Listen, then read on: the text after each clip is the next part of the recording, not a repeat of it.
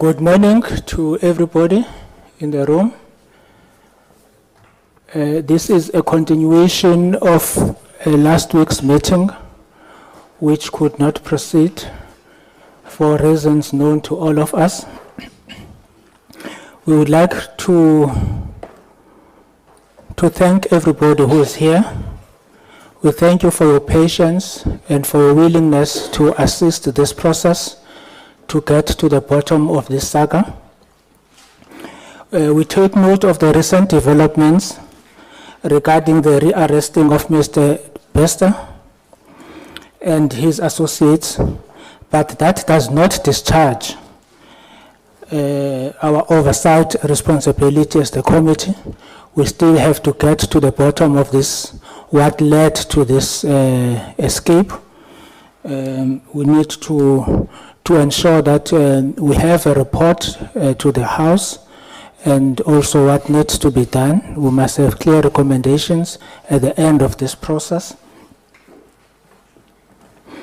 We have set aside 2 days so that we can have sufficient time, but we will make an assessment tomorrow as to whether we'll still need more time or what will need to be done after tomorrow. We will make that assessment tomorrow. Today we will start with G4S, who have been summoned in terms of Section 56A of the Constitution of the Republic of South Africa, read with Section 14, subsection 2A of the Powers, Privileges and Immunities of Parliament and Provincial Legislature Act number 44 of 2004. This follows their failure to avail themselves to appear before the committee on the 4th of April 2023. The committee resolved to summon them to appear before it to make presentations on circumstances around Mr. Thabo Bester's escape, answer questions in respect of the above, and to produce any records in their possession that may assist the committee in conducting its oversight in respect of A and B of the above. Please be aware to all the people who will be making presentations or answering questions, please be aware that failure to comply with summons, especially to G4S, is a criminal offense. In terms of Section 17 of the Act, any person who has been duly summoned and fails without sufficient cause to attend at a time and place specified in the summons, or to remain in attendance until excused from further attendance by the chairperson, or when called upon to do so, refuse to be sworn in or to make an affirmation as a witness, or fail without sufficient cause to answer fully and satisfactorily all questions lawfully put to him or her, or fails to produce any document in his or her possession or custody or under his or her control which he or she has been required to produce, commits an offense that may be punished by a fine or imprisonment up to 12 months or both.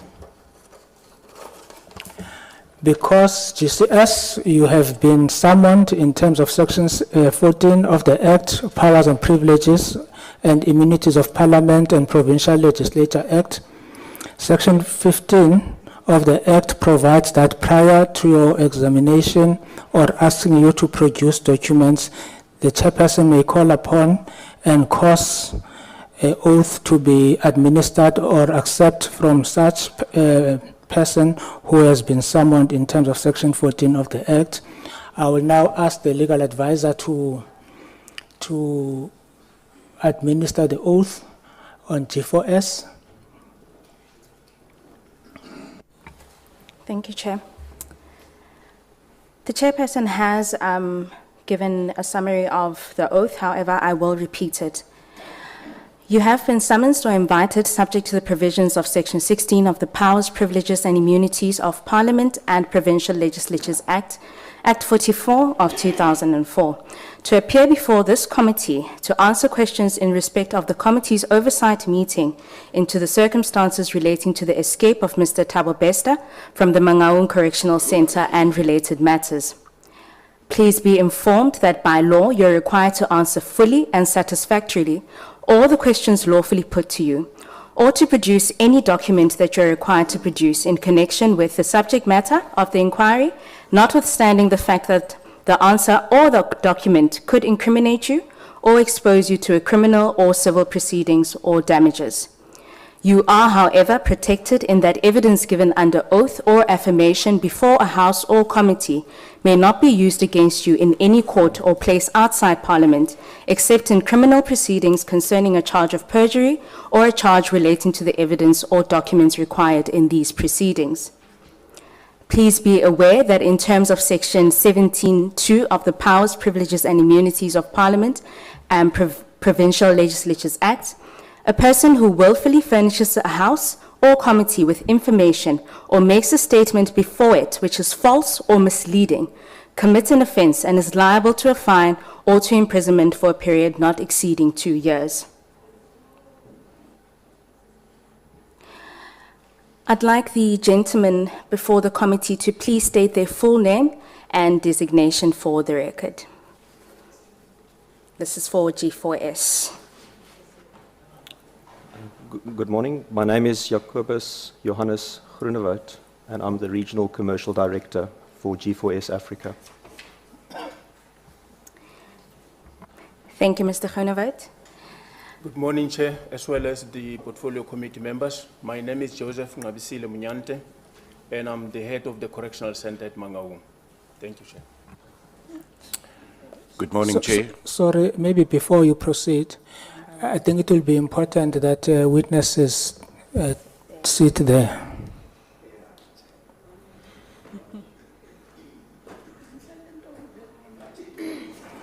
I'm not sure whether those two gentlemen are aspiring witnesses.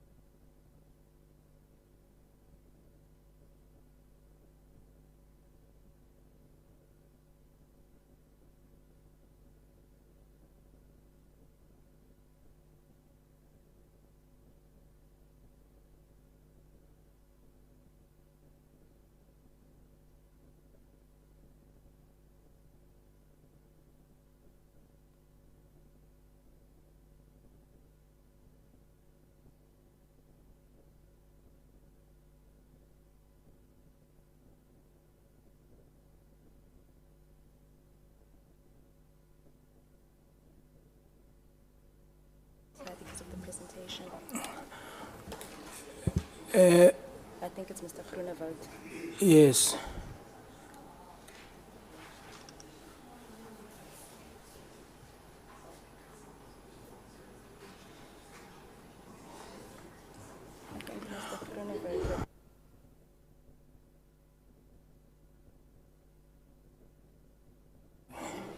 Mr. Groenewoud, you can sit here because the presentation is with you. Two of you, okay. And then the other person, the third one? Third member, Chair, is available to answer any questions. Okay, If you'd like to, I can present from that's fine.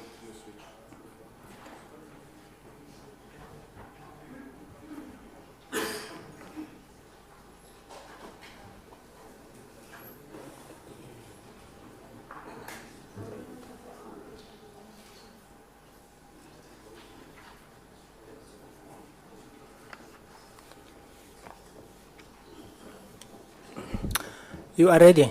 I have to. Okay, please proceed. My name is Gert Cornelius Beileveld. I'm the Audit and Risk Director at Mangaung Correctional Facility. I will begin with you, Mr. Groenewoud. You are required to take an oath or affirm that the evidence you're about to give is truthful. You may choose to take the oath or affirmation. Which do you prefer? The oath, please. Please raise your right hand and repeat after me. I swear that the evidence I shall give I swear that the evidence I shall give shall be the truth, shall be the truth, the whole truth, the whole truth, and nothing but the truth. and nothing but the truth. So help me God. So help me God. Witnesses duly sworn in, Chair. Mr. Munyante, you're required to take an oath or affirm that the evidence you're about to give is truthful. You may choose to take an oath or the affirmation. Which do you prefer? The oath. Can put your mic closer so that everybody can hear. The oath. Please raise your right hand and repeat after me. Switch on your mic. I swear that the evidence I shall give I swear that the evidence I shall give shall be the truth, shall be the truth, the whole truth, the whole truth, and nothing but the truth. and nothing But the truth. but the truth. So help me God. So help me God. The witness is duly sworn in. Mr. Beileveld, you're required to take an oath or affirm that the evidence you're about to give is truthful. You may choose to take the oath or the affirmation. Which do you prefer? The oath. Please raise your right hand and repeat after me. I swear that the evidence I shall give I swear that the evidence I shall give shall be the truth, shall be the truth, the whole truth, the whole truth, and nothing but the truth. and nothing but the truth. So help me God. So help me God. The witness is duly sworn in, Chair. Thank you. Thank you very much. We will now give this opportunity to G4S to make its presentations. Thank you, Honourable Chair. But before you proceed, we were expecting this presentation latest yesterday. Up to now, we did not receive the presentation, which is unfortunate because we have to go through the presentation, we have to prepare, and you not giving us the presentation is making our work difficult. And I think it's common sense that you forward the presentation that you're going to make and give people sufficient time to go through the presentations. And in your correspondence with us, you said that you would like to be summoned after Good Fridays because you wanted to prepare yourselves. And we thought that part of that preparation is to give us documents on time. That's correct, Chair. I apologize for us submitting the documents late. We finished our preparation only around midnight last night. We did arrive early this morning to try and submit the documents to the committee for consumption before this meeting, but we were unable to get the documents to the committee. So I apologize for that, Chair. No, we don't really. It does affect our oversight responsibility when we are not given time to go through documents and prepare. And we're doing this work on behalf of the people of South Africa. So it's really unacceptable. Chair, I accept that. Our presentation, I believe, is brief and concise, and we will take the members through the presentation, I believe, within 40 minutes.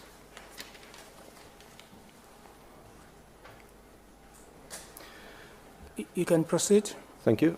Honourable Chair, honourable members of the committee, good morning. My name is Thabo Bester. I'm the Director of G4S Care and Justice Services, and I'm also Director of BCC.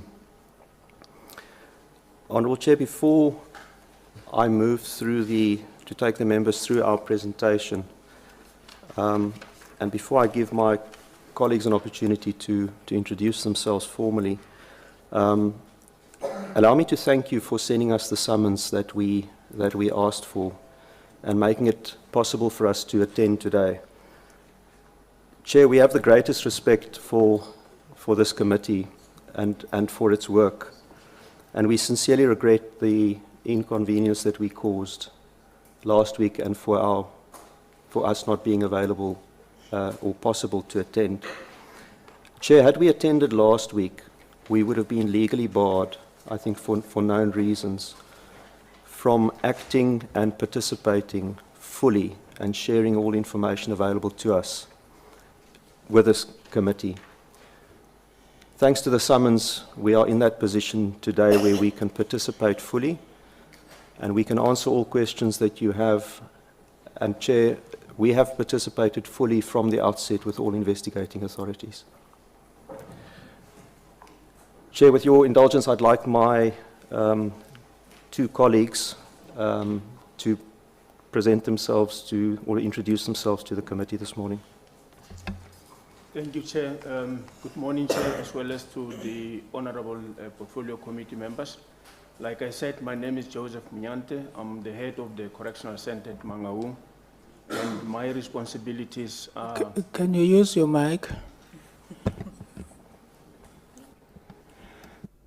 Thank you, Chair. Good morning, Chair, and good morning to the honourable members in the committee. My name is Joseph Mnyante, the head of the Correctional Center at Mangaung. My responsibilities at the center is to take care of the well-being of the inmates, as well as the well-being of the employees that are employed in the center, and as well as taking care of the facility itself. And I've been serving in the corrections environment since 1987. And then in 2000, I joined G4S as one of the unit managers. And then in 2014, I became the director appointed in that center. Thank you, Chair. Morning, Chair. My name is Gert Bijleveld. I've got 46 years correctional services experience, 24 years in corrections, currently 22 years with G4S.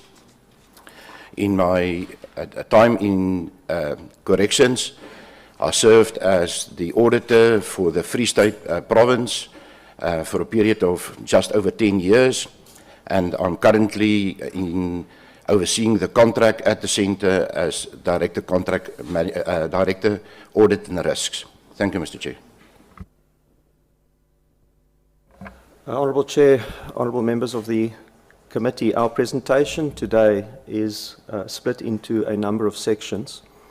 Firstly, we have a section dealing with or providing background to the Mangaung Correctional Facility. We also have a section dealing with the events on the 3rd of May 2002, and I'll ask Mr. Mnyante to deal with those slides. I'll then take over from Mr. Mnyante and I'll deal with the three very distinct investigations that followed, conducted by various parties, including MCC. I'll deal with the assistance that MCC gave the various parties. Chair, I'll also make reference to the document that we received from DCC, dated the 28th of February 2023, the notice rather, and then I'll make some concluding statements. That is the body of our presentation today. So, Chair, with your permission, I'd like to call Mr. Mnyante to the stand.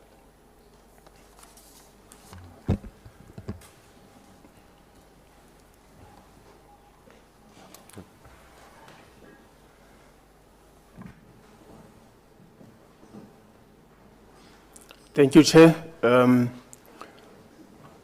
Like I said, my name is Joseph and the head of the Correctional Center. In that center, there's 504 employees that has been appointed who are working in the center. We We are having an oversight from the Judicial Inspectorate.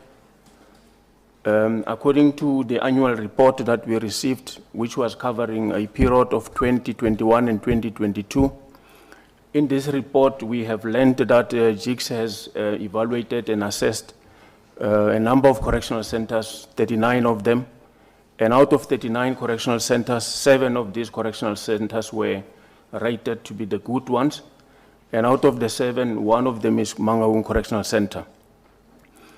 And I also want to highlight, Chair, that in Mangaung Correctional Center, we do have a lot of independent as well as continuous monitoring by statutory and contractual compliance by the DCS, which are represented by the controller as well as the deputy controller as well as the 5 staff members of the controller that are based on site on a daily basis.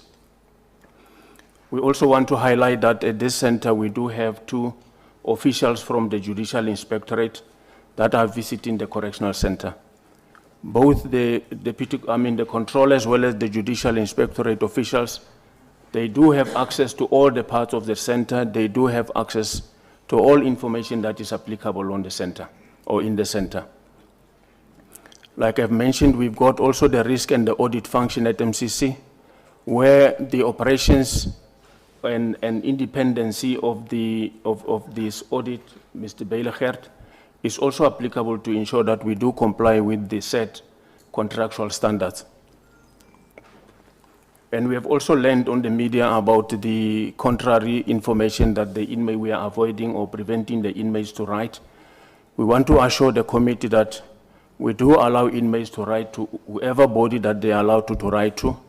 And to assist the inmates, we give them what we call the prepaid envelope that they request, and then they can write to anybody that they want to write to. These bodies will either include the Commission for the Human Rights, which is also visiting the center. And I can also assure the committee, or I can also assure you, Chair, that when we do have what we call the family days, where we allow the family members to have an interaction with the inmates, we also invite this body, the human rights representatives.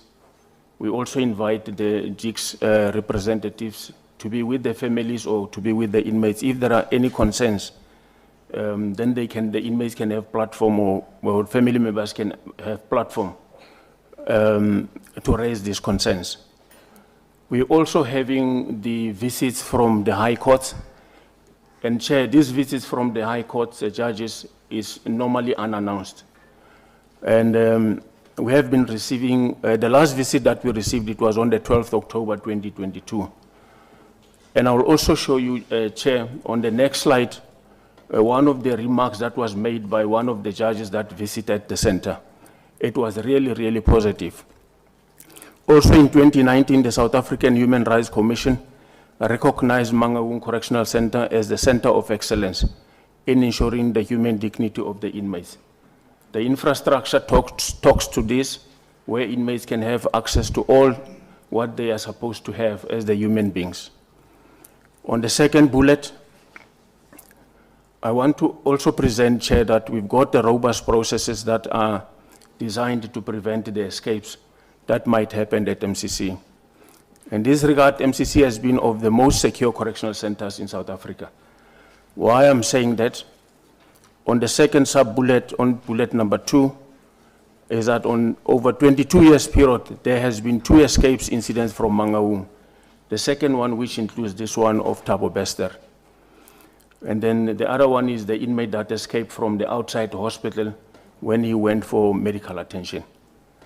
And then the third sub-bullet, when we check information that is public knowledge, is that DCS has reported 515 inmates escaped from South African correctional centers in the last 10 years. Can I have the next slide, please? And then these are the comments that I referred to, which we received from the visit by the judges from the High Court.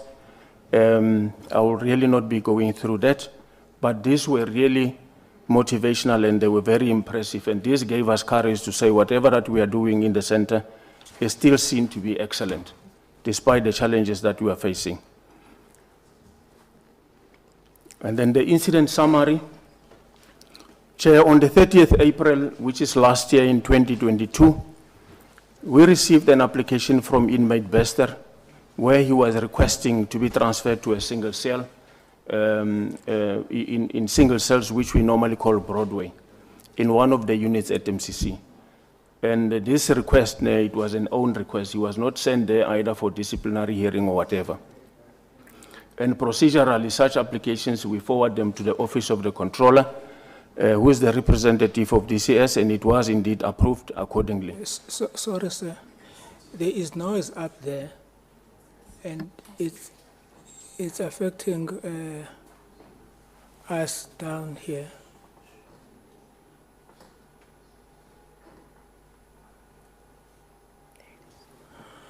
Please proceed.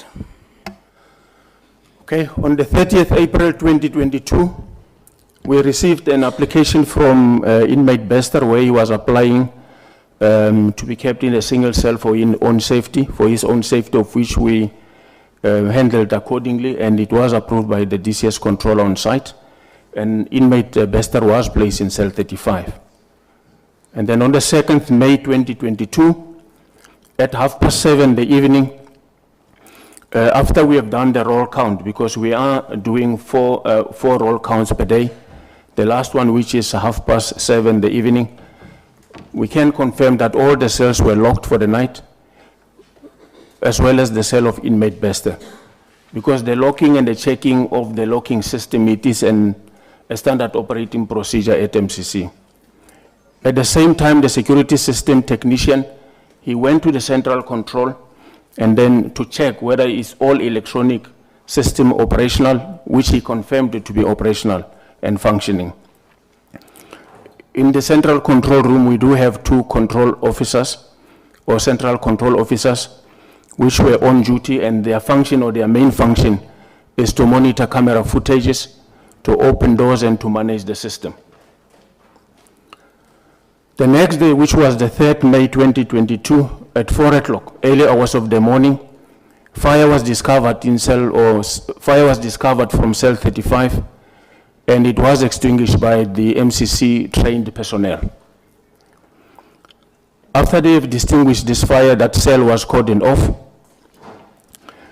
And then from there, what we have picked up is that MCC as well as DCS managed the management they were called, because procedurally, we need to report these things, or whoever that is on duty during the night needs to report to the senior management of MCC as well as to the controller that is on site. 26 minutes after 4 o'clock, the nurse arrived, and this nurse is working for an independent contractor on site, which is called Lai Faranani, to come and see what best can they do there. And then 3 minutes before 5 o'clock, as we could pick up from the recordings, the DCS controller arrives. 1 minute past 5, the MCC operations director arrived. 10 minutes later, doctor, who's also serving for Life Faranani, also arrived, and he examined the body, and then he certified inmate Bester to be dead. The next slide. On the 3rd May, 6 o'clock, early hours of the morning, we also picked up the arrival of the area commissioner, as well as the duty director. 5 minutes before 7 o'clock, the SAPS arrived, and then 10:30 during the day, the SAPS forensic team arrives. The SAPS completed its examination, and they took photos of the incident. The SAPS forensic team removes the body to the state mortuary for the post-mortem. Once the SAPS has completed its examination, they gave us a go-ahead that we can either clean the cell or get the cell to be used again.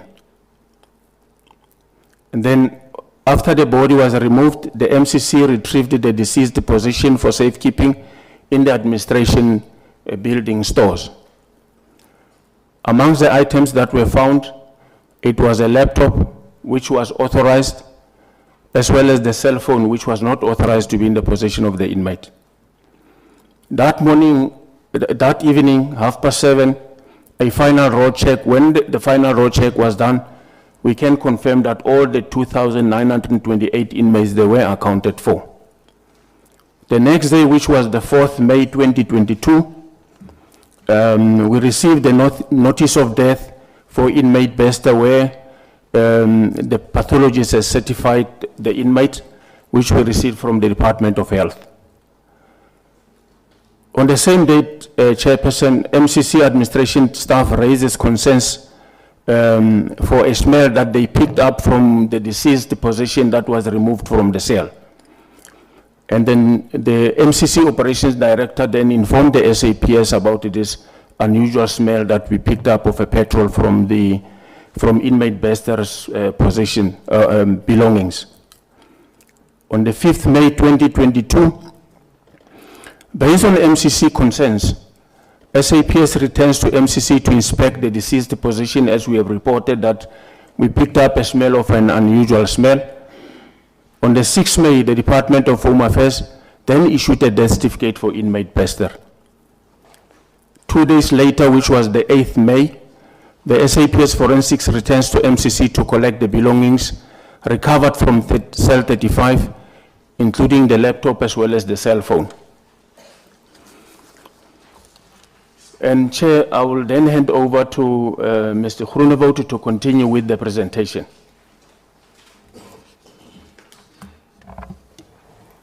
Thank you, Honourable Chair.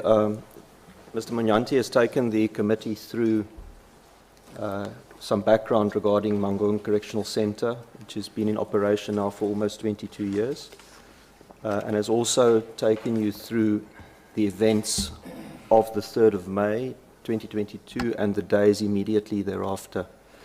I'd now like to turn to the 3 very separate investigations that followed the incident of the 3rd of May. There was a criminal investigation launched by the South African Police Services. I think it's important to point out that in the early days, this investigation took the form of a suicide. And then from the 25th of May last year, the police changed this into a murder investigation. There was also an independent investigation into the unnatural cause. This is a standard procedure conducted by GICS. And then we as MCC conducted the 3rd and very independent investigation, which is a compliance investigation. And our compliance investigation commenced on that morning of the 3rd of May last year. Turning to the first investigation, the SAPS criminal investigation, Honourable Chair, I'd like to say from the outset that MCC cooperated fully with the SAPS from the word go. On the 3rd of May, as you heard, SAPS attended the scene to investigate what was then assumed to be a suicide. It was MCC who called the SAPS and made them aware of a chemical smell, a petrol smell, coming from the personal belongings of inmate Bester that had been moved, as you heard, for safekeeping to the administrative block. This was done on the 4th of May. We also assisted SAPS on the 17th of May. What we requested, rather, on the 17th of May from SAPS in writing a copy of the post-mortem report. This was never provided to us, and that request was declined. On the 25th of May, SAPS informed us that they have now officially converted the investigation from a suicide into a homicide, or rather into a murder, following the state autopsy report. On the 2nd of June 2022, we provided SAPS with additional information that they had created. And on the 14th of January 2023, this year, Honourable Chair, we understand that SAPS opened an investigation into an escape. It's important to note that prior to this date, we received no formal communication from SAPS that they had now moved to an investigation into escape. This formed part of the SAPS documents that were produced for purposes of this committee on the 4th of April 2023. Moving to the second investigation, this is the independent investigation into the unnatural death. Again, Honourable Chair, I'd like to say that MCC cooperated with JICS throughout the process. We notified JICS on the 9th of May 2002 of the death. On the 3rd of August, we produced to JICS our preliminary investigation report into the matter. On the 19th of October, we shared with JICS available video footage, and on the 2nd of February this year, we provided to JICS a final investigation report, the MCC final investigation report. This report was handed over during a meeting between MCC and JICS. And Honourable Chairs, at this meeting that we, MCC, was informed of a suspicion around the escape of inmate Bester. This is also the meeting at which MCC was shown the DNA report for the first time.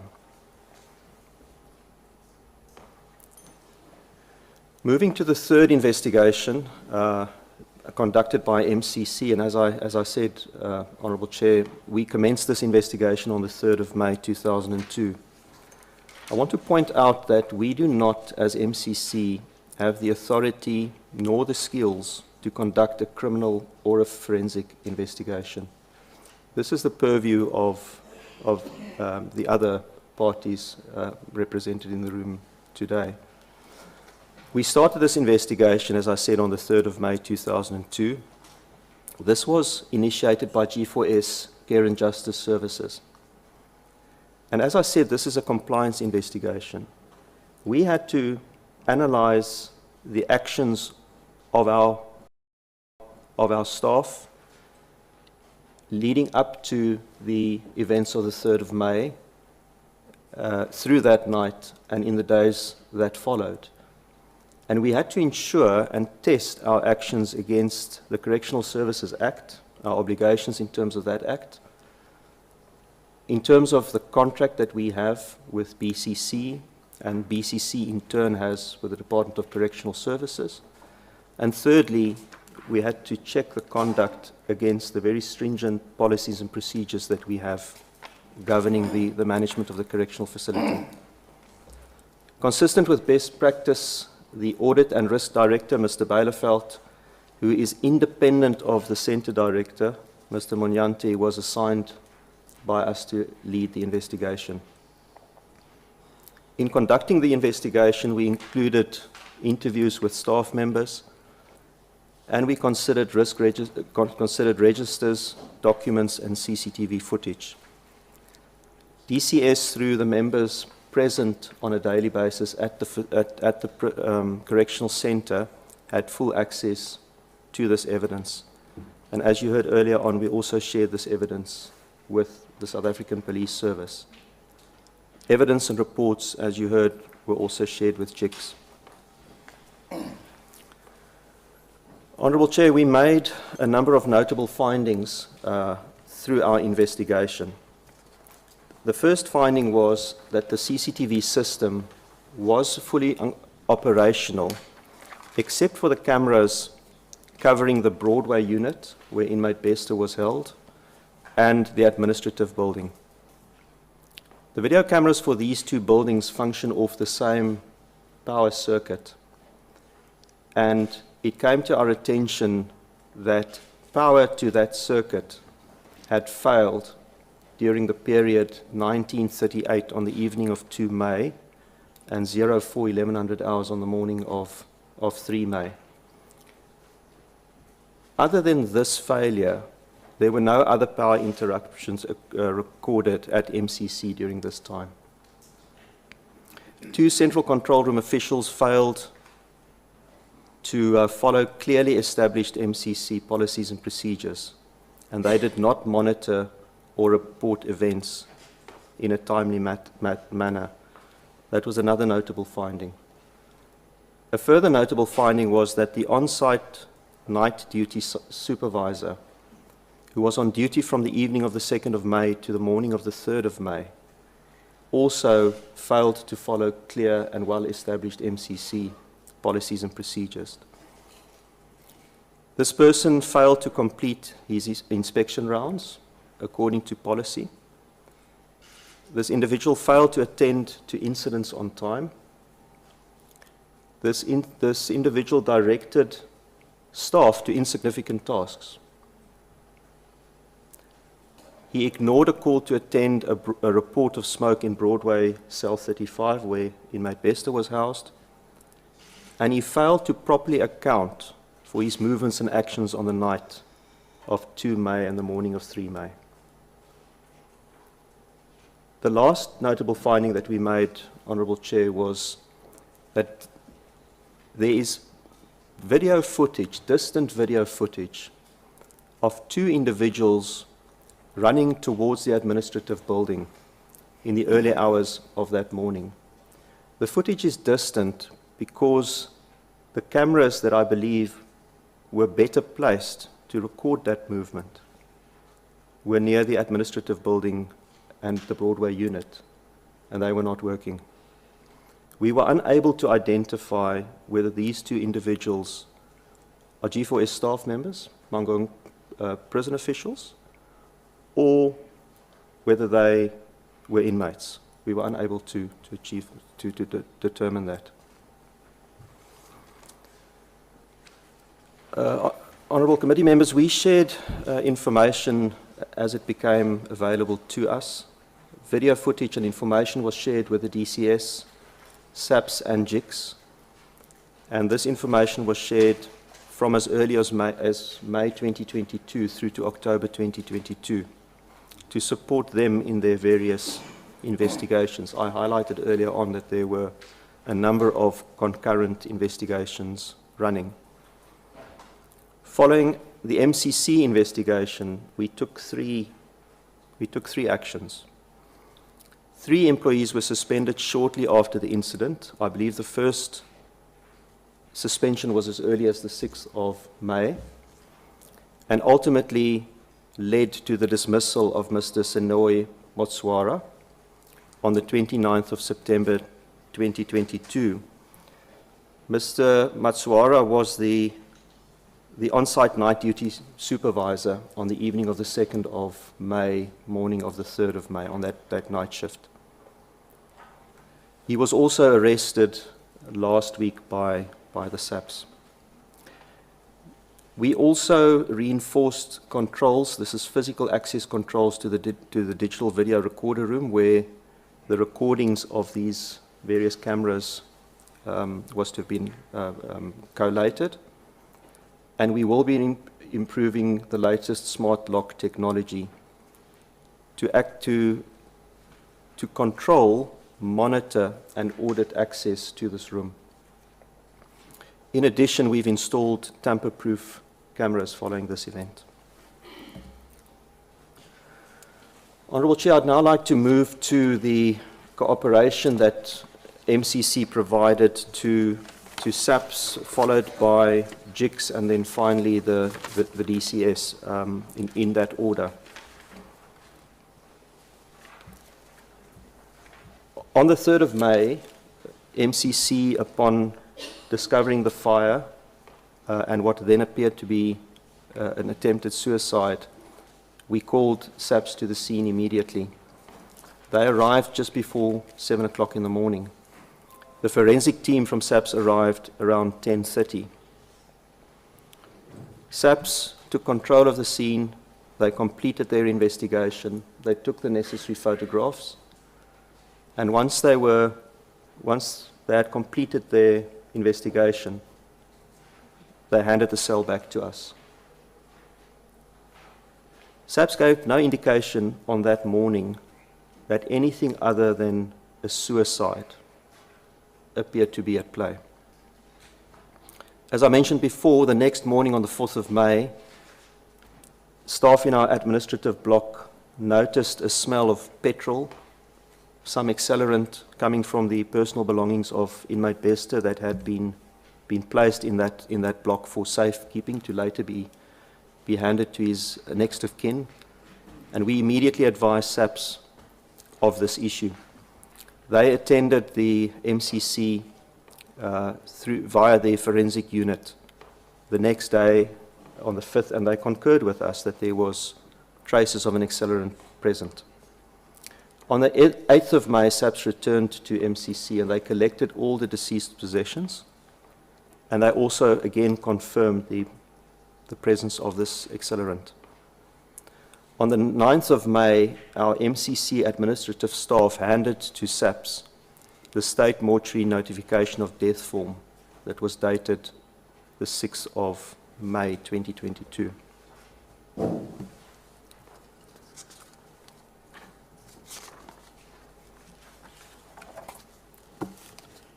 Honourable members, on the 22nd of June, upon a formal request by SAPS, we provided the following information to them. Firstly, particulars and the duty list of all members who were on duty from 7:30 the evening of 2 May until 7:30 on the morning of the 3rd of May. We provided to them all available footage. We provided to them records of all visits to inmate Bester. We also provided details of inmate Bester's belongings that we handed over to the next of kin.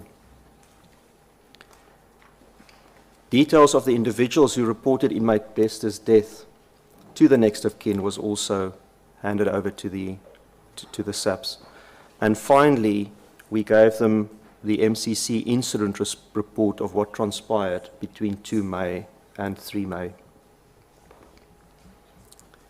We gave our cooperation to GICS in the following manner. On the 9th of May 2022, we sent to the inspecting judge a notification of death form to the office of the inspecting judge. On the 3rd of August, we shared with GICS the preliminary investigation report and supporting documentation. On the 19th of October, available footage was also shared with GICS. Then there was the meeting of the 2nd of February 2023 that I referred to earlier. This was the meeting between MCC and GICS at which GICS mentioned to MCC that they have suspicions that inmate Bester had escaped. GICS also at this meeting showed us a copy of the post-mortem report and the DNA analysis. This is the DNA analysis report that was issued on the 1st of July 2022. We were given access to that report on the 2nd of February 2023. And then at this meeting, we also shared with GICS our final investigation report. On the 7th of February, there was a follow-up meeting between MCC and GICS at the Bloemfontein offices at GICS, at which the SAPS was not present. And then on the 8th of March, we received the GICS interim report. Lastly, honourable committee members, cooperation with the DCS, and a reminder here that there is permanently stationed at the Mangaung Correctional Facility a controller, a deputy controller, and 5 DCS staff members. We informed the DCS of the fire just after 4 in the morning. As I mentioned before, the DCS controller arrived at 04:57, and the area commissioner arrived at 6 o'clock in the morning. We handled the incident and we reported the incident in accordance with contractually stipulated procedures. Relevant documentation was completed in terms of legislation and contractual requirements. 2 days later, on the 5th of May, all additional documents requested by the DCS controller were provided to the controller by MCC. And in the months that followed, there was regular interaction between DCS via the controller and MCC. And this culminated in MCC delivering its final investigation report to the DCS on the 30th of March.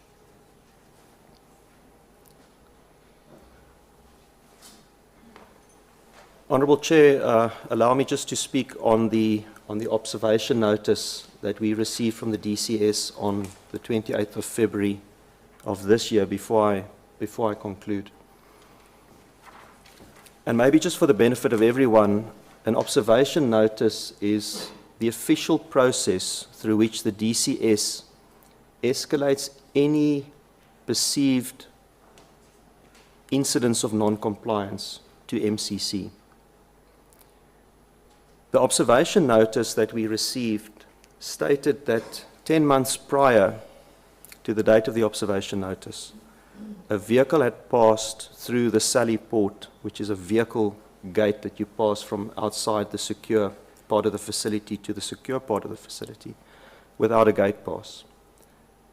This incident happened on the 29th of April 2022. As I mentioned, we received the notification from the DCS on the 28th of February 2022.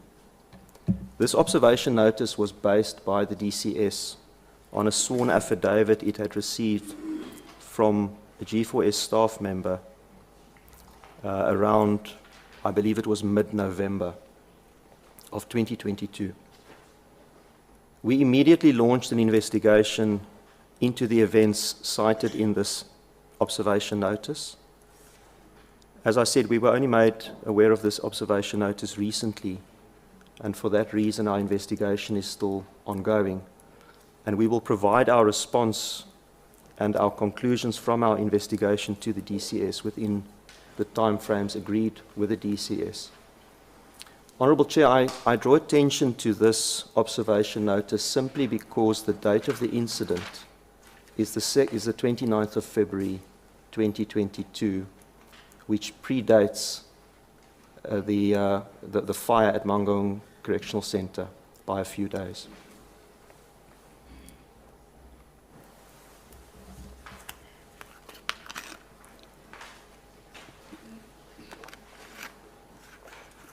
Honourable Chair, allow me to conclude. MCC immediately notified the SAPS on the 4th of May 2022 regarding concerns relating to the petrol smell. This is something of concern to us. We felt that this is not something normally associated with a suicide, and we immediately drew the attention of SAPS to this fact. From the outset and throughout, MCC and G4S have cooperated fully with the authorities. MCC and G4S also ensured that the authorities had full access to information. G4S acted immediately to investigate the incident. As I mentioned before, our investigation started on the morning of the incident, 3rd of May 2022, and we moved quickly to suspend the employees who had not followed our very clear policies and procedures. And the first suspension started 3 days, on the 6th of June 2022. On that same day, we notified the DCS of the suspension. We also notified GICS of the suspension on the 3rd of August 2022. Neither G4S nor MCC have made any findings or statements regarding the identity of the body, as this is the sole responsibility of the authorities. On the 2nd of February 2023, G4S was informed by GICS of a possible escape, and as I mentioned, this was the first time that we were shown the DNA report, a report that was dated mid-2022. G4S and MCC welcome the opportunity to present to this committee today. Honourable Chair, without a summons, as I mentioned at the start, we would have broken the law by sharing this information with you today. As Mr. Munyanti said during his presentation, MCC has been one of the most secure correctional centres in South Africa over the past 22 years. 1st of July this year is the 22nd anniversary of the facility. It continues to be a well-run correctional centre, as is reflected in the GICS reports and the other reports that have flowed from oversight entities. It operates under the daily control, I want to say control, but the daily presence of DCS and JICS officials present at the facility. Lastly, I'd like to say, Honourable Chair and Honourable Committee members, we take this opportunity to express our deepest sympathy with the victims of Thabo Bester and with their families. Honourable Chair, I thank you for your time. Thank you very much for the presentations. Honourable members, as we have agreed, we are going to give each member 30 minutes to interact with the presentations. If you have not concluded within 30 minutes, and one member of your party still has time for you, that can be credited to your time. Can I note the following members? Honorable Ramulubeng, Honorable, okay, 2, 3, 4, 5, 6, 7, in that order. Or 8. No. He comes. When he comes.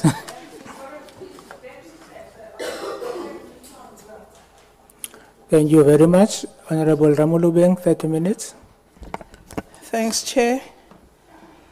Good morning to colleagues present, honorable members. And let me also welcome the G4S, who would have expected them in the last meeting without forcing them to be here. Chair, I understand when they made a presentation, they make an indication that they would have acted against the law for sharing this information that we've been presented with right now. So they needed to be summoned so that they are protected or given immunity of that information. I don't quite agree with that. You needed the immunity for something else, not for sharing the information that you just did. The information that you've given us, actually, it's public knowledge by now. We did an unannounced visit last week. All that you have given us, we've gotten it at that unannounced visit. In actual fact, some of the things that you would have spoken to, they contradict one another. The times don't speak to each other. For me, it's pure lie. And we have a legal rep here whom there are consequences for lying to us. Chair, the report for me is a whitewash. They exonerate themselves, G4S, in this report. There are a number of standard operational procedures that the center must do that were not followed, hence led to the escape. There are a number of security lapses in the process that are glaring and unaccounted for in the report given to us. There seem to be no management oversight on the whole operations of the center because of the report does not speak. Since the process, the escape or the attempts or all those things, what is that the management has done? And what has been the oversight of that management throughout the process? For me, he keeps on saying, we've done a lot. We've provided authorities with information we've given. There's no accountability to say, here we've erred. Here it's our mistake that led to this. So hence I'm saying, I'm actually becoming... Honorable Ramulubeng, sorry to interrupt. Maybe you should ask questions and make observations when you are done with questions. Thanks, Chair. I just wanted to put it there so that when I raise questions, they're able to be backed up where they're coming from. Because if I don't want to make this baseless remarks that are not informed by questions. And I'm saying this because, Chair, I went to Mangaung. And the good part of it is that that was my second visit to the center. And the center manager took us through on an official oversight. I know your bed space of 2928. When we were there, Chair, there was also an indication that there were 3 escapes that they were mentioned when we asked if previously had the center had any escapes outside the Bester issue. There was an issue mentioned that there were 3 escapes, and then one was the one that was never traced or brought back. My question is, who are those people that have escaped? Because it seems there is a trend of escapes, including the one currently in December, of someone that escaped from the hospital, who was then brought back. My reasoning for this is that it might be that the Bester issue would have gone out of hand because of it's a high-profile case. And then there's other ones, because of they're not high-profile, we never got to know about them. Were these escapes outside Bester reported, especially to the DCS or to the DCS controller, who is based in Mangaung? That's my first question, Chair. Thank you. Answer? Honourable Chair, I'll ask Mr. Bijleveld to provide the Honourable Member with details. There was an escape in 2003. Then there was the inmate Bester, what we now know to be an inmate Bester escape in May 2022. And then there was also an incident from a health facility where an inmate was temporarily held for medical care in December 2022. But Mr. Bijleveld can give the Honourable Member further details. Thank you, Honourable Member. I can just report that these, as requested, was reported to the Central Services Controller on site. It was investigated. The case of 2003, we were found guilty by the Supervisory Committee, and a fine was posted on the contractor for that incident. And the other 2 incidents are currently still pending. The one of the escape from the hospital outside, and then the Bester one that came on the record now. Was the DCS controller based in Mangaung informed, or the DCS in total of the 2 escapes? The DCS controller was informed because he is the representative of the National Commissioner at the centre, Honourable Member. Thank you. Chair, they make mention that the fire broke at 4 o'clock in the morning. And based on our visit when we went there and the footage that we saw, it says the fire broke at 2:30 a.m. And then 2:59, it was reported that the fire broke. Which is which? 4 o'clock, that gets to be reported.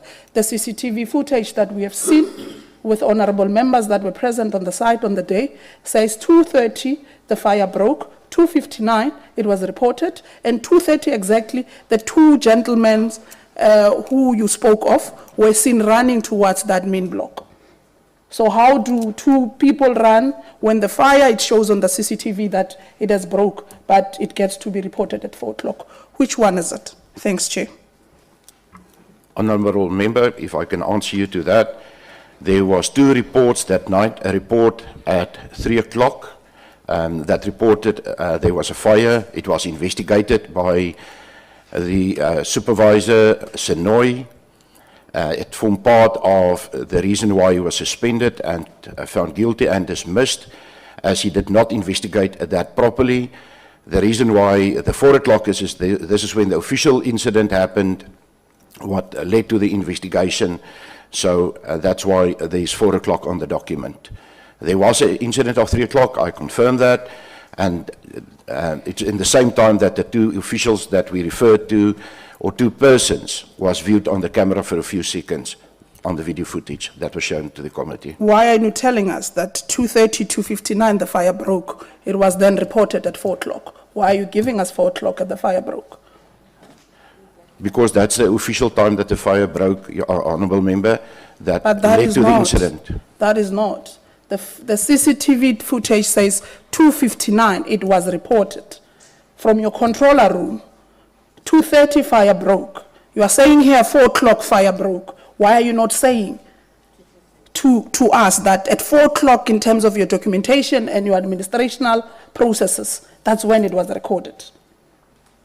You are confirming that 3 o'clock indeed it broke, but you are writing to us here in black and white that it's 4 o'clock. Honourable Member, I can only I'm sorry that 3 o'clock is not included in the document. It was, however, included in our investigation. It was looked at, and as I've indicated, that gave the reasons why we acted against the employees. Okay, what happened to the 2 guys that were running across the building at 2:59 who were spotted? Where do you assume they ended up? And what happened afterwards? Did you try to trace them and see who are those possible 2 people? And can you, not in essence assuring us, give an indication that perhaps one of them might have been Bester running across? Honourable Member, I cannot conclude that one of them was not Bester. It was indicated that it was impossible as a result of the video footage that only showed that few seconds to determine who the 2 people was. The video footage is very blurry and for a few seconds, and that's why we indicated that it's unknown, and we've reported that to SABC to include in the investigation that has been reported to them. There were 2 controllers, operators who were controlling the control room on the night of the fire or on the night of the incident. What happened to them? What was happening to them when the fire broke, because of that, the ones who were controlling the whole center?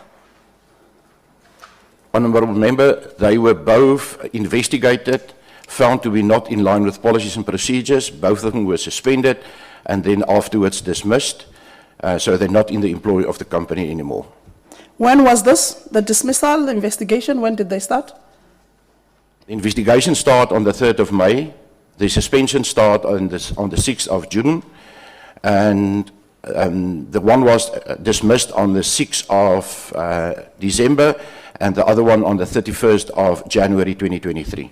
So the investigation started on the 3rd and 6th of May. Am I correct? The investigation started with affidavits being taken on the 3rd of May already, at the day of the incident. Yes, Honourable. And then the first suspension was when? 6th of June. The 6th of, so when you started investigation 6th of June, also getting the autopsy report from SABC, you had an indication, you might have been aware that this was an escape. In actual fact, the body that burned in the cell was not entirely of Bester. Honourable Member, I can confirm that we never received the autopsy report. The first time we received it was with the meeting with Chicks, as indicated in the presentation by my colleague. Okay. I want to ask this. Based on your contract with DCS or with the state, are you not in breach of it, especially with these escapes? Or in somehow holding the information? Because from my records and the unannounced visit we did, from these investigations that you have carried out or you have done, they make a recollection that says around June, when you started dismissing or suspending employees or officials that they're working on the said day, you had an idea that this was an escape, and you did not even inform authorities or the DCS in that matter.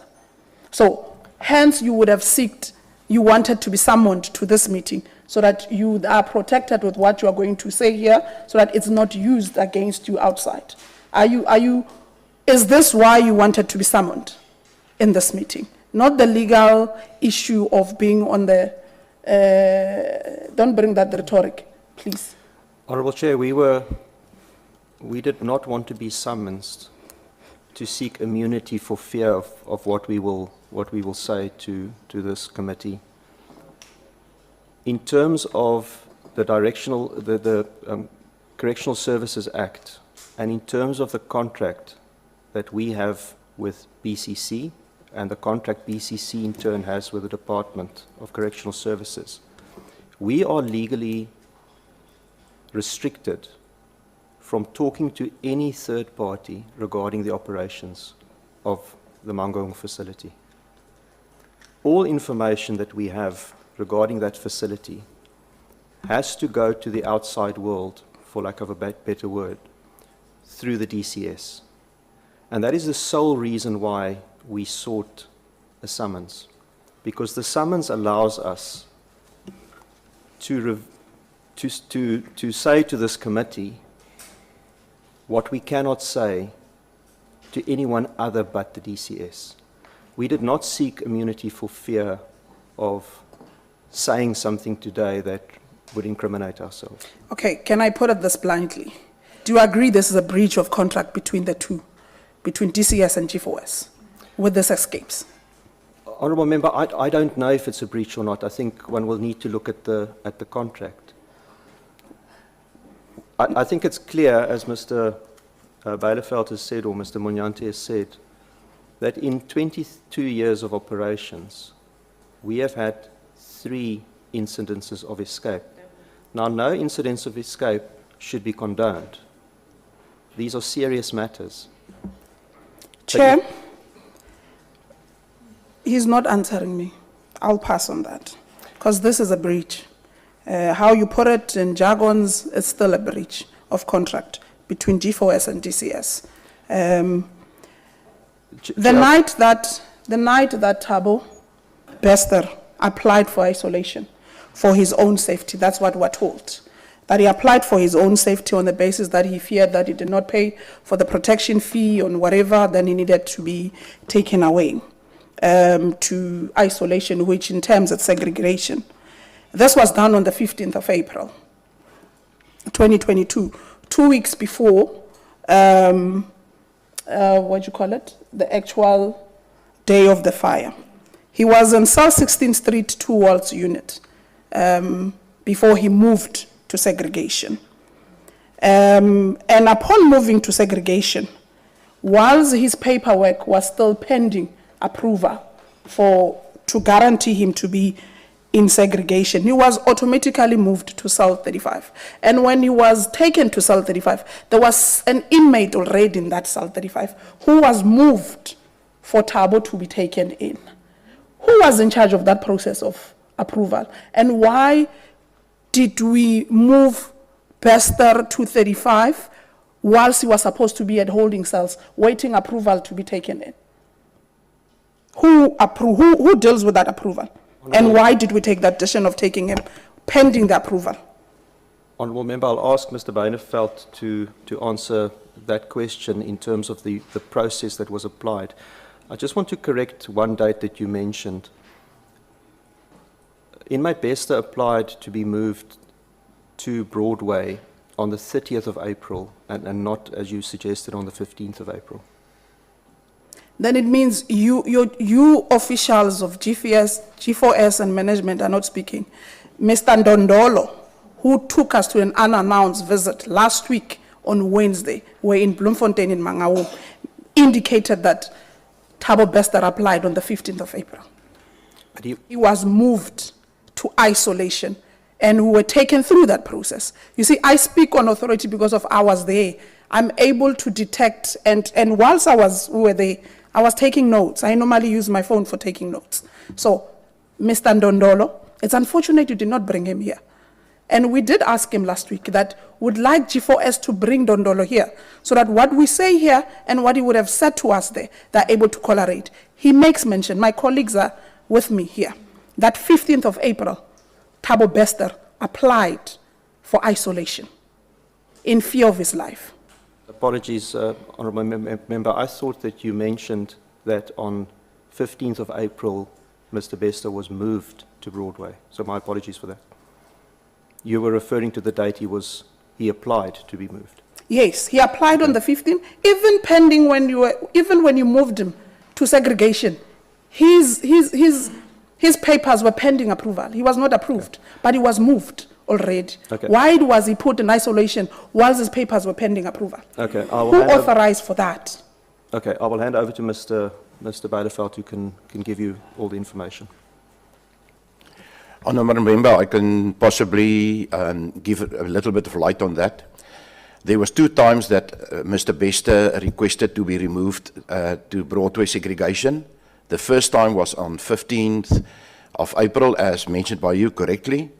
But after 2 days, he cancelled his own safety application and went back to the unit. and then on the 30th, he applied again to go back to Broadway. Was this planned? Because from a sense we got when we got there is that normally cell 35 is not being used because of it's in the blind spot. Cameras or the video footage do not cover. So in any case, we even did that walk. You can come into isolation, walk, take the stairs to cell 35, and the camera will not capture you because of it's in the blind spot.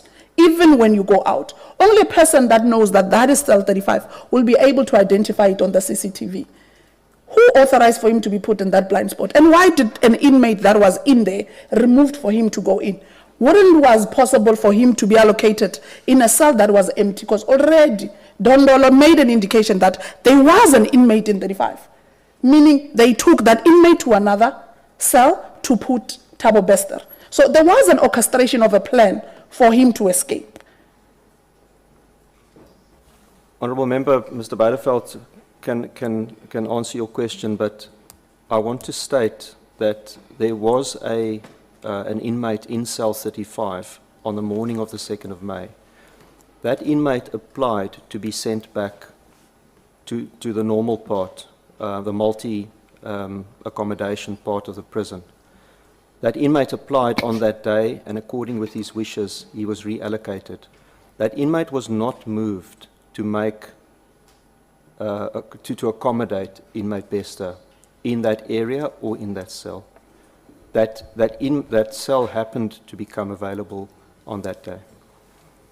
So you're saying the cell was empty when Bester was moved in? An inmate was moved, to my knowledge, from that cell. I'm saying, was the cell empty when Bester was moved in? Yes. So there was no one. The person that had applied to be moved was already moved. Yes. Honourable. This contradicts what your officials were saying. A person was moved on the actual day that Bester was brought in. So what we are saying, it's a total contradiction, Chair. No, it's not a contradiction, Honourable Member. The question was the cell empty when inmate Bester was moved into the cell? And I can confirm it is, because it's a single cell. Only one inmate can be housed there. What I added, Honourable Member, is that that morning, the person who was in that cell on the night of the 1st of May into the 2nd of May applied to be moved back, to be moved out of Broadway. That inmate was moved, and that made cell 35 temporarily vacant on the day of the 22nd. The day that Bester was moved in? Yes. Coincidentally? I cannot comment on the coincidence, No, it's Honourable fine. Member. Chair, we equally find out that the server or the switchboard for cameras, which you are able to tamper with, switch off and switch on. The report makes an indication from that 1939, the camera or CCTV footage ceased to operate, and they resumed operating at 4:10 in the morning. The incident started to happen at 2:30, subsequently to 2:59 or 3 o'clock in the morning. Was not captured because of the system was not working. Whilst we were there was an official from Integriton who operates your machines, was able to take us through that you are able to tamper with the system not to work. You are able to tamper with the system not to work. And in that sense, for the unit where Bester was in isolation and you can tamper with it, there is where that controller is there. And there was a person, when you read reports, that was asked by officials to switch off. From your view, from your point of view as G4S, after conducting the investigation, can you say that that system was tampered with for us to be able to lose 19:38 p.m. up until 4:10 early in the morning, for us not to have a footage at all? Honourable Member, on that question, I can only indicate that we're not technology specialists. Therefore, we requested Integritron to give us a proper report. That's the people that's responsible for the system. And according to the report that they gave us, there was a power failure due to the batteries of the UPS system that was not functional properly.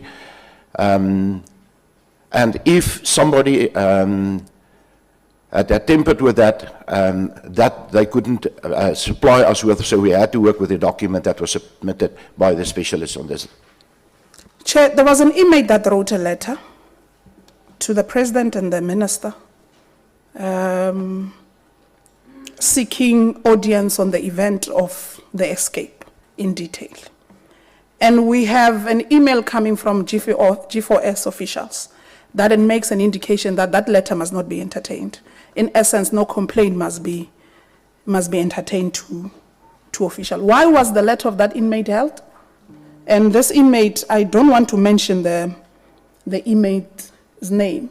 Why was it held, and where is the inmate? Honorable Member, maybe I can respond to that question. If one reads on that email that was sent regarding this letter, the lady who has responded to that, she was redirecting that complaint to say, if that is the complaint, the inmate needs to use the prepaid envelope system to can send that complaint to the relevant party. She was not necessarily saying that letter must not go out. Thank you, Honorable Member. Why didn't she reroute that letter, seeing that the inmate did not use those prescribed standards for him to send that letter? Because of that letter contains, it's someone who's willing to come forth with evidence that this is not suicide or anything, it's an escape. Why did we hold the letter? Because of whoever has seen that letter, obviously has read the contents. Why did we keep it? Honorable Member, according to what we have learned regarding this letter, the letter had nothing to do with this matter of Bester.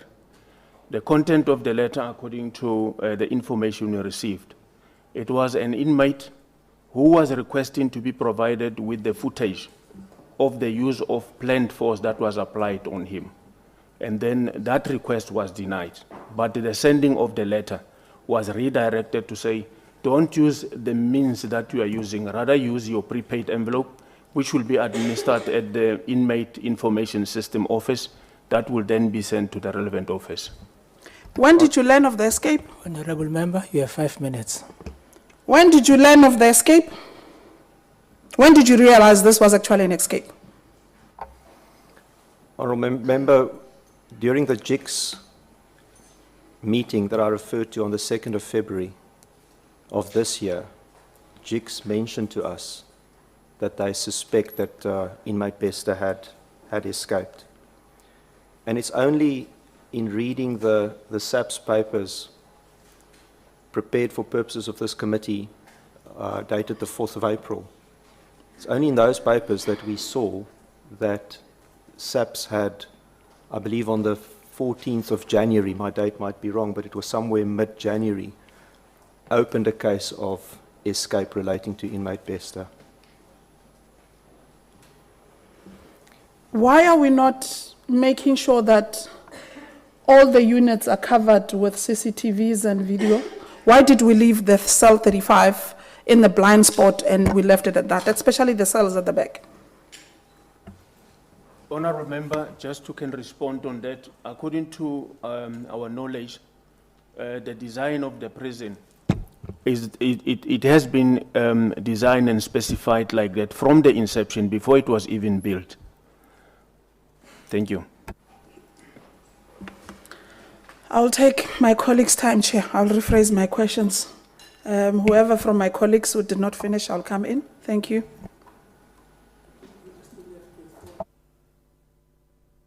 Chair, I'm trying to reroute my questions correctly now. Which ones they've answered so that I come back with the follow-ups. Thank you. Thank you very much. I will leave her some time so that she can get that back when I speak. Okay. You have been credited with some time by Honorable Janche, but Thank second you. round. Thank you very much, Chairperson. Chair, I would plead with G4S not to answer my questions with apologies, because I won't forgive them. One, every report points out that the incident broke out at 3 a.m. You come here, you speak about 4 a.m. How would you react to a statement that says, you are a private company in private-public partnership with the state that is dishonest, that came and deliberately misled the People's Parliament. What would be your reaction to that? Honourable Chair, committee member, I would disagree with that statement. We have tabled to the committee all the facts available to us. I can ask Mr. Bijleveld to fill you in on the events of the fire because he investigated this. He's much better briefed than what I am. But what I can say to you is when there were reports of smoke, they were ignored. And to our knowledge, the fire was detected at 4 o'clock that morning. The individuals who were manning the control So you still maintain that fire was detected at 4 o'clock? There was smoke detected at 3 o'clock. That was not. So fire started at 2:30, but your smoke detectors detect that fire at 4 a.m. Honourable Member, Is that what you're saying? Honourable Member, I have no knowledge and I don't know what the source is that suggests that the fire started And at the 2:30. fire is an emergency. So whatever system you put as an emergency system reports an emergency immediately. So you say fire breaks out at 2:30 a.m., but your detectors detect it at 4 a.m. Is that honesty? Is that the kind of honesty you want to bring to this parliament and the people of South Africa? Honourable Member, as I said before, I have no knowledge and I have no proof that the fire started at 2:30. Okay, fine. Was Bester moved to cell 35 on the 28th of April or on the 30th? He was, well, I'll get Mr. Bijleveld to answer that question. He was moved on the 30th, Honourable Member. Okay, not a problem. The incident happens at 3 a.m. Reported to police at 11 minutes past 6 a.m. What were you doing with the corpse, with these corpses in between this time? Are you forensic pathologist? Honourable Member, and again, Mr. Bijleveld can take you through the events of that morning, but Yeah. allow me to say that our first response was to extinguish the fire. Once the fire had been extinguished, and the door had to be opened to extinguish the fire fully, the cell was cordoned off, and no one entered that cell, to my knowledge, other than the nurse and the doctor, who had to attend to the person, until the police arrived. The scene, to my knowledge, was not contaminated until the police arrived. But I can say to you the police were called. So you mean you have no obligation of reporting to police a life-threatening emergency whilst it still happens? You wait until it calms down, then you can report it. Is that what you are saying on record? Not at all. The fire was detected. The fire personnel were immediately dispatched to the cell, and the fire was put out. That was our immediate emergency, was to put the fire out. The second emergency was to attend to the person in that cell. That was the second emergency. What were you doing? What do you mean attend? To see whether the person was still alive and could be saved. Those two matters, in our view, took precedence, and only then was it important to call the police services. And perhaps Mr. Bijleveld can confirm whether some of these actions took place concurrently. But Honourable Member, our first priority was to put out the fire for fear that it could spread, and the second priority was to attend to the person in that cell. Sorry, Honorable Ola. I think you raise an important point, and I don't want us to pass without clarity on that particular point. Honorable Ngola says the fire broke out at 2:30, and your systems by 4 o'clock had not picked up that. Would you conclude that that will be at least a gross incompetency?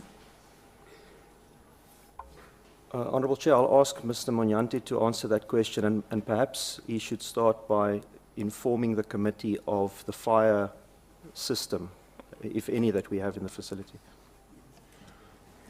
Thank you, Honorable Chair. Honorable Member, I would like to highlight that in the whole entire center, we don't have any smoke detectors. We are heavily relying on the human beings when they pick up unusual behaviors to can report. Thank you. So what does he mean when he say the smoke was detected at 4 a.m. if you have no smoke detectors? Honorable Member, what we are trying to say is, based on the video recording that we have, seen the time slots that are appearing on the screen, that's where the times are quoted from. Not necessarily to say we've got a fire detector in all the sections. We don't have such in that present. Fine, Chair. We'll attend to TCS to check if such a kind of facilities do qualify to be in the PPP without a smoke detector. The second question, Chair, is around the issue of what your security solutions expert says. That a man enters the server of some kind at almost 20 to 8 p.m. on the 2nd of April 2022. Now, DVRs are not working until 11 minutes past 4 in the morning after you have actually detected the smoke.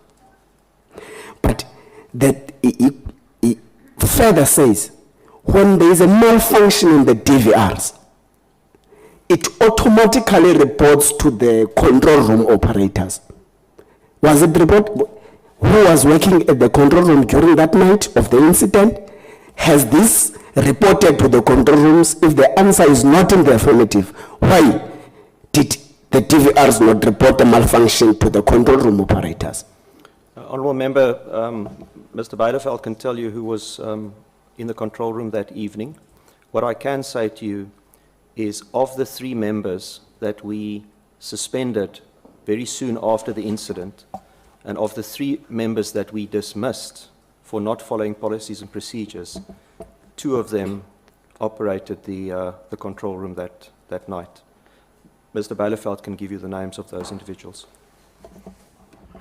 The one was a lady, Natasha Janssen. The other person was Frans Makotsa. Those were the 2 people that was working in there. And then, just on clarification, Honourable Member, the system do not give you a report that the recordings are not working.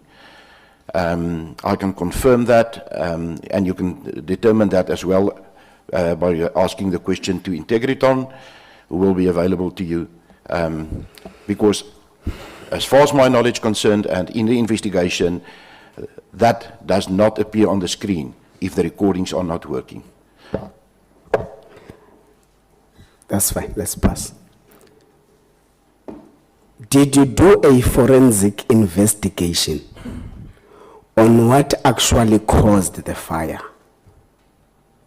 If the answer is in the affirmative, what are the findings of that forensic investigation? What actually caused the fire inside the prison cell? Honourable Member, no, we did not do a forensic investigation.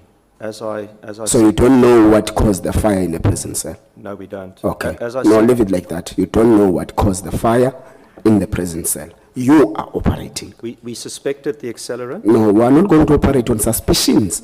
I am saying you do not know what caused the fire in a prison cell. You are operating.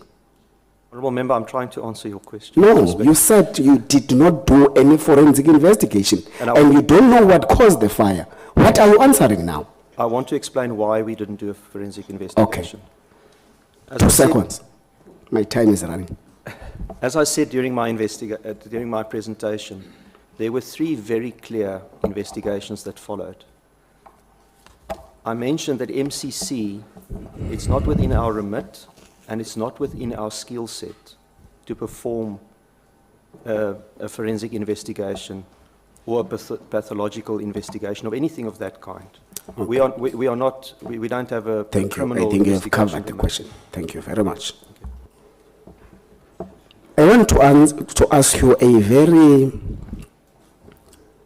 very unpopular or popular question. And I want to plead with you to answer honestly. Thabo Bester gets convicted by a court of law. Amongst those things that is convicted of is the robbery with aggravating circumstances and other economic crimes. Are you a cash in transit company? Honourable Member, I am here to answer truthfully. To your question, No, just answer this one. To your- Are you a cash in transit company, G4S is a multinational group. including cash in And transit? within that group, and particularly in South Africa, we do have a cash in transit and a cash processing business. Thabo Bester is convicted, sentenced for robbery with aggravating circumstances. Chair is taken to a prison cell in a facility that is run by a cash-in-transit company, and later there is an orchestration of a faked death in the same facility. I will submit my views about it in the committee deliberations, Chair, not now. Let's go down.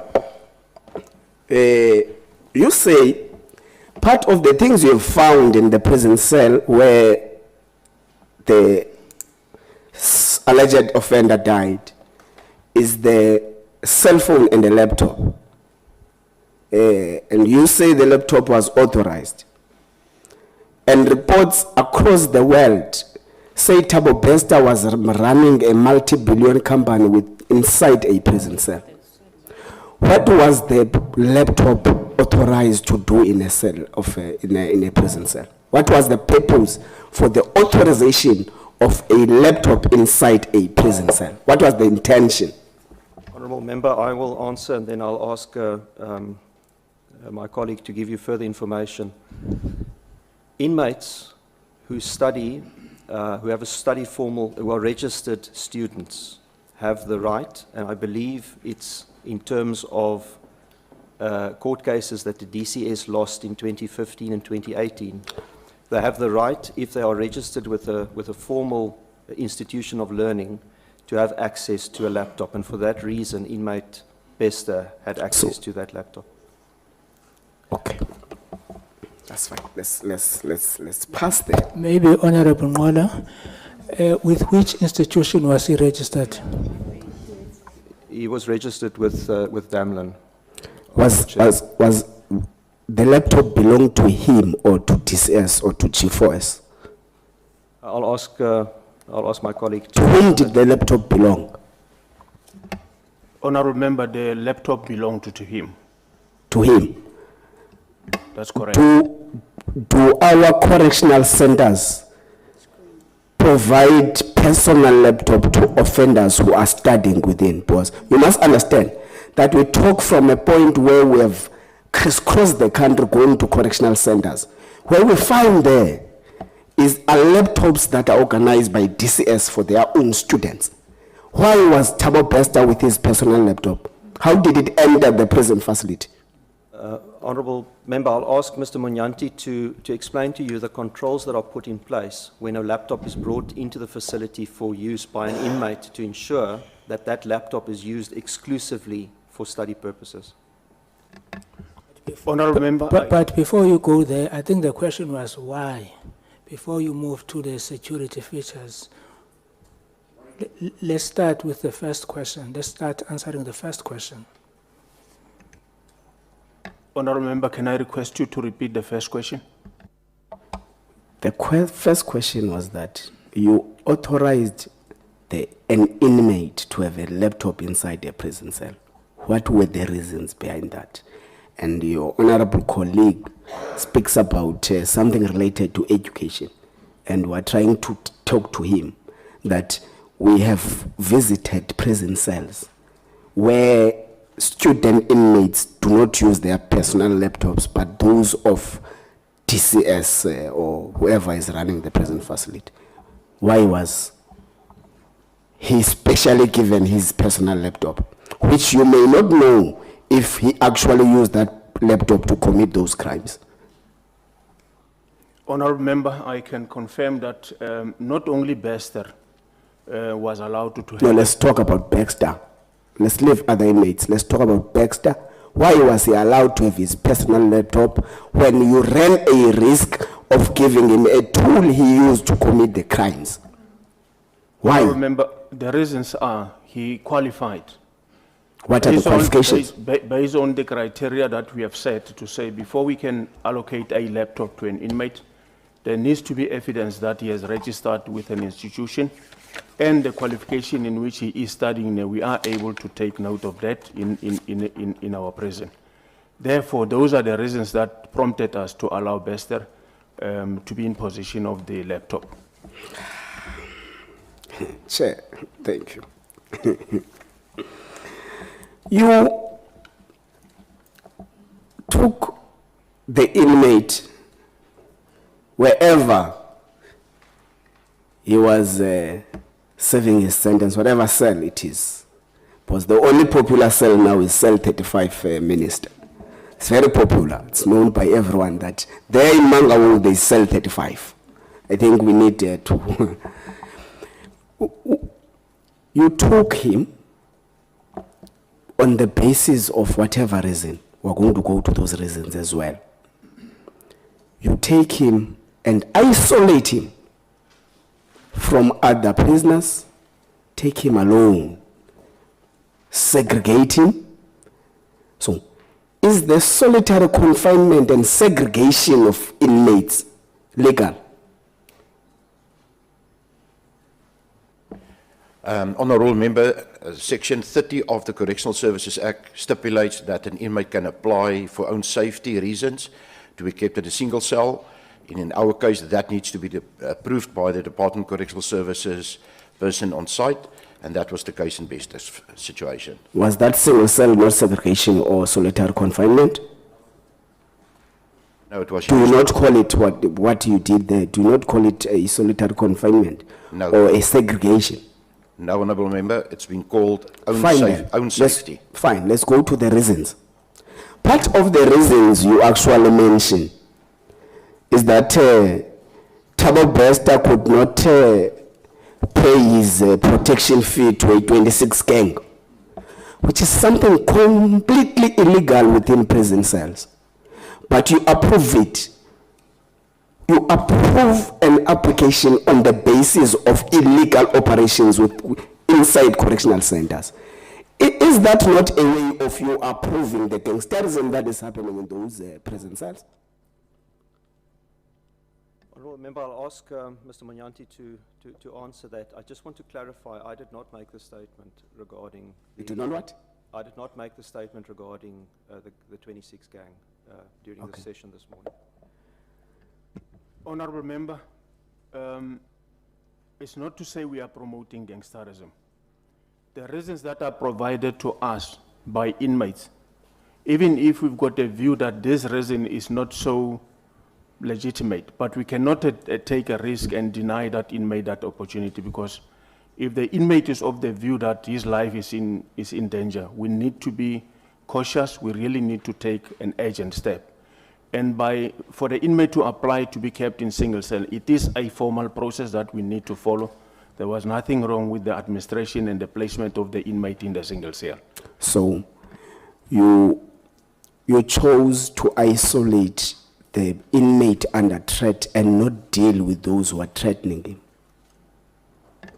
Honourable Member, at that moment we were dealing with the application, and the application from the applicant was that his life is in danger, and therefore the Correctional Services Act gave us a direction to say how much we deal with such applications. That's why we then went to Section 30 and followed the direction of the... What did you do to those who are alleged to be the 26 gang inside the prison cell? Did you do anything? Honourable Member, according to my knowledge... Those who threatened Thabo Bester, did you do anything with them? At this moment, I don't have that information. You did nothing. The last issue, Chair, I want to cover is the last issue, and I'm sure I'm still fine in terms of time. You take Mr. Bester to cell 35. Firstly, do you agree that cell 35 is a blind spot from cameras? Do you agree? It's not a blind spot, honourable member, but it's poorly seen on TV because the camera is a little bit far from that point, but you can see. What is a blind spot? What do you define? How do you define a blind spot? A blind in your spot own understanding. A blind spot is where you can see nothing, sir. Okay. Do you agree that cell 35 is next to an emergency exit? Do you agree? Agree, your honourable member. Okay. Why did you put Bester next to an emergency exit, as though that you anticipated that there is going to be an emergency? Why? On the placement of inmate Bester at that point, there was no information available that indicated that a possible incident may happen. And it's a approved cell that is developed by and built as in accordance with the specifications as received from government on how the centre must be built. It was approved by government in that situation, and therefore the cell was used because it was available. The question is it not coincidence that you took Thabo Bester to next to an emergency exit, and immediately a day after there was an emergency and he exited until he was caught in Tanzania? Is it not coincidence? In hindsight, honourable member, it could like coincidence, but as informed, during the incarceration, during the movement of inmate Bester, there was no information available that led to anybody thinking that putting him in that cell will rise to the incident that happened on the 2nd and 3rd of May. Okay.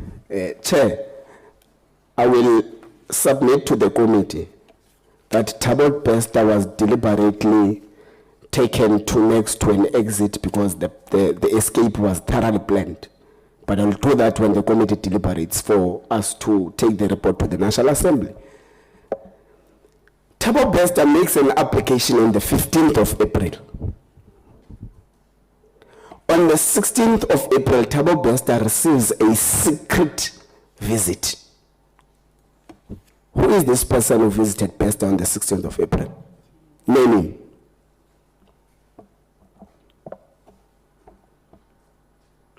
The person who visited Bester on the 16th of April 2022, who is that? You don't know. Perhaps, Honourable Chair, I can ask my colleagues, do you have knowledge of a visit, regardless of the person on that day, to inmate Bester? I can confirm that his visit record proved no visit on that specific day.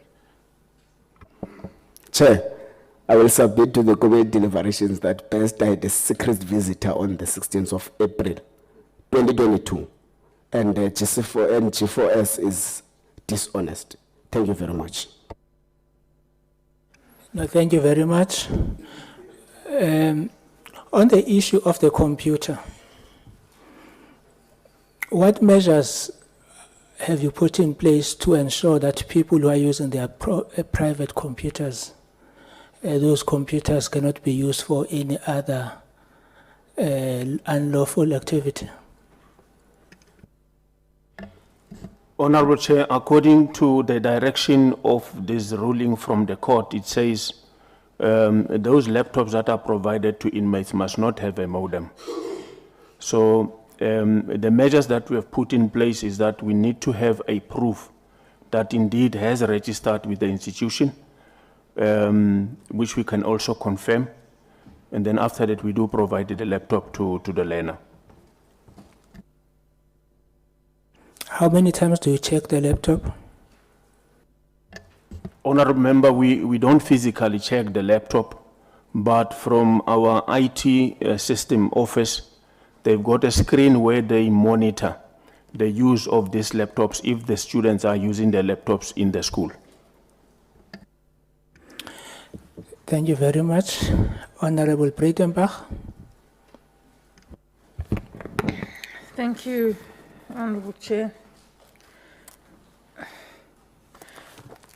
I'd like to start off with a comment to G4S. Honorable Breitenbach, can you move closer to the mic?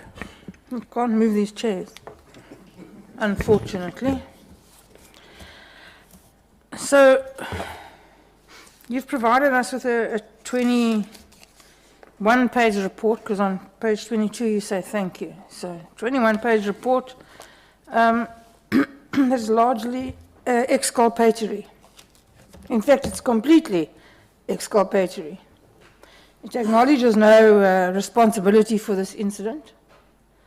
You tell us how you have followed the correct processes that you should follow, and how you've cooperated ex post facto with a variety of institutions which are questioned, but nevertheless.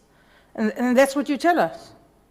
You don't tell us what happened, how this happened, what you've done about what happened. There's absolutely no indication in this report that G4S accepts any responsibility for the fact that until yesterday, there was a serial murderer and rapist on the run. Can you tell me why that is? Honourable Member, as I mentioned,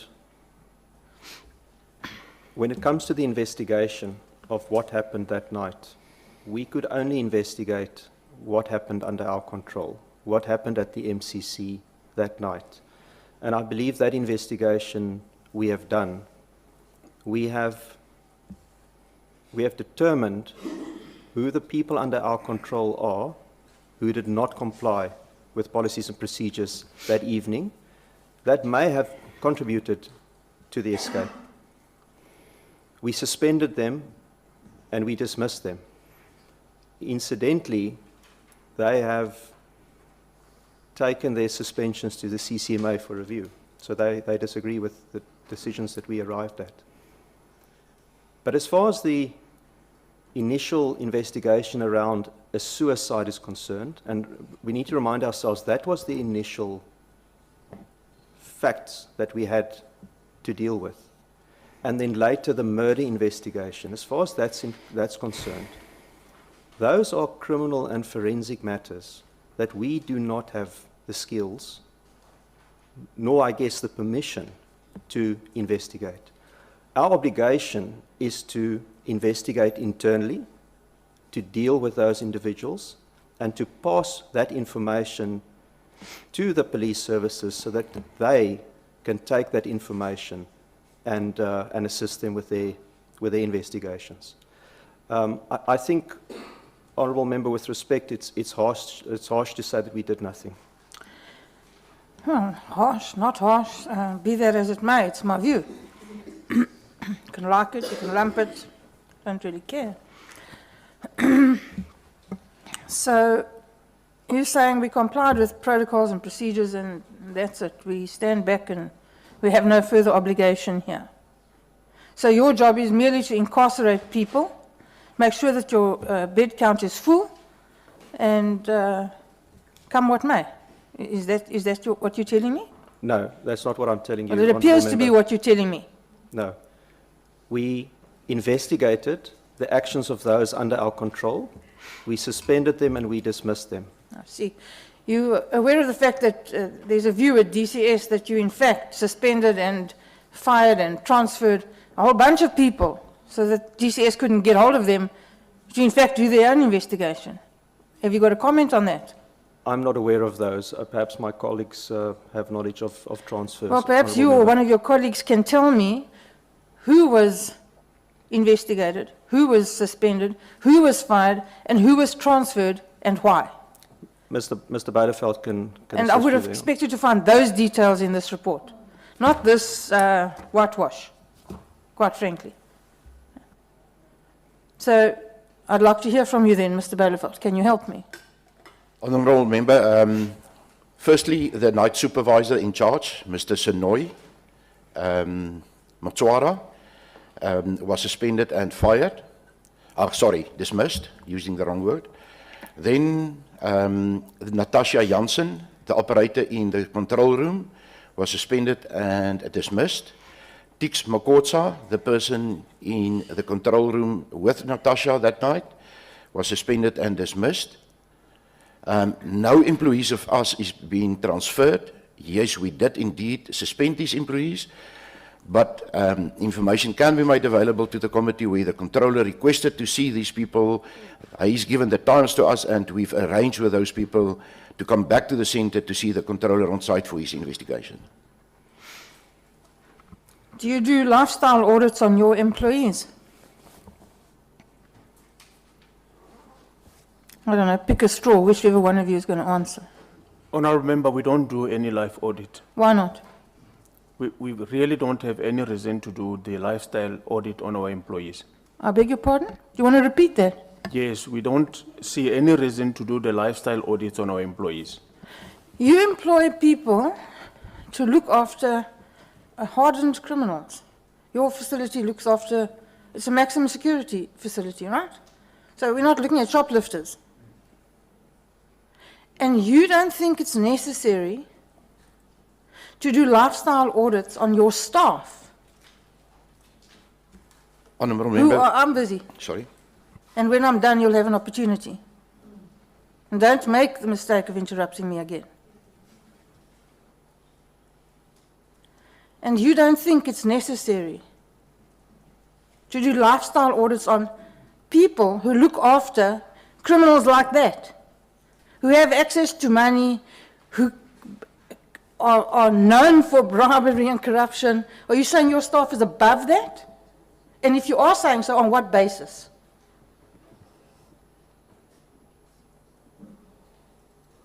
Pick a straw.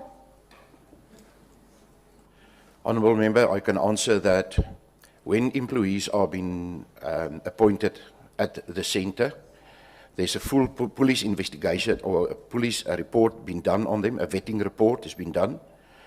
That vetting report with other documentation is being sent to the Department of Correctional Services, who look at the documentation. We conduct training on these employees, and then they approved to operate within the Correctional Services Act as custodial officials. Sorry, Honourable Breitenbach, but even a security clearance or a vetting, it has got a time frame. You do it every 5 years. So if I did that vetting 20 years ago, will it still apply now? Because that is what you are saying to the question asked by Honourable Breitenbach.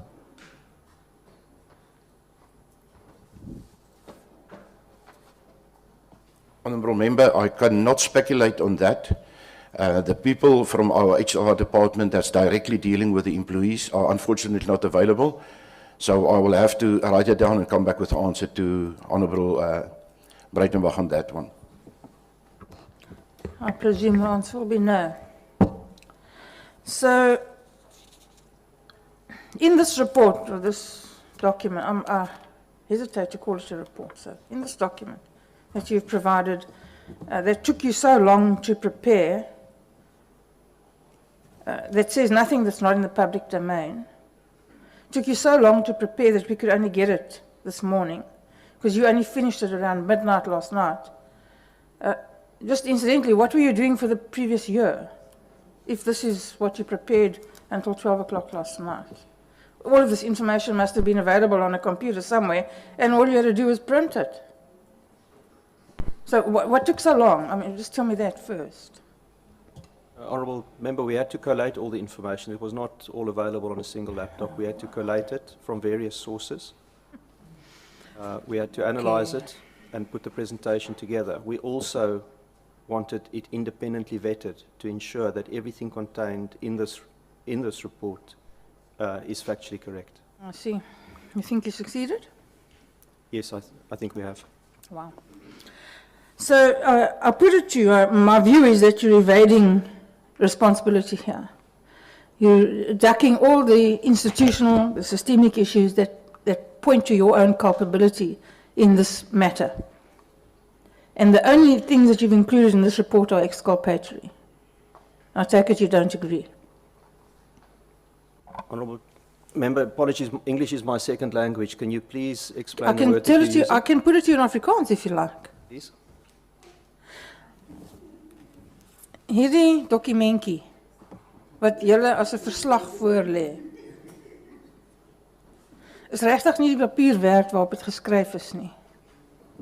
Al wat julle doen is, julle probeer verantwoordelikheid vermy. Julle spreek geen aanspreeklikheid aan vir julle rol in hierdie hele gemors. Julle spreek geen aanspreeklikheid aan oor die verloop van die jaar waar daar niks gebeur het nie en hierdie moordenaar die lekker lewe gelei het. Terwyl almal geweet het, julle dalk korrektiewe dienste, verseker die staat in sy geheel, geweet het hierdie man loop rond. En julle het niks gedoen nie, julle het vir niemand gesê nie. En die ergste daarvan is, julle het nooit vir enige van sy slagoffers laat weet nie. En julle aanvaar geen aanspreeklikheid nie. Wil jy graag iets sê daaroor?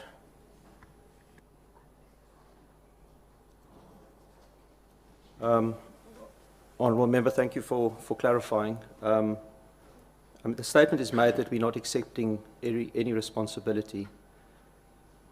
I cannot agree with that statement. We have disclosed that we have dismissed 3 members, and we've made that information available to the police. The police, in the last few days, arrested one of them. And I would like to think that is based on the contribution that we've made. It's not for us to link those individuals to the ultimate crime. That is for the police services to do. So I think it's incorrect to say that we did nothing, and that we do not feel that we are culpable in this. Regarding your comment about us not warning the police, warning the South African public. Again, we dealt initially, until the 25th of May, we dealt with the suicide. The 25th of May, a murder investigation was opened, still pertaining to the individual who we found in that cell. The identity at that stage, as far as we were concerned and based on knowledge available to us, was still that of Thabo Bester.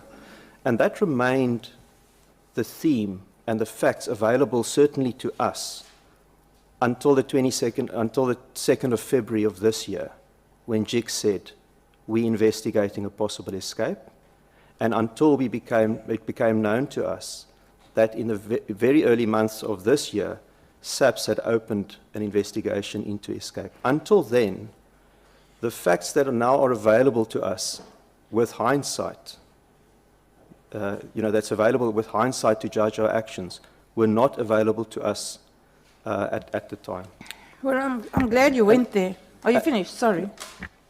And because of that, Honourable Member, and because of our contract with the DCS, we were not allowed to talk to the public and inform the public of a possible escape. We were not aware of an escape, and we did not have the right to talk to third parties about the activities of the correctional centre. Okay, so because I only have, a very short space of 30 minutes, and I could quite honestly be here for the next 4 or 5 days, I'd like it if you could keep your answers brief, please. Thank you. So I'm glad you went to this issue of, not knowing that it was an escape. Until very recently, I think until just during the course of this month still, G4S was insisting that the body that was found in that cell was in fact Thabo Bester. That was your view. And it was articulated again to us on our visit last week. That's still your view, regardless of the inconsistencies in the post-mortem report and regardless of the practically irrefutable DNA evidence. G4S clung to this version that the body was that of Thabo Bester. Why is that? Honourable Chair, that's based on the information that was available to us. I was not at the briefing last week, so I don't know what was said. We asked for the pathology report mid last year. We were not handed that report. It's only on the 2nd of February this year that we were given a copy of the pathology report and the DNA report. Until then, at that stage, we had no evidence other than rumours that there had been an escape or that it was not Thabo Bester who had died in that cell. I'm sorry, please let me interrupt you because I already told you I don't have time. So keep your answers brief, answer the question, please, nothing more. A discussion we can maybe have when we both got more time. Why did G4S cling to the version that it was Thabo Bester's body in that cell, even after it was very clear to everybody else in South Africa that it wasn't? Just answer me that question. Because we were not the primary investigating authority and we did not have access to the prime evidence, Honourable Member. And that's your answer? Yes. Wow. I wish we were in court. So you have investigated and dismissed 3 people. Are you honestly sitting here this morning telling us that this escape of Hollywood proportions, and no doubt some smart journalist is going to write a book and make a lot of money, was done with the assistance of 3 people? Is that what you're suggesting? I'm not suggesting that, Honourable Member. I'm saying that those are the individuals who did not follow policy and procedure. But that's just simply not possible. It had to have been so many more. A simple walkthrough of your facility revealed that it had to be so many more. How can you honestly sit there this morning and tell not me, not the people in this room, you're talking, I hope you understand, to the South African public who have an absolute direct interest in this matter. They have an interest in not having serial rapists and murderers running around the streets. And your job was to make sure that didn't happen, a job you failed at miserably. Do you honestly want to tell people that you think, or that you're satisfied, or that the ambit of your investigation was satisfied after 3 people were suspended and fired? Really? That's what we are able to say at this stage, Honourable Member. Good Lord.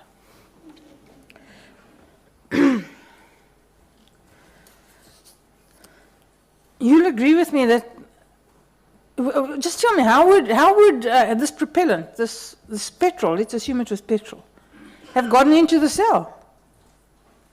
Honourable Member, we don't know. You don't know. We detected that and we alerted the police to that. And where would the matches, the lighter, the whatever it is that sets the light come from? I don't know. You don't Honourable know. Member. And you've done nothing to find out.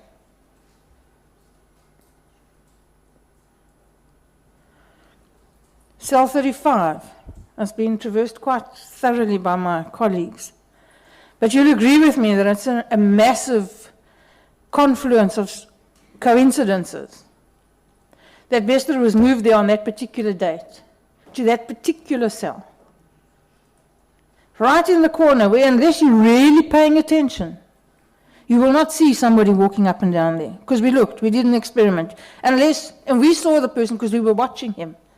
If the controller is not paying 100% attention, maybe blowing her nose or whatever, we wouldn't have seen it.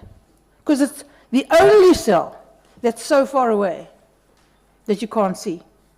And not to put too fine a point on it, and no pun intended, it's right next to the fire escape. Can you tell me that that's a coincidence? Are you suggesting that that's a coincidence? I have no information, Honourable Member, other than to regard that as a coincidence. Yeah. What I'm not ruling out is that certain members, together with Mr. Bester, carefully planned this event. I'm not ruling that out, but I have nothing tangible to present to you to say that this is anything other than a coincidence. You've been investigating for a year. You've had the benefit of the JICS report, which is an excellent one. You've had the benefit of your interaction with DCS. You've had the benefit of the interaction with the South African police. And you're telling me that a year and a bit later, the best you can say is you don't rule out the possibility that this was a well-planned, monumentally logistical operation. I mean, I have a German Shepherd puppy that can come to that conclusion. There's the arson, the setting alight of whoever the poor individual was in that cell.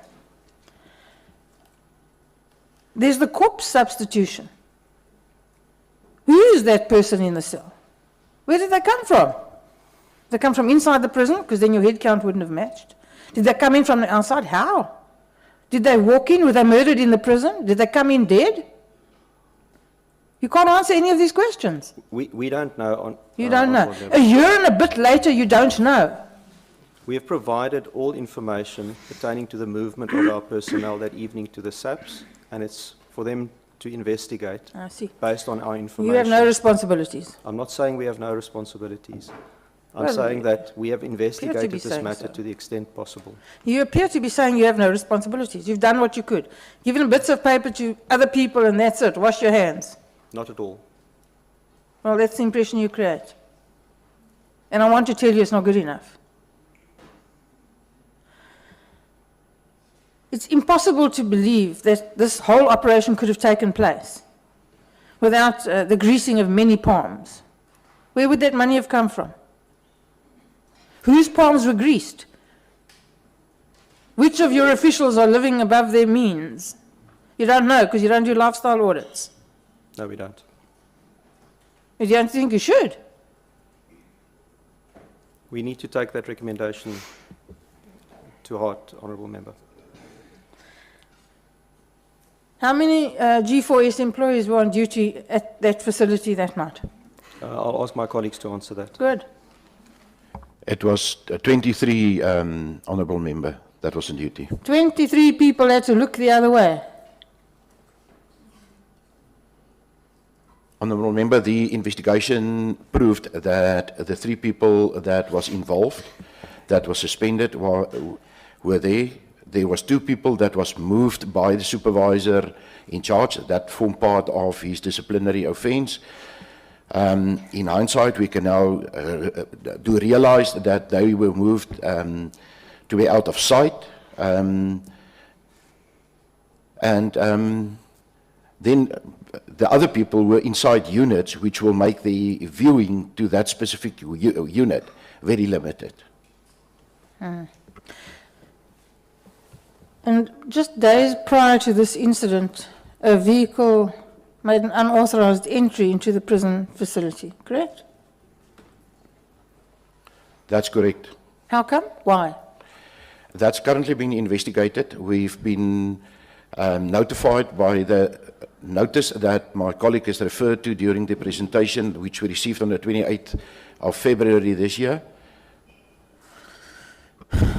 What precisely did, forgive me, but precisely what did you investigate for the past year, if you didn't know that until February?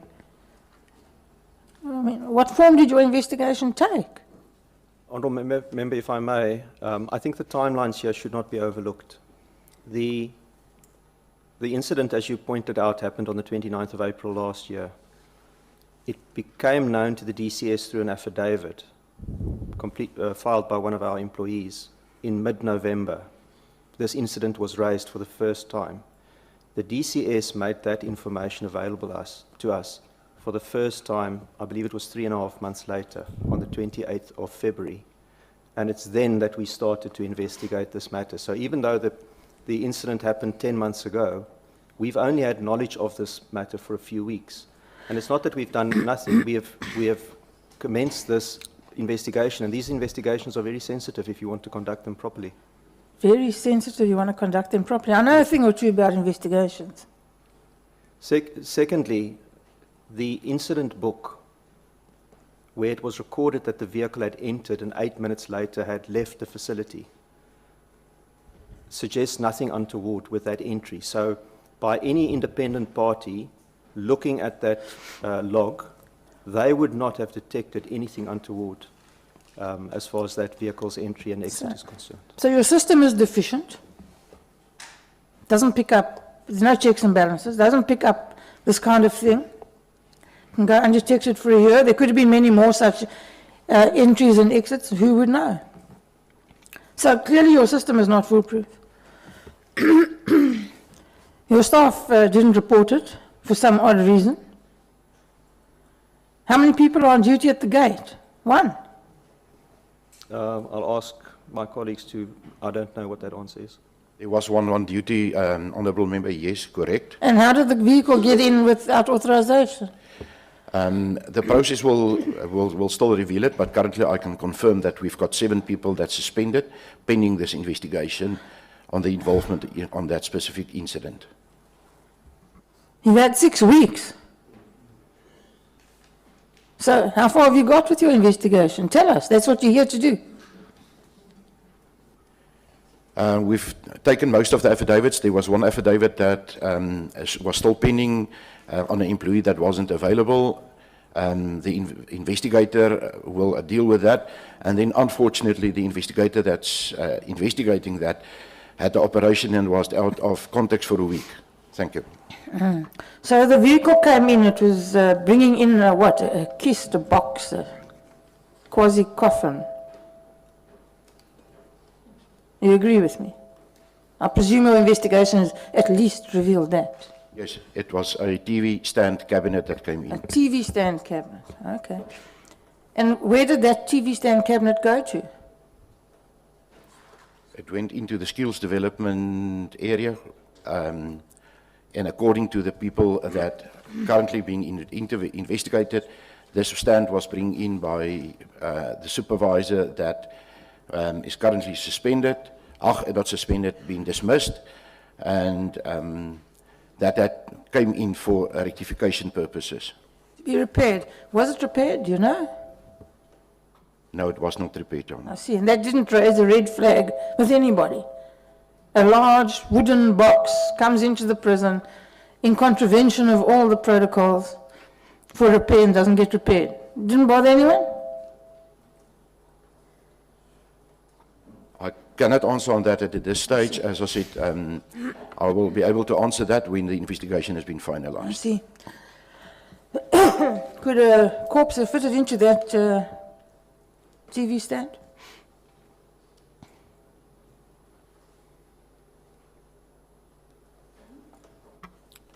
I think so, yeah.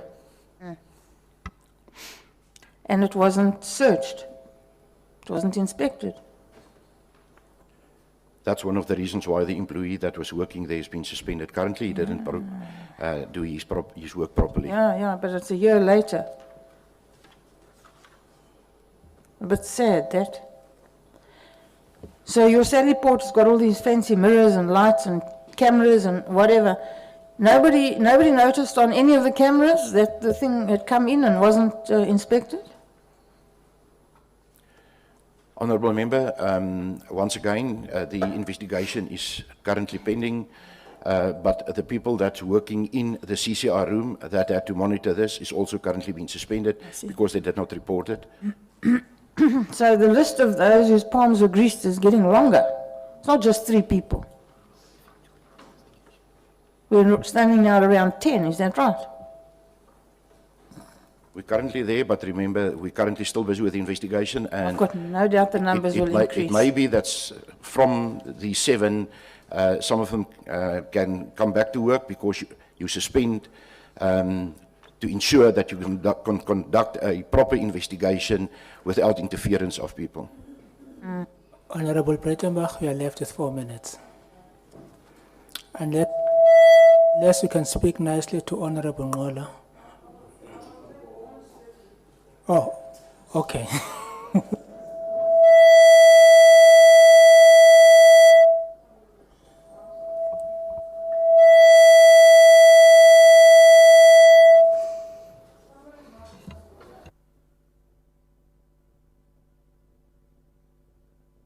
Horn is still struggling with his car's flat battery, so I'll take his 30 minutes.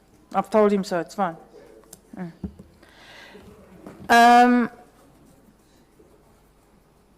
So the list is growing and it will continue to grow. Oh, here he is now to claim his 30 minutes.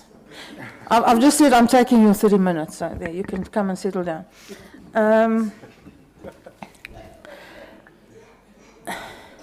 So it comes into the room for the inspection that's known as the Sally Port. Come sit here. No, I want to talk to you. No inspection takes place, all these fancy mirrors, cameras, wonderful stuff, to no avail, because it's not foolproof. And there's no backup. There's no way to check.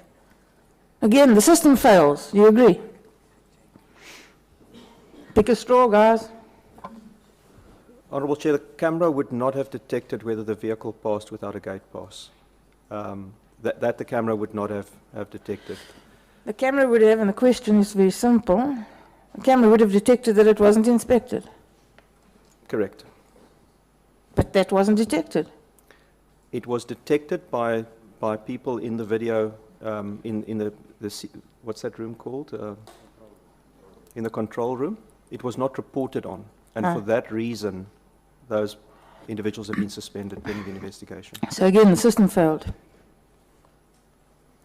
You can say so. A system is only as good as the segregation of Well, duties. the system's only as good as the people who run it, I agree with you.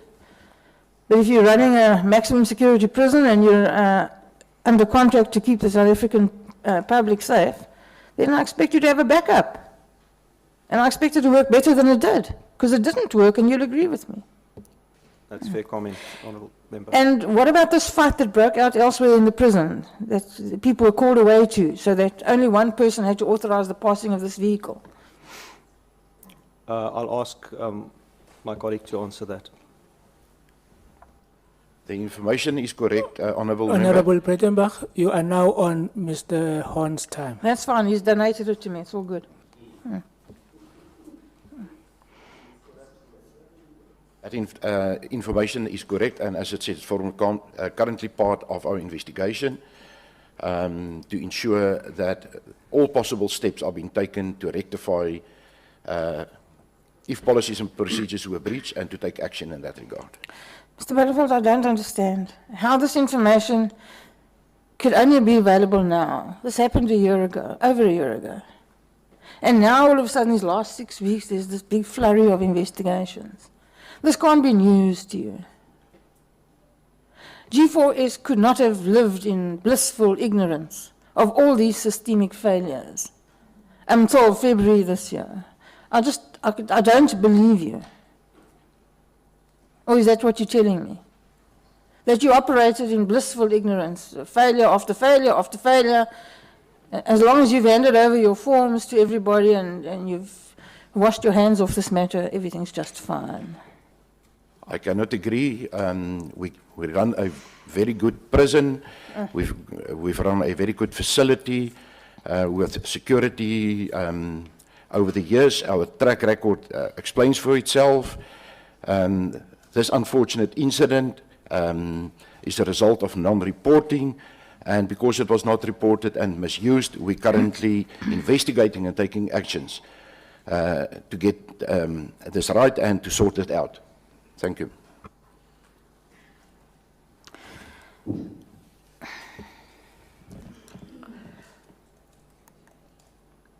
So the little box comes in, it's perfectly capable of containing a corpse, and it stays there until after the escape. When did the box leave the facility?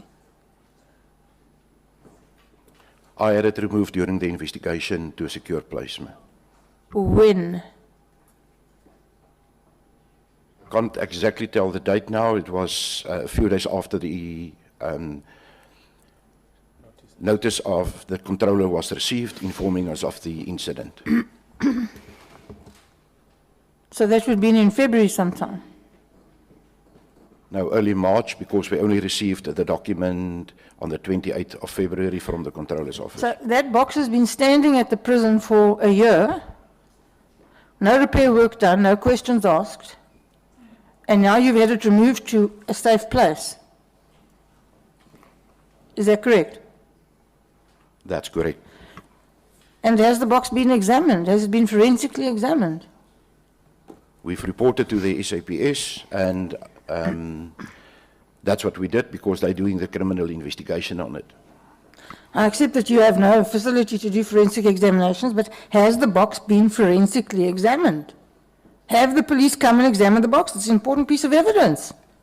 They came over the weekend. On Saturday, they were at the center to have a view of the box and to take the box away. They've taken the box away. That was how I was informed. Unfortunately, I wasn't on site at that point. Right. So one can only hope that the police are doing some sort of forensic investigation of the box without contaminating it. Similar to the forensic investigation of the house vacated by Bester a year later. Sure it will.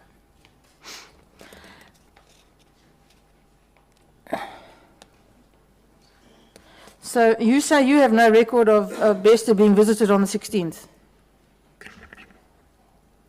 The record that was presented to me in investigation on our inmate information system doesn't provide a record that he was visited on the 16th. Is it possible that the system is incorrect? I cannot guess on that. I see. Well, bearing in mind that the system is being incorrect on so many other things, I suppose it could be. Is it possible to get a visit that's not recorded?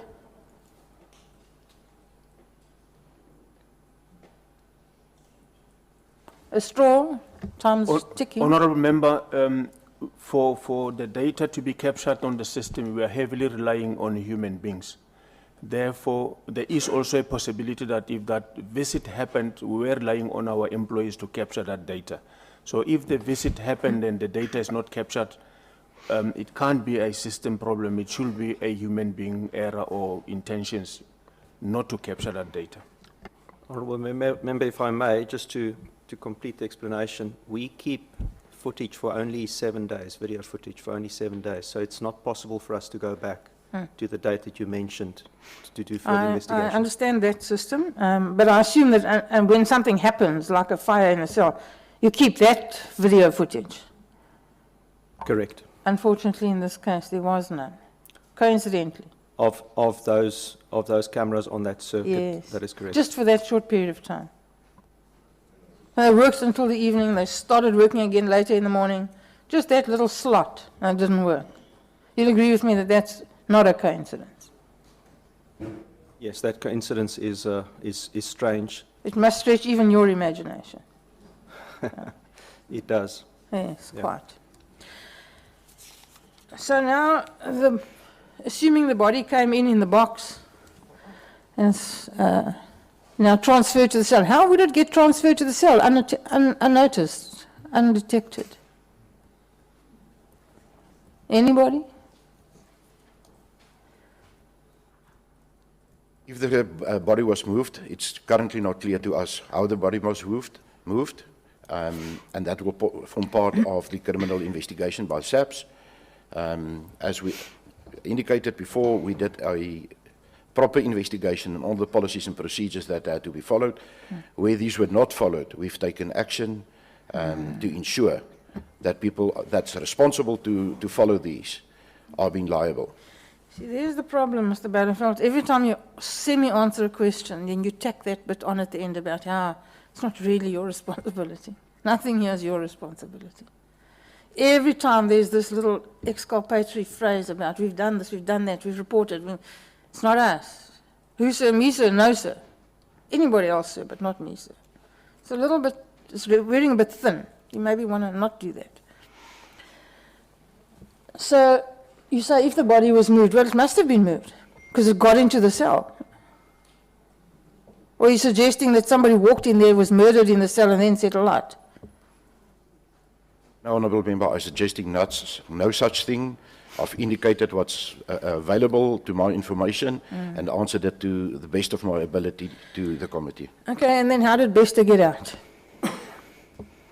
I mean, assuming that you agree with me now that Bester got out, because until a few days ago it was your position that it was him in that cell. So let's assume you agree with me now that Bester got out. How did he get out? With all those checks and balances, all that security. How did he get out? I will preempting, that's part of the SAP investigation. Currently, to say how he got out, I don't think that's my purpose now. The SAP who's doing the criminal investigation, and I know you said I keep on saying and passing the buck. Unfortunately, that's how it operates. The SAP are conducting the criminal investigation, and we do a due diligence investigation into the operations. You don't think that it's part of your responsibility to determine how a murderer and a serial rapist walked out of your prison? That's somebody else's responsibility. Get real. You honestly, that's the answer to the question. It's not your responsibility. Our responsibility is to assist the SAP in every single way that we can, providing all information, providing everything that we have to the SAP to assist them to do a proper criminal investigation into the situation. Honourable. It appears to me that the things that you do have are not terribly helpful. And it's the things that you don't have that are the issue here. But I'll leave that be. You say that Bester had a laptop and no control is exercised over the use thereof. Honourable Member, I responded that when that question was asked to say our IT office on site, they've got a screen where they have linked these computers of the inmates when they plug that, because these inmates cannot send the documents to anywhere if they don't make use of our computer center. Because our understanding is that those laptops does not have the modems. So once that laptop is plugged, to have access to can send document to the institution, it reflects on the screen of our IT office, and then they can pick up that this particular inmate is now using the system, and then they can trace to say on which website did the inmate went. I see. And do they check what they do? Honourable Member, I can confirm, because it was quite interesting for me to learn that they do spot checks as to what the inmates are doing there. And you've read the reports about Bester running a business from his prison cell and appearing on all types of fancy, glitzy shows? And this was not picked up in any of your spot checks?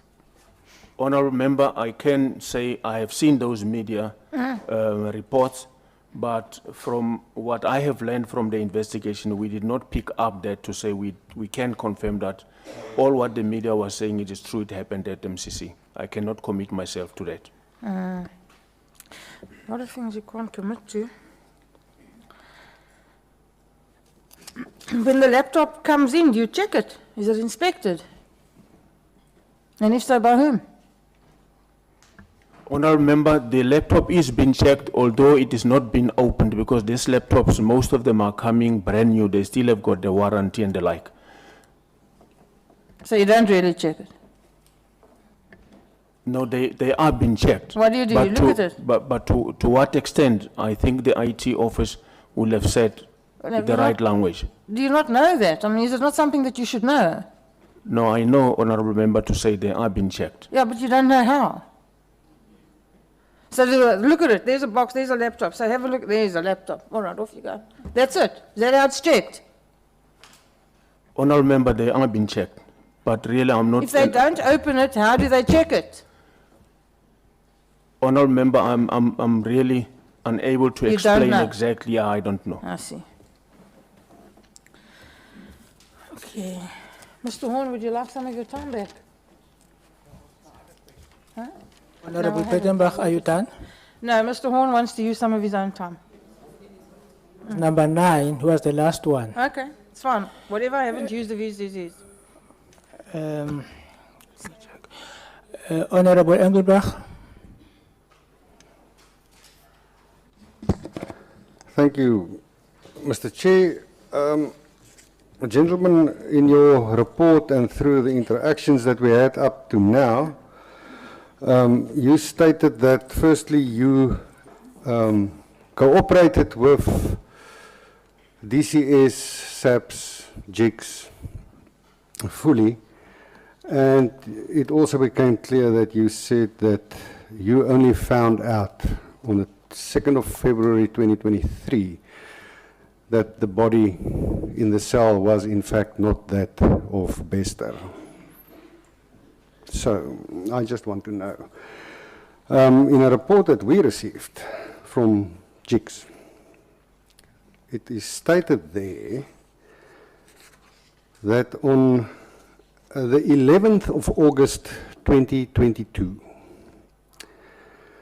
the body found in the cell does not appear to be that of inmate Bester. So that was 11 August 2022. Now, do you want to tell me, or just provide clarity, that from the 11th of August 2022 until the 2nd of February this year, in all your interactions that you had with GICS and DCS and SABS, that you were not made aware or that information was not shared with you up until the 2nd of February, that the person that passed away in Bester's cell was in fact not Bester? Honourable Member, no, we did not say that we were not aware. There was a lot of speculation going around at the time as to the identity of the body that was found in the cell. What we did say is that it's only on the 2nd of February 2023 that we were given evidence by way of the DNA report and the pathology report to confirm these rumours.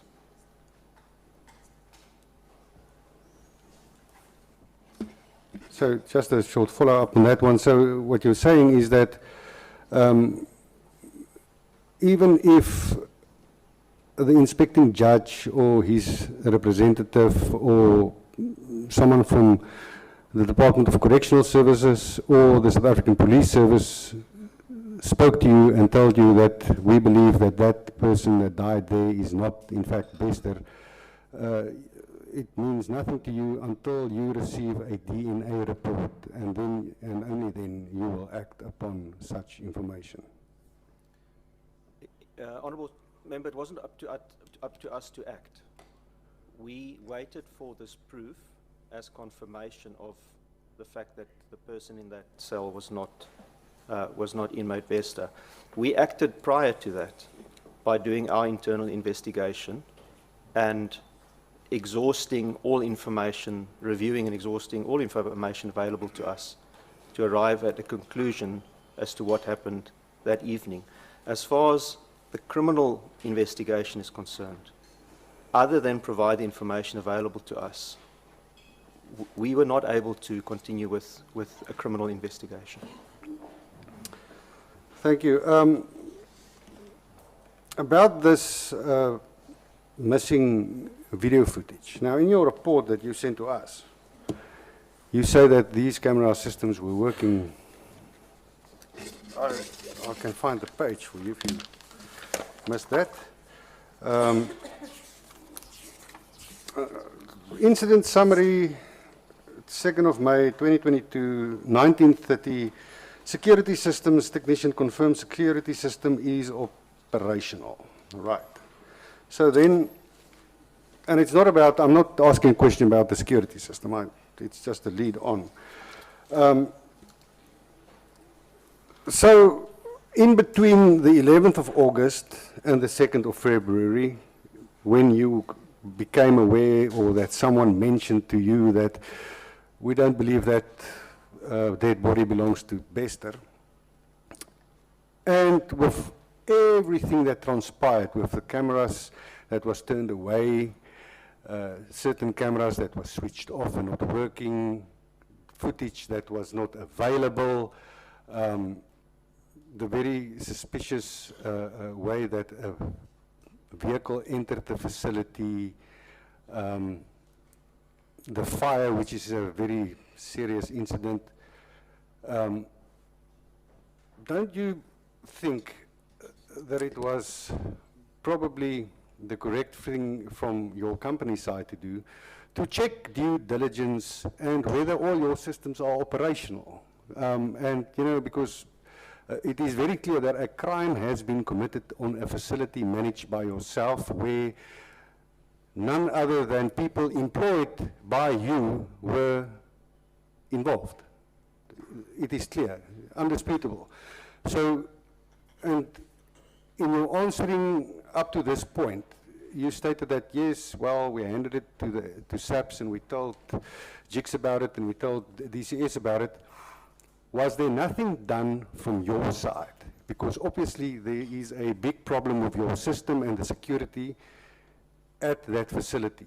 And of course, my question, as I'm sure a member of the public, if this could have happened at Mangaung G4S, what else could have happened there? And we need to acknowledge the good journalist from ground up, because I'm sure if he didn't break the story, none of us sitting on this side would have been wiser about, any the wiser about what transpired here. And only after the story broke, everything seemed to start happening now. From your side as well, if I look at your timeline, things started happening after the story broke. So let's not go into that. I just want to know, did you do a diligence check? Did you investigate, not in terms of covering your backsides, in terms of the contract that you might lose, but in terms of doing your job, making sure that prisoners that's incarcerated in your facility is in actual fact not able to escape from that facility? Honourable Member, the security system is managed by Integriton. I believe that there was a last-minute summons to them to come and report what they found to this committee. I can say that at 19:30 on the evening of the 2nd of May, in terms of standard protocol, Integriton reported to us that the cameras were in a working condition. Subsequent to that, and I believe Mr. Bijleveld can help me here, but I believe it was on the 4th of May, we immediately contacted Integriton to find out why the system failed during the hours mentioned in our report. We acted on that the very next day. As to your comment around the vehicle, again, I must emphasize the timelines here.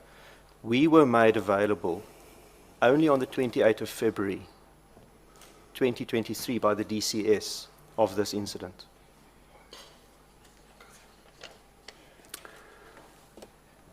So when Bester was moved to a single cell, in terms of the system, only a controller, which is a DCS official, can allow that to happen. And by law, when an inmate is moved from a cell block to isolation, you have to inform GICS about that move. Was that, in fact, done when Bester was moved to Broadway? I will ask Mr. Bijleveld to answer that, and if you would like, Honourable Member, he can also answer you on the procedures taken regarding the security system on the 4th of May. Honourable Member, on the security system, yes, the security system did indeed not provide us the video footage. We've investigated and found that the person from integrity, according to our processes, did follow up on if the systems were working or not. And on the 3rd of May, when we wanted to view the video footage of the incident and that was not available, they were immediately contacted and requested to assist us in a report on what happened and the reasons for this. That was with regard to the report. Then with regard to, sorry, can you just ask the second question again, please? I don't want to answer the wrong thing. Oh, sorry, I realized it was the question if GICS was informed. Yes. This incident happened on the Friday night. It was over a long weekend. So the incident started on the Friday night with his movement. Approval was received from the controller late that afternoon to move the inmate into the cell. And the documentation informing GICS is being sent by the controller's office because they are the reliable people on the site. Our correspondence to the GIC's information, and the incident occurred before they could have been informed of this removal of the inmate over the weekend. Thank you. Then let's come to the computer that was mentioned previously. You do know that if you have a laptop and you have a cell phone, you don't need any other connection. You can connect to the internet. Because look, to pull off an operation like this, you need extensive planning to happen. And obviously, if you know that you are being monitored, you are not going to make use of the facility's internet. So when did you realize that there was a cell phone in Bester's possession? Cell phone was found after the SAP gave the cell back or released the cell to us after the body of the person that was in the cell was removed to the mortuary.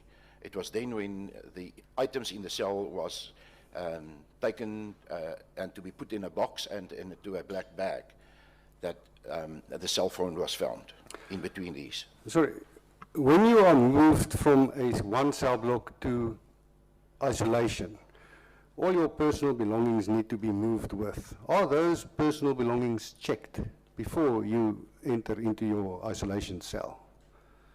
You need to be searched, Honourable Member, yes.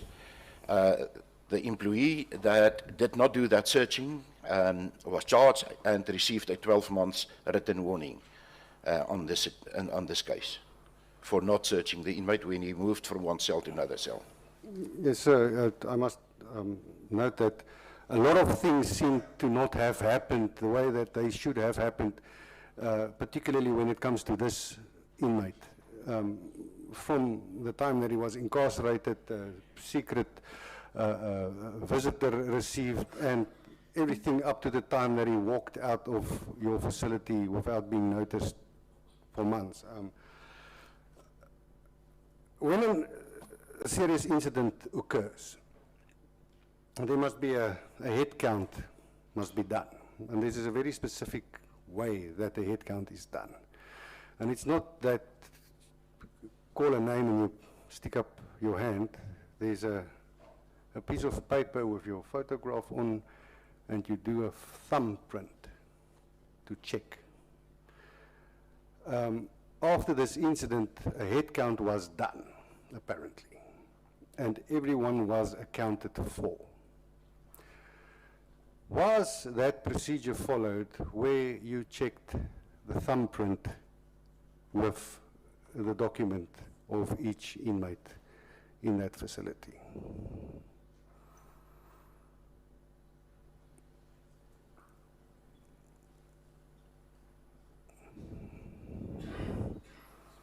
Honourable Member, I can confirm it was not done the way the Honourable Member is explaining it to be done.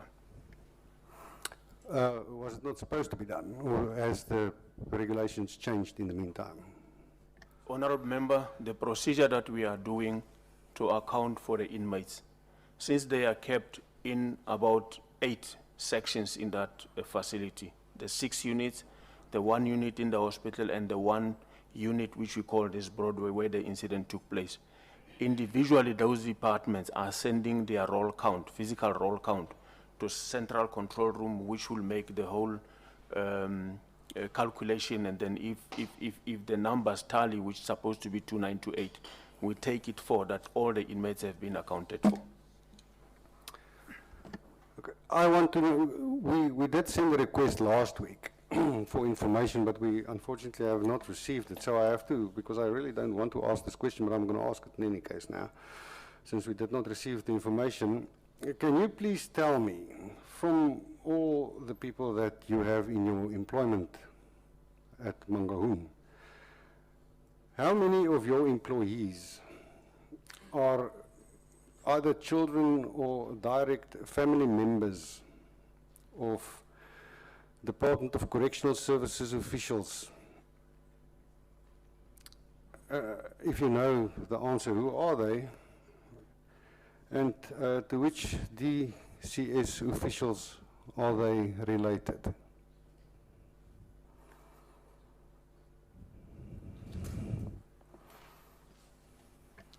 Honorable Member, I can confirm that we do have employees that are related to some of the DCS officials, although some of the DCS officials that I think of are no more in the service of DCS.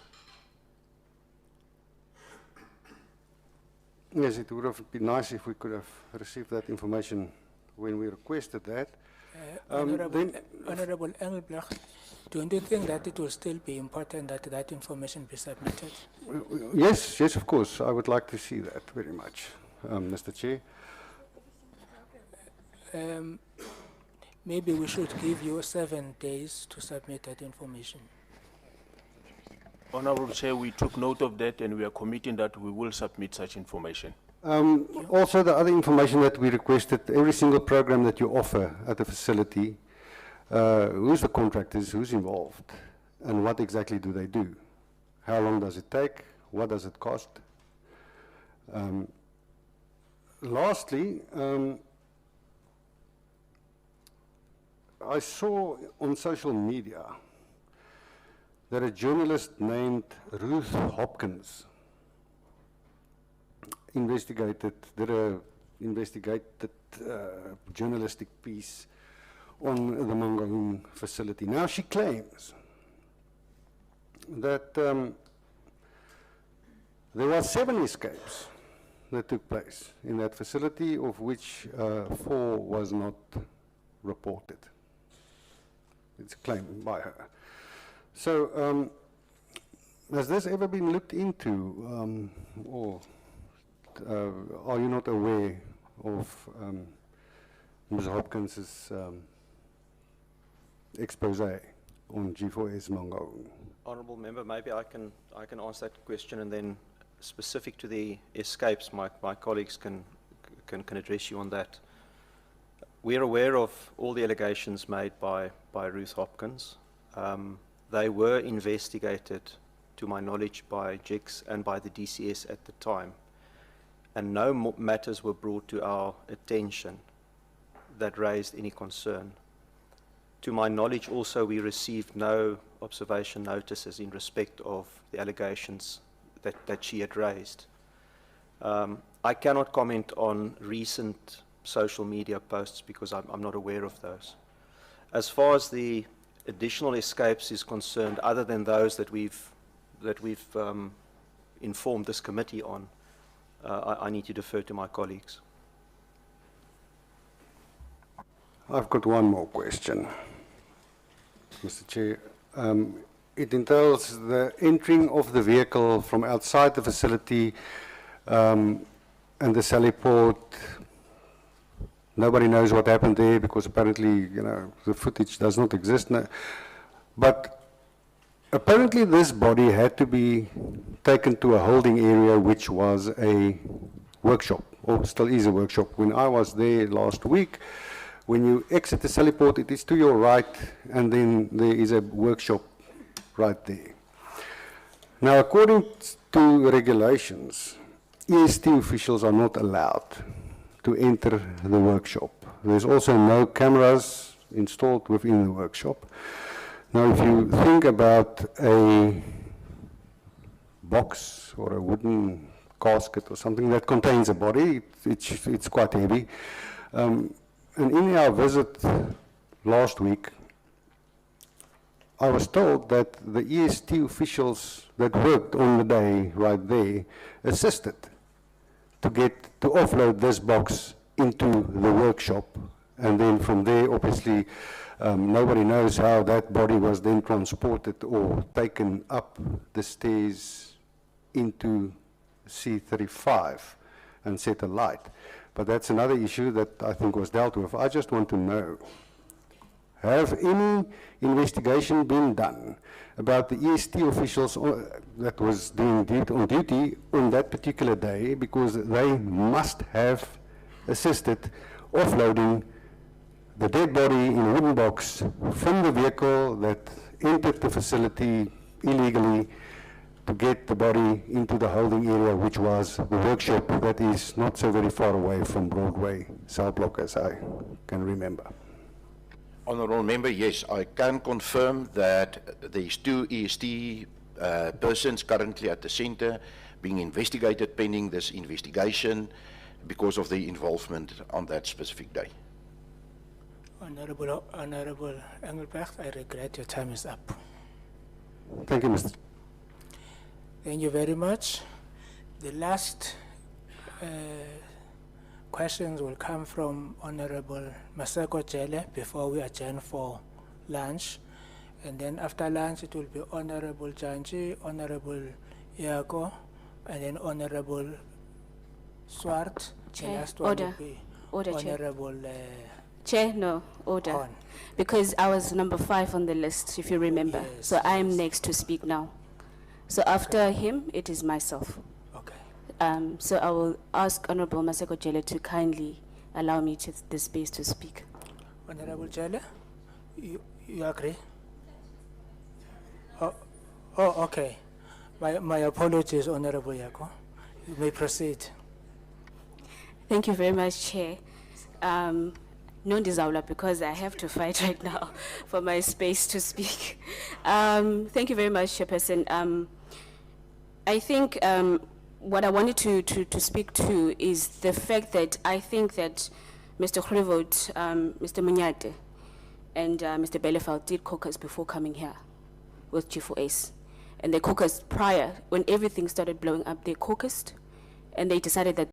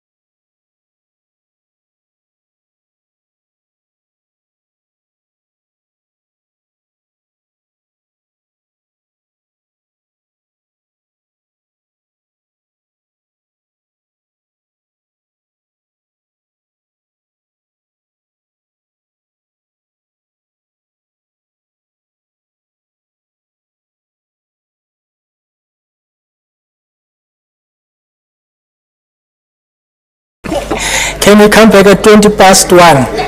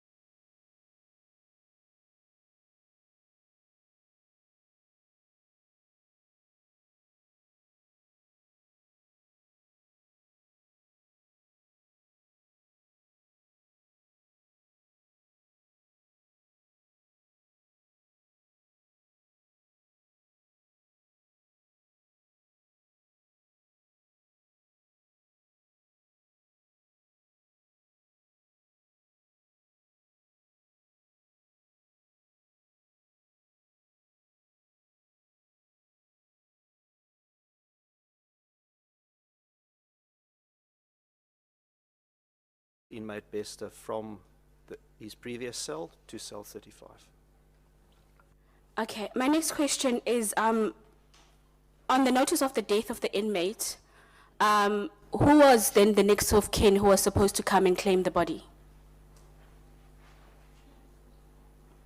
In accordance with the investigation, Honourable Member, the person that was at that point in time registered as his next of kin was an uncle that could not be get hold of on the information that was supplied by Bester.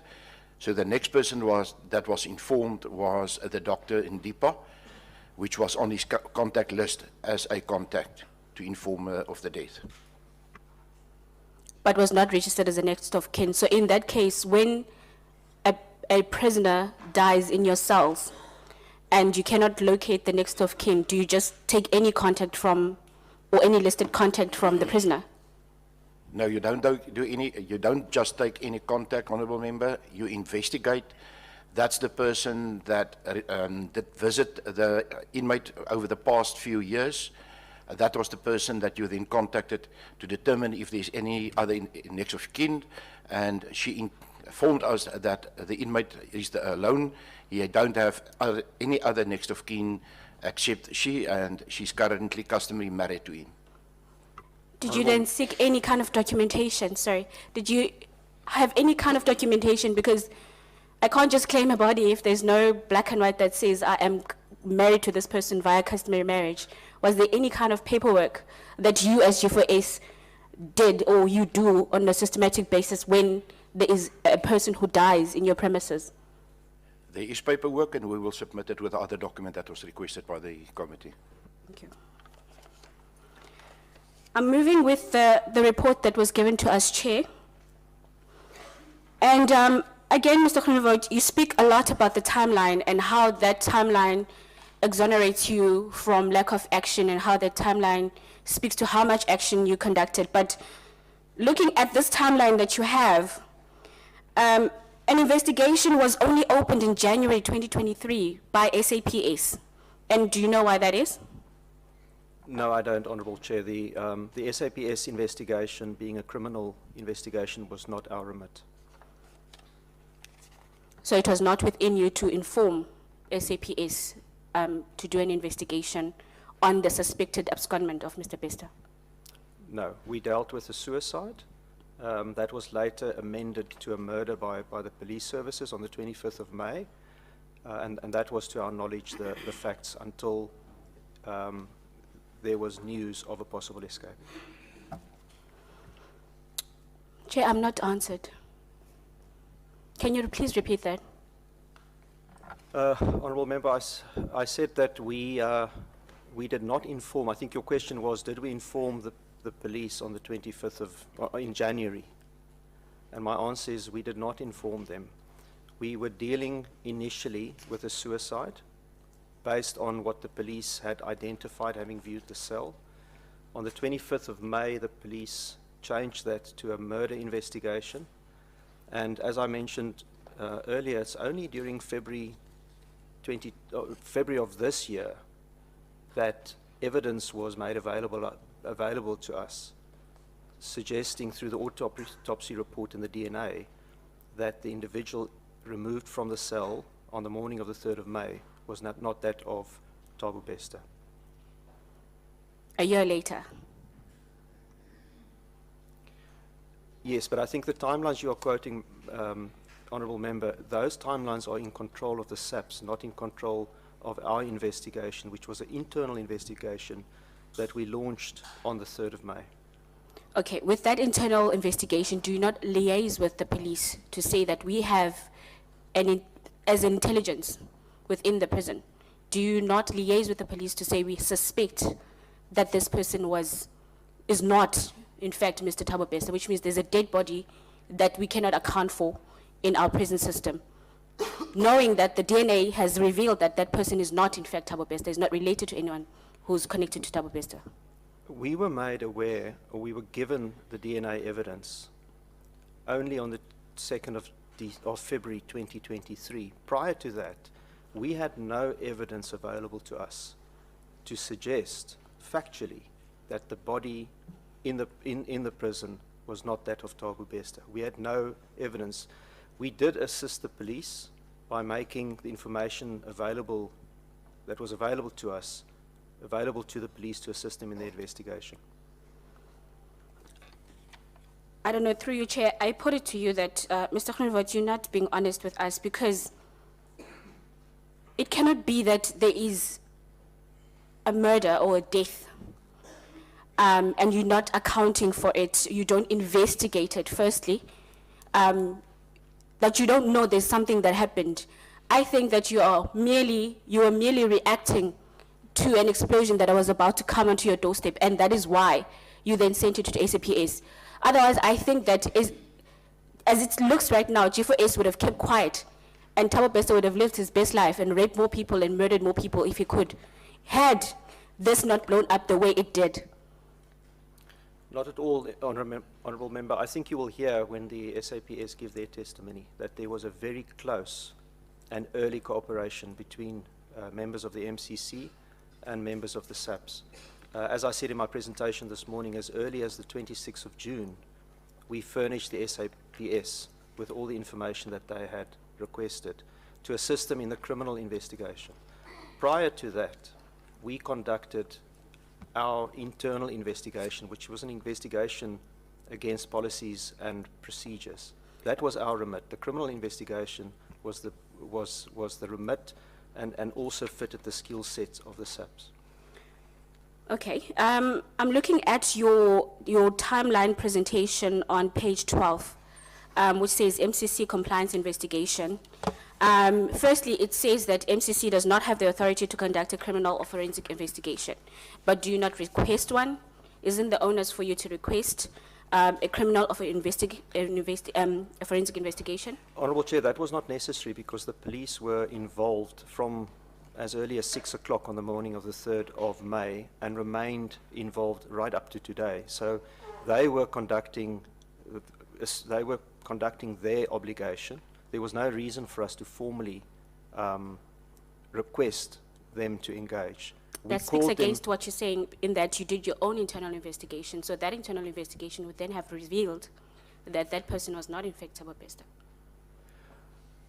And I think perhaps, Honourable Member, that's why where we are missing each other. Our investigation was not and could not have been a criminal investigation. We did not have the pathology report available. We did not have the DNA available. We requested on the 1st of July, if memory serves, the pathology report from SAPS to see if we could gain something from it. SAPS declined to give that information to us, so we tried to engage by getting access to some of these source documents. So you're saying that SAPS did in fact not cooperate with you? No, SAPS did cooperate with us. They felt that there was no need for us to see the pathology report on the 1st of June or July. Forget me, I have many days to remember. But I think it was the 1st of July that we requested the pathology report and they declined to give it to us. Other than that, I think you will hear through these proceedings that there were very good cooperation between the two parties. I don't think that's true. I don't think that's true. I'm not convinced by your reply to me because you're saying you did an internal investigation. You're saying that SAPS did not then want to turn over the forensic results of that body that was found in the cell. The pathology. The pathology, yes. Yeah. You're saying that's what happened? The pathology report was not turned over to us when requested mid-2022. The DNA report was made available to us at the end. It was on the 2nd of February 2023 by GIX. It's the DNA report that links that body to the lady who purported to be Thabo Bester's mother at the time. Okay. The pathology report, Honourable Member, dealt with the cause of death. Okay. I'm looking again at page 12, dealing with your timelines again, because it seems to me that there's a lack of, I don't know if your trigonometry is not trigonometry or what is happening. However, there's no linear way in which you dealt with this. In as much as you've got dates, you're talking of July, you're talking of February, there doesn't seem to be any timelines in the bullets that you've put here You said it was consistent with the best practices. An investigation included staff interviews. Where are those reports of the staff interviews that you conducted? Documents of CCTV footage, where is that? DCS had full access to evidence. So you had full access to evidence, but now you're saying that you had pretty much, you didn't have all the evidence on you. The evidence was shared with SAPS, but no data aligned with that. Evidence and reports were shared with JIX, but there's no dates that are telling us that you were proactive in dealing with the situation that you found yourself in, because let's just say that it had been Thabo Bester who had burnt himself alive. Would that not have triggered an alert, a red alert with you as G4S to say we're a maximum prison? Firstly, there's no accelerator that should have come into our prisons without anyone being involved at high level. Firstly, a person could never have allocated himself to a cell and then burnt himself alive. Secondly, that there's no footage of anyone going in and out for a certain time there. Would that not have been your first priority? Let's just say that it had been him who had burnt himself alive in that cell. Why did that not happen? Why did what not happen? Why did you not, you didn't do an investigation? No, we did. We called the SAPS to the scene immediately. We launched an internal investigation. I think I've made it clear that it's not our role to launch a forensic investigation.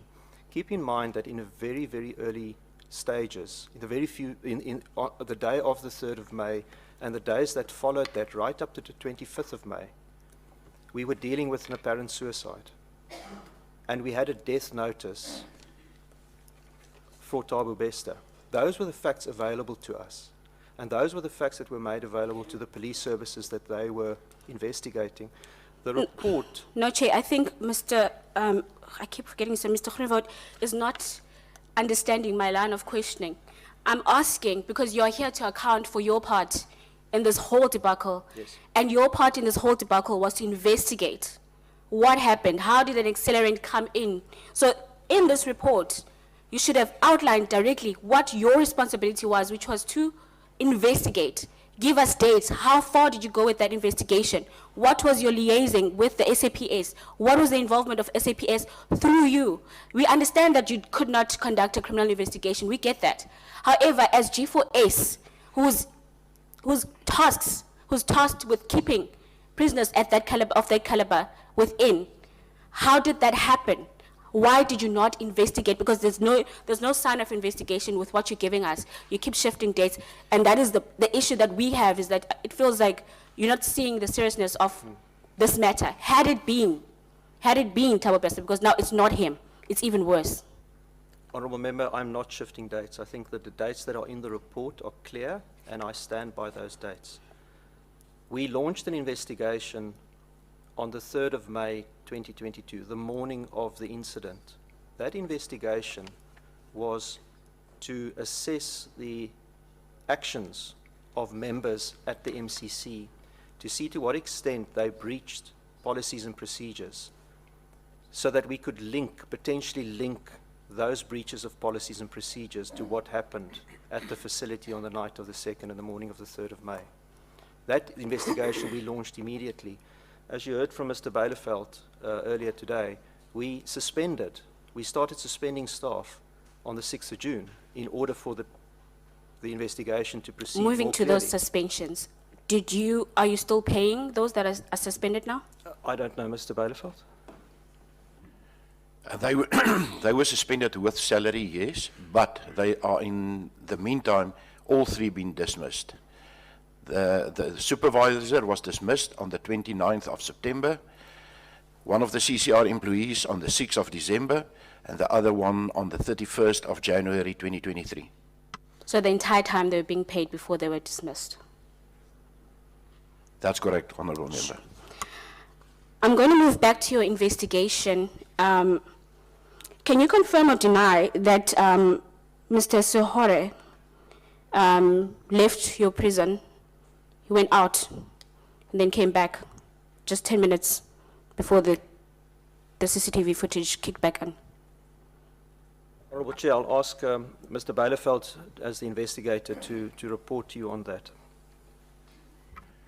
It can be reported that Mr. Soari didn't only went out once, found in the investigation, and he went out a few times in investigation, and that it did form part of his disciplinary process and form part of the reason why he was dismissed. Okay. I'm moving with this this report. You are left with 10 minutes. I have 10 minutes. Okay. Chair, Mr. Groenewald is not being honest because there is a timeline here on the 16th on page 16, sorry, which says that on the 3rd of May, SAPS gave no indication that a suicide is suspected. And I want to know, before this, had there ever been any suicides in G4S? Honourable Chair, I'll ask my colleagues to comment on that. I just want to draw your attention to the fact that you are misreading that page. We say on the 3rd of May, the final bullet point, that the SAPS gives no indication Yeah, I read it correctly. that anything other than a suicide is suspected. Other than a suicide.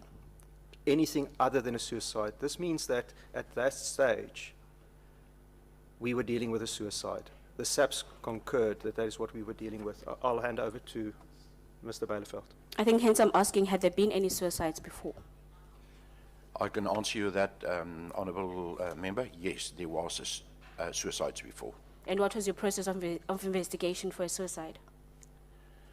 The same, to determine whether policies and procedures were followed to ensure that everything is in order, in line with your operational procedures.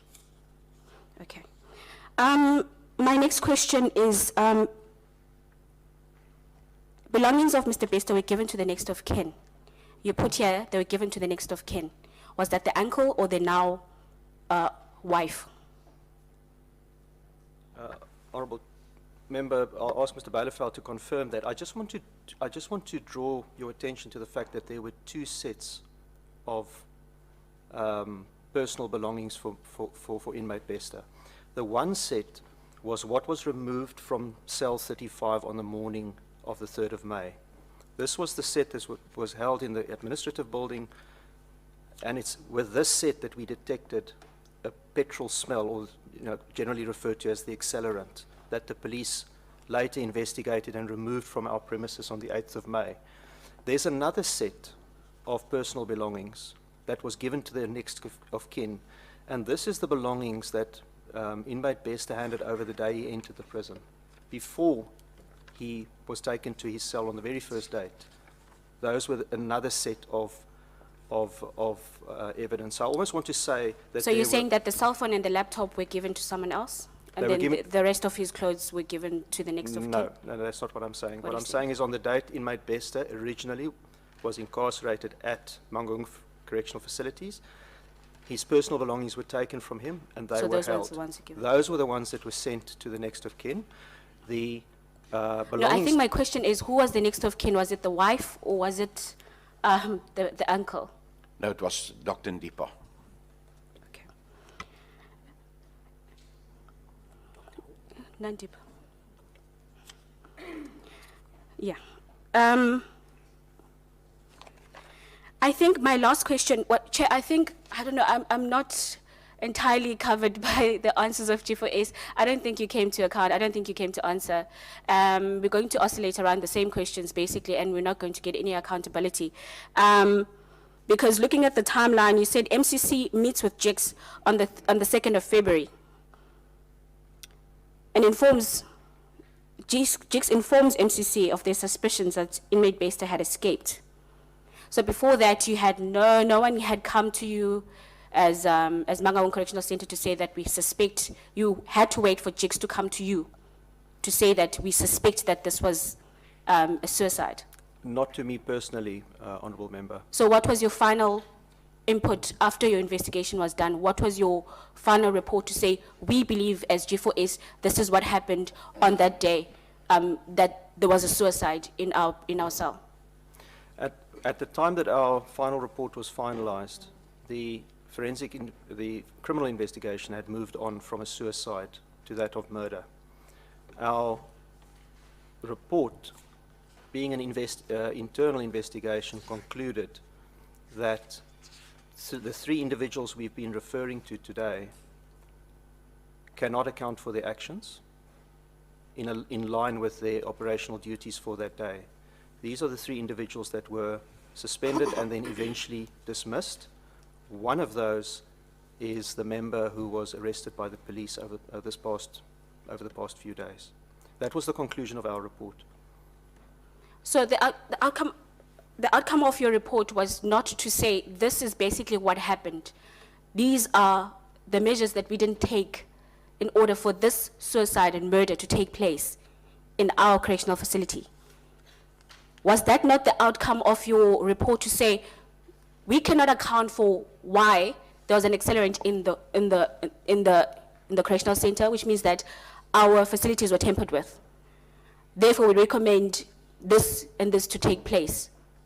Would these people have been arrested before everything blew up, according to your investigation? Would you have asked SAPS to arrest them? Because clearly, there was a lot going on in that prison.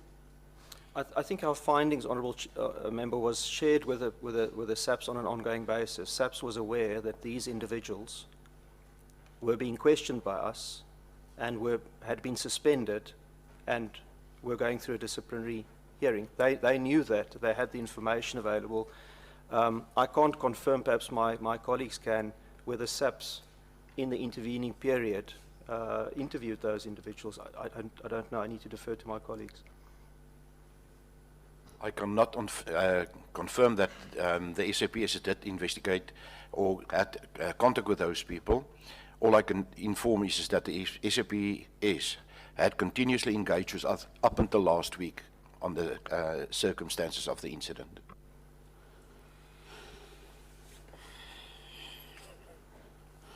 No, Chair, I think they did caucus. They cannot confirm anything at the moment, and I don't know. I don't know, Chair. There's definitely something going on, and I think as a committee we do need to take strict recommendations after this and debate after, but thank you very much. You can take it up during deliberations. Sure. Thank you very much, Honorable Yako. Honorable Chele. Thank you very much, Chairperson, and also Chair. Is good afternoon to the members and our visitors, our You speak minister, closer to the our mic. ministers. Chair, good afternoon. I just want to make follow-up questions, Chair, that I don't want to repeat, but maybe I didn't get it clear from Mr. Kobas and the team. I think the first one, Chair, we are being reported that when the CCTVs fail, there are personnel that are on site to also, not exactly, if they might not be aware, because the people who will be aware maybe are those who are on the control room.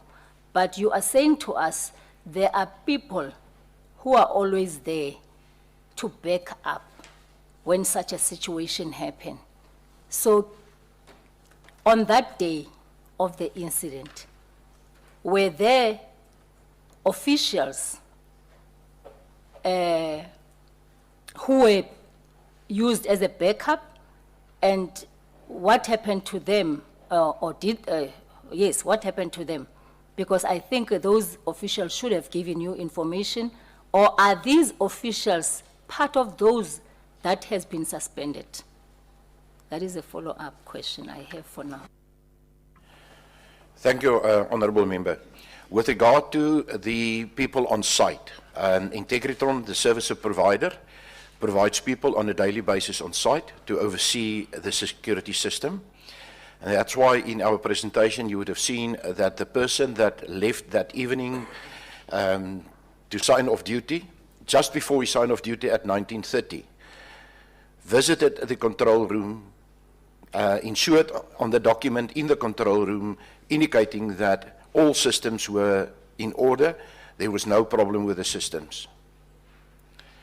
He then left, and then if at night time there's a problem as correctly identified by you, by the members in the control room, they will inform these people who's on standby, who will immediately react and come back to the center to rectify the problem. Thank you, Chair. Can I get the name of that person? His name is Thabo. I'm not 100% sure about how you pronounce this surname, Lipogo or something like that.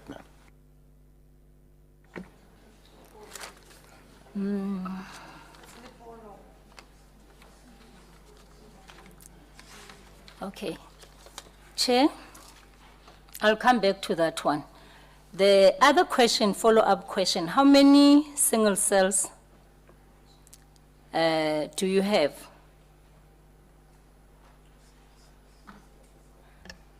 Single cells, single. Yeah. Honorable Member, we've got 17 cells, single cells. There's this inmate that was removed from cell 35. Chair, the question was, is that why was he not taken to,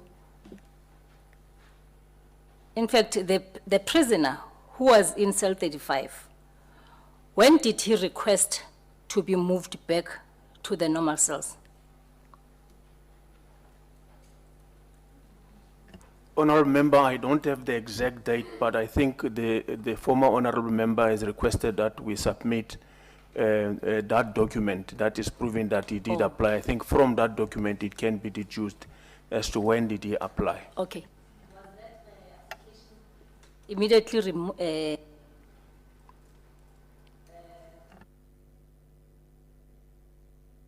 Your mic is off. Your mic is off. Was that application immediately approved, as you indicated earlier? Issue of approval. Honorable Member, the request to be sent back to a normal unit, I don't have that information to say whether was it approved immediately or not, but my response in terms of immediate approval, I was responding to a question when Thabo Bester was initially applying. Okay, thank you, Chair. My apology, Chair. I keep on switching off this thing and it really disturbed me. I will never do it again. But let me go back to my own questions that I prepared for today. Chair, one is noting the report of the external comments regarding the MCC. Indeed, good reports. A good report according to the code that we have on page 6 of your report. I'm not sure if the judge of the Constitutional Court extract that is quoted here, if maybe they knew about some of the information that is within this center, Chair, they would have commented in maybe differently in terms of this prison, even if it's beautiful. Yes, we saw it and we appreciate that. It's beautiful and there are lots of things that one really appreciate within that prison. We agree with that one. But what is happening inside, it is the one that worries us so much. So from that point, Chair, I'm going to say from here today, from here, Chair, I'm going to take home with one quote by Mr. Gert Bielefeld. His quote, Chair, I quote, he says, track report speaks. It is this one unfortunate incident. But Chair, I don't believe, I'm just going to take that quote for myself and remember it each time when I think about this situation and the report that we received today.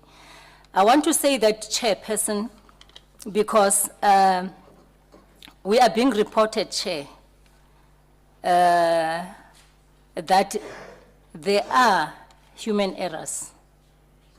And I also believe that, Chair, even the day when those CCTV happened not to be working, there was a human error, or there was a person who was working with those CCTVs.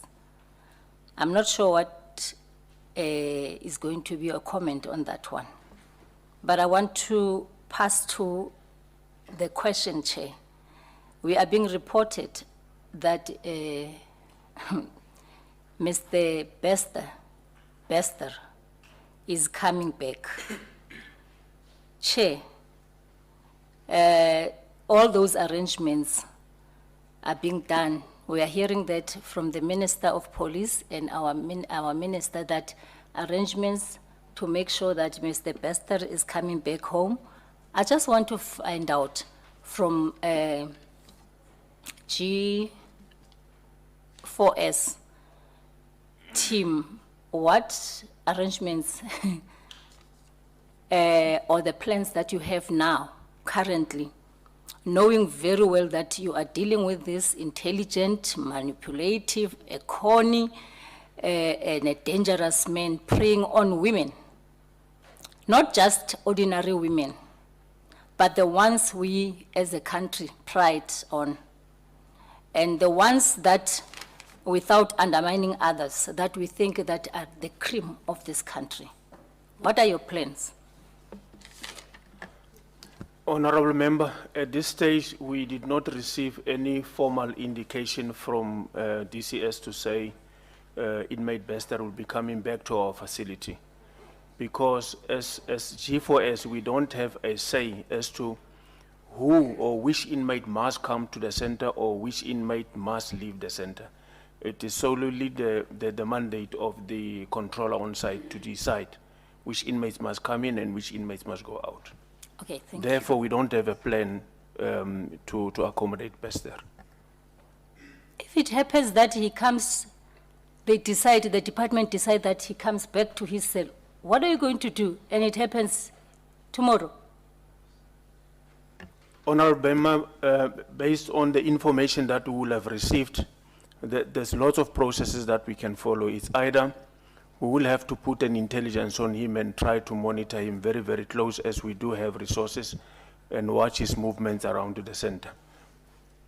Do we have to believe that which you are saying? Because I should think that that was your plan even before, knowing that we brought such a person in that center. Do we have to believe you what you are saying? Honorable Member, please do believe me. There's lots of inmates there with a very high profile that we are keeping in the center. It's 2,928. Very high profile inmates.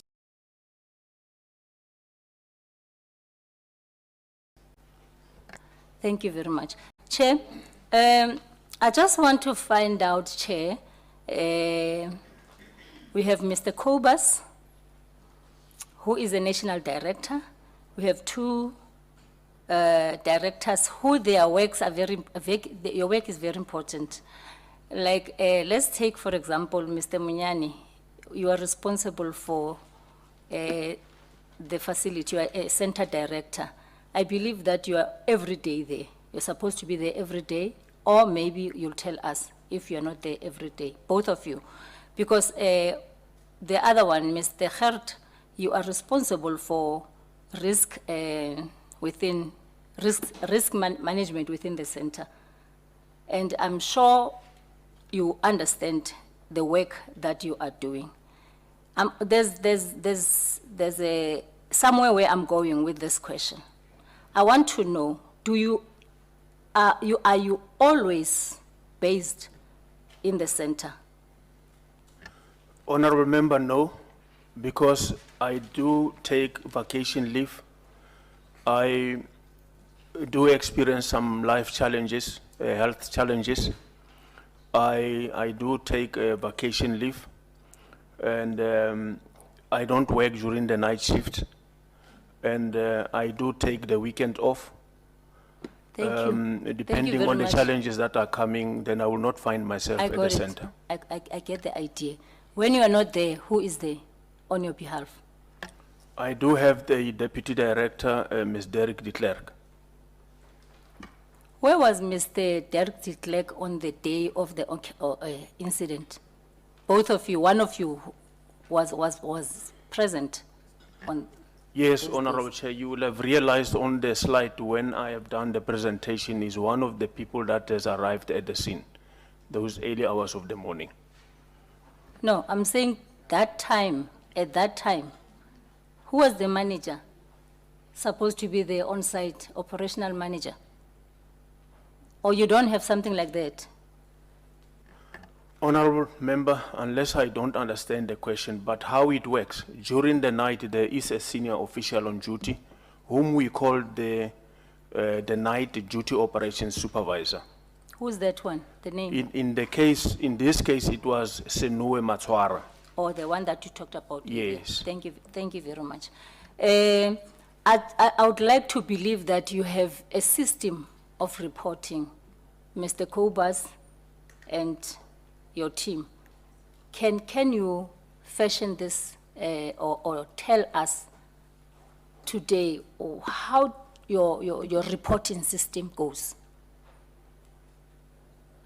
Honourable Chair, my two colleagues who are intimately involved with the operations of the facility report in the G4S line of command to the director who's in charge of our Southern Africa operations. So these are operations across South Africa and Southern Africa countries, with the Mangaung facility then being one of those facilities or businesses that operate or report into him.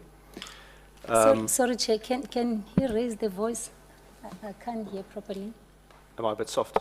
Yes, you're a bit Okay. going down. Shall I start again? No, some of it I did hear. Okay, Some, yeah, yes. you can continue. So the facility reports to we refer to it as a cluster director. This is a person, a senior person within G4S who's responsible for the activities in Southern Africa, obviously South Africa, one of those countries, and the Mangaung facility being one of those businesses accountable to him. That information flows on a continuous basis, and there's a lot of cooperation between colleagues in the Mangaung facility and that individual. If you ask specifically about me, I'm the commercial director for Africa, so I have an Africa remit dealing with commercial matters pertaining to G4S's activities. As I said this morning in my introduction, I'm also a director of G4S Care and Justice, which is one of the entities related to the Mangaung facility. So my apology, I don't want to be rude. I think I got that one early in the morning. So I just wanted to find out exactly how do you get a report, particularly from this team. But I think I got that one. So can I get from them now? Because my time is short and the person is going to kill me. Can I find out their reports? I just want to hear the content, the deep issues of the report as to daily. Do you report daily, hourly, monthly, quarterly? Because I'm getting somewhere. Yes or no? Honourable Member, in terms of the inmate behaviors, let's say there's an unusual behavior that is happening in the center. We are obliged by the contract to report to the controller on site 1 hour after the incident has happened. No. I don't want the incident. I'm saying the reports in terms of the activities of the facility, because if there is something wrong within the facility, if the reports are being done or reporting is taking place, something will be, you'll find something along the way. Somebody who is going to receive those reports will find something. So I want to know, do you report? Do your officials, because if I'm saying report, not specifying exactly your report from the ground up to your level, to the level of the national. I want that system. Honourable Member, possibly I can answer that. The reporting line is directly to the controller who's on site. There's daily reports being submitted to the controller on all activities at the centre on a daily basis. The controller in his case reporting to the National Commissioner via the Contract Management Office in Pretoria. So those, it means they do receive those reports early, every day. Yes, there's a contractual obligation that if we're not supplying those reports, we will receive a notice and it will follow into a penalty if we've been found guilty on that. So it means within your reports, there must be a risk, some risk that you've noticed in terms of what is happening within the facility, especially from your side. The risk is not in the report. We've got a risk register that we manage in the centre, which is containing all the company risks that is involved in that, and the operational risk, if it's like that. In this case, I can confirm that the investigation proved that up until this incident, there was no confirmation of misbehavior on the side of Bester. There was no disciplinary offences registered against Bester up until that point, and there was no information that was shared with us prior to this incident from Bester. Okay, but let me say about other reports within the centre. Did you report, did you get any reports in terms of how especially I'm driving to the point of the issues, complaints of the inmates and everything that is happening here in terms of how they are treated, how they are being, because I'm saying this because there's a report that I've read about that I want to know if the national office has received. The report of 2013 about the beatings that are happening within the facilities, about I'm passing, because about also the issue of the inmates being injected and all. I just want you to give us I want to see if these reports, they do go to the places where they're supposed to go, so that you are able to mitigate some of the problems that we are facing today about these dangerous inmates.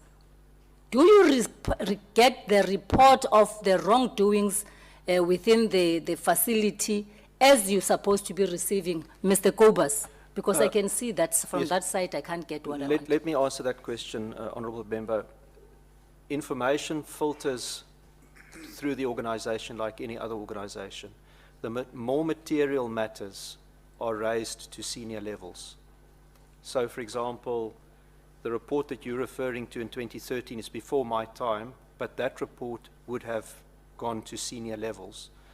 There was mention made earlier this morning about a Ruth Hopkins report. That report, being a controversial report and an important report, would have gone through the channels. Where I sit on the BCC board, on a quarterly basis, I get informed of the material matters pertaining to the facility, and I can assure you that when the incident was converted from the police from a suicide to a murder, that information would have gone way beyond my level and would have gone to the international head office, because that is a material development. Do you know if something was done about these things, those that were reported? You have 10 minutes. Honourable Member, I can... I want to know how do you deal with the whistleblowers within the centre? Mic is off. Off, Chair. Sorry. In fact, these questions are taking me to the point of how do you deal with the whistleblowers? Because these people, they come and get this information of Bester, you know it from, you know, some of the wrongdoings there, they might have been reported, because there are so many things that has been reported that you have never attended to. So how do you deal with the issue of the whistleblowers? People who are giving information as to the wrongs that are happening within the facility. Honorable Member, what we are normally doing if we do get information from inmates, we will do a document where we write our findings as well as our recommendation, and then we'll take that document and submit to the controller on site, where we'll normally recommend that either the inmate must receive either 12 months remission of sentence or whatever that document of DCS is giving to say for divulging information the inmate can receive either between 1 month and 3 months or between 3 months and 6 months. Okay, I have only 10 minutes. Thank you very much. Okay. There are names, you are saying there are people who are suspended. They are 7. The 3 ones, they are 7. We don't know about the 4, but are these, I should think, is Mr. Tsonoge and Mr. Johnson, Ms. Johnson, Mabutz, and also Mr. Mabutza among those people? Honorable Member, that's the 3 people that's already been dismissed. Sonoy, Janssen. Are the only people that, in all that happened in this Bester saga that are being responsible or being found having committed wrong on this? Honourable Member, as we said earlier today, those are the 3 members whose actions are not in accordance with their duties and with the policies and procedures. So we therefore question their motives on that evening, and for that reason we've dismissed them. It's also one of the reasons why SAPS arrested one of them in the last few days. Then we mentioned earlier today that pertaining to the Sallyport incident where the vehicle passed into the facility back in April 2022, 7 members have to date been suspended whilst that investigation is ongoing. I hope I've answered your question. Thank you very much. I've got names here. I want you to tell me who are these people and what is their duty at work, and where were these people when all this was happening? And if possible, why are these people not suspended or fired? 1, I have John. I don't know, is Koglai or is Coangle? Who is this person? That is number 1. Tell this house. Number 2, I have somebody by the name of Anike Lechranje. Who is this person? What is he doing? And also I have this person, Ida. All of these people are part of your team in the center. And the only people that has been suspended or fired or being found doing wrong, there are only 3 there. The one that you have spoken about. So my question, which is the question before the last one, is that why is it only, I'm going to be very controversial with this one, Chair. Why are we only having those 3 blacks when we have these others who are not blacks, who are part of that? I'm sorry, Chair, to be controversial, but I just want to say it. Are you G4S racist? Honourable Member, no, we are not. You are not? No, we're not. Okay. Can I hear from you why only 3 people and blacks for that matter, when there are other people who are managers? I'll tell you, because it seems as if you don't want to tell me who are those people. Number 1, we have Ida, who is a security supervisor. And he must be knowing who said that the car must get inside. He must be having a report. But you don't have a report here about that security supervisor. We have this Lechranje, who is an operational manager. I am telling you because you don't want to tell me. And I want to know, what is this Lechranje as an operational manager? What is the report of that person? Because he's a manager, he must take accountability of what was happening there. And I've got this John, Who was there on that day? Because this is the report that we got when we arrived in Bloemfontein, that this person was part of that. And these people are not, the reason why I'm saying, are you a racist, is because they are white. And they were responsible. They're supposed to be part of the people who have given the responsibility and accountable for all these things that we are talking about today. Chair, for the last question, can they give us the answer on that one? Sorry. Okay. You are left with 3 minutes.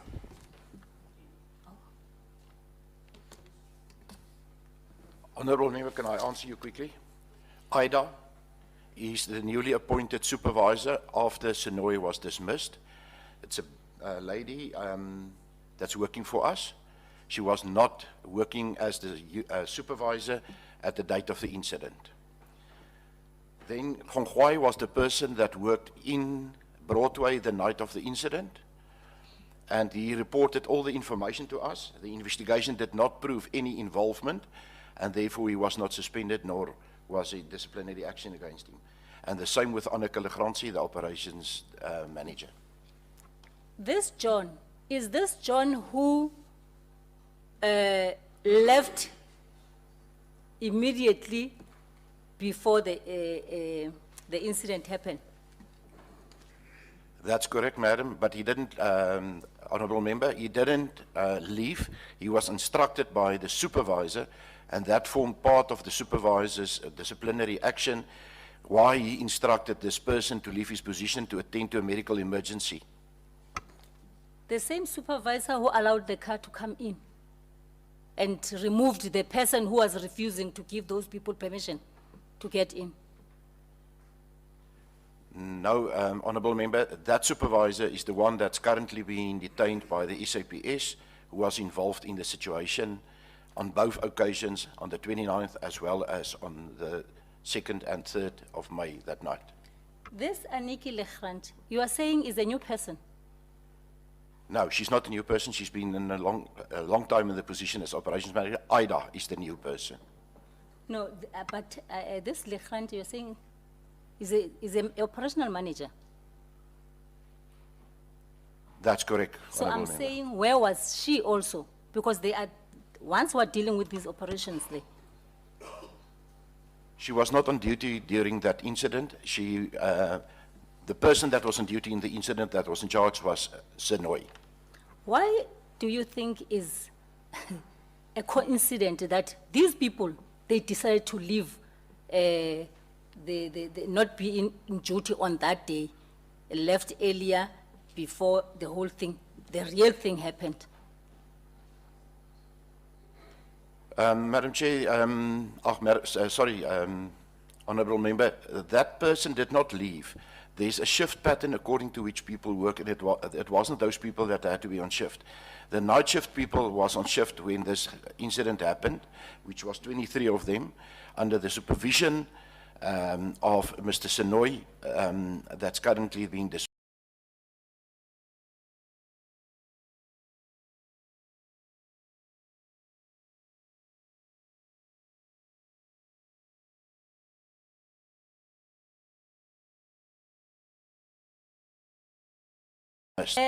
Because if you look at this thing, it was not, it did not happen it was planned. We all agree now that it was a plan. It was a plan. Because of the shift that we have, you know, it takes me to the question of Honorable Yako, that are you saying, for example, you are not supposed to have been investigated yourself as the people who are responsible for the center? Chair, my last question is that, plus the one that I've asked. My last question is, it goes to Mr. Kobas. Mr. Kobas, after all that has been said in this house, are you still denying that you have failed DCS as your person who you are contracted with, and also the government of this country? Thank you, Chair. Thank you. Honourable Member, I'm not denying, and I can't recall that I have denied that we have not failed. It's clear that this was a very, very carefully orchestrated plan of Bester to break out of MCC. And it is clear that we have indicated to the police those members whose actions on that night we cannot reconcile. And we've given those names to the police. And I think for me, the fact that the police recently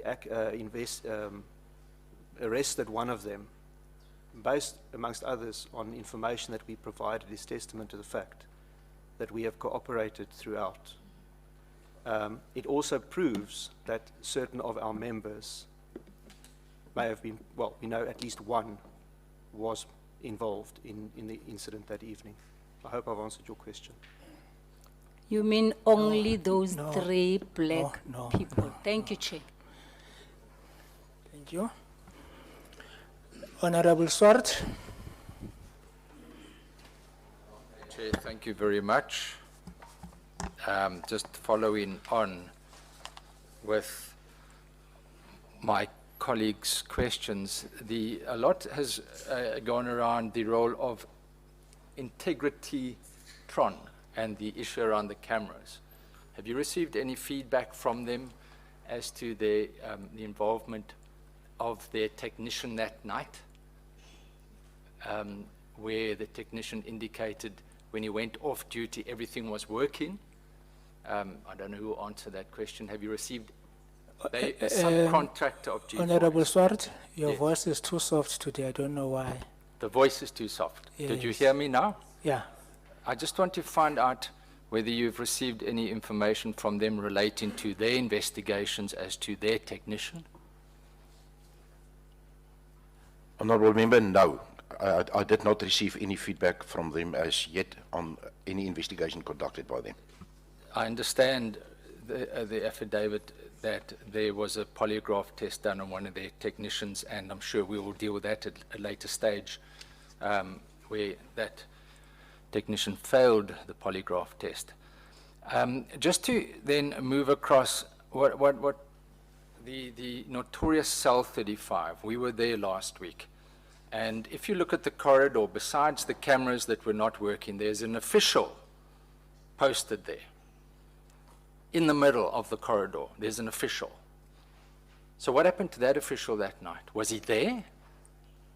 Is he being investigated? Because besides the camera, which obviously you couldn't see, I looked myself, you couldn't see what was going on there. But there is an official there on night duty who's in that position.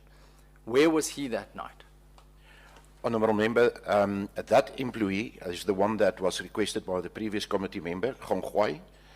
He was removed by the supervisor, Senoi, that night, and he has sent him to a medical emergency in one of the other living units in Waltz to attend to the medical emergency there.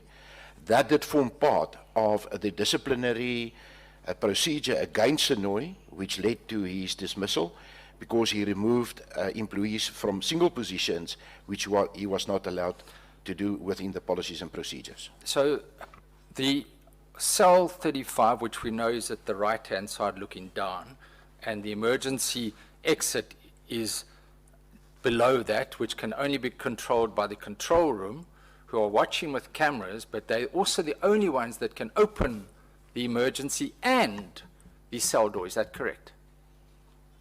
That's correct. So the control room, and those were the two control room people that have been suspended and dismissed. Is that correct?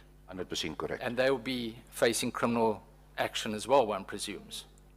We've reported that to the SAP as well, their actions, and we've given them all the documentation and the records that was kept in the control room. Yes, Honourable.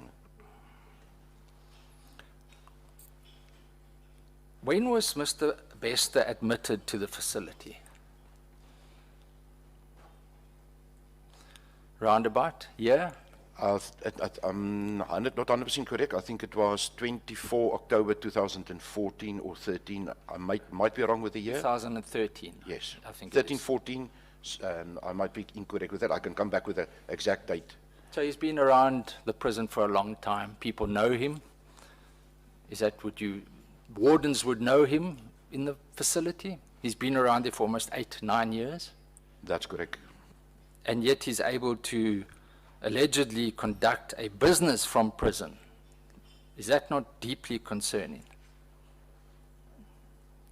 Does the G4S, are you aware of all the allegations around him running a business, and has any investigation been done into that?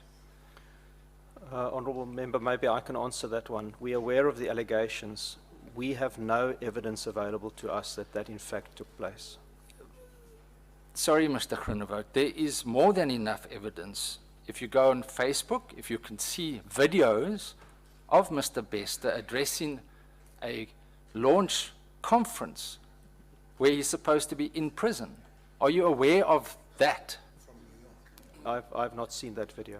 But that's highly irresponsible, I put it to you, sir. And if the suggestion is that it's from New York, then I cannot No, fathom the how that is picture, possible. it's very easy to ascertain whether that person who purports to be someone from New York, one can ascertain and do an investigation into that. I'm perturbed that you seem to bear no knowledge of it, or you're not concerned about it.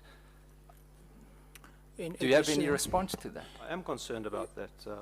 That no action has been taken at all in that regard. We've not been able to substantiate those facts, Have you taken any steps at all to substantiate that? not to my knowledge. Well, that's inexcusable. Sorry, Honorable Swart. I mean, given your responses, why should the country vest its security in your hands?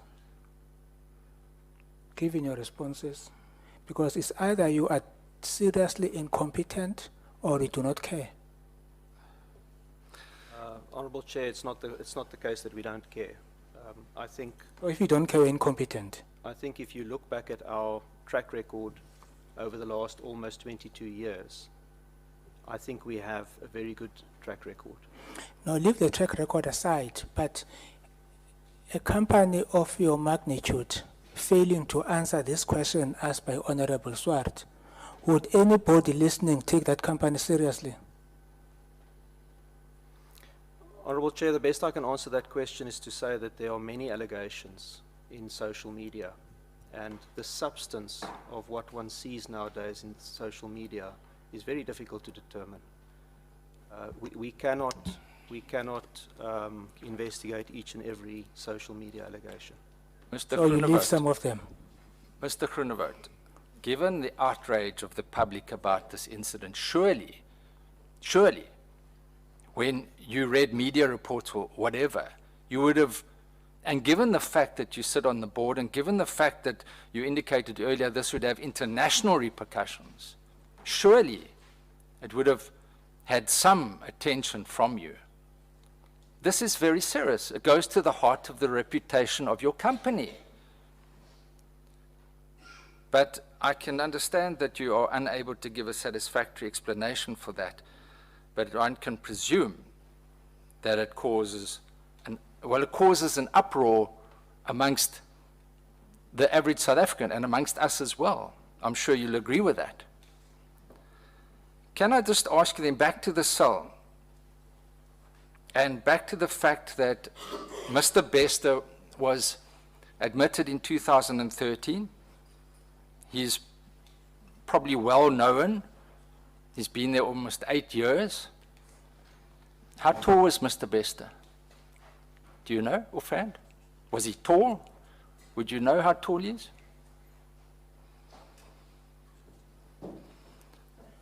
He's a tall person, would you say?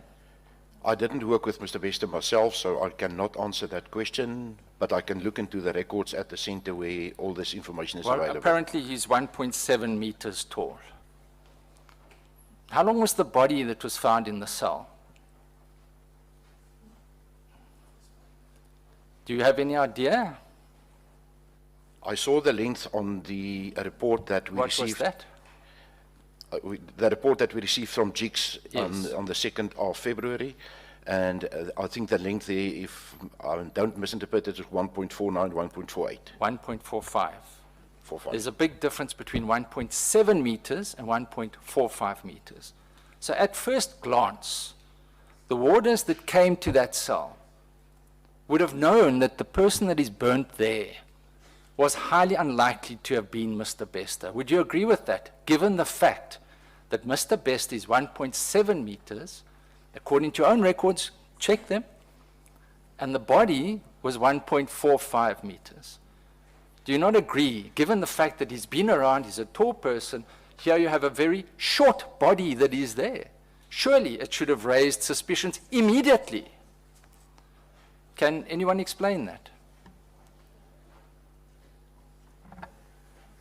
Honourable Member, my understanding, and again, I did not see these photographs, but my understanding is that the body, once the cell was opened and until the pathologists arrived, was covered in fire extinguisher residue.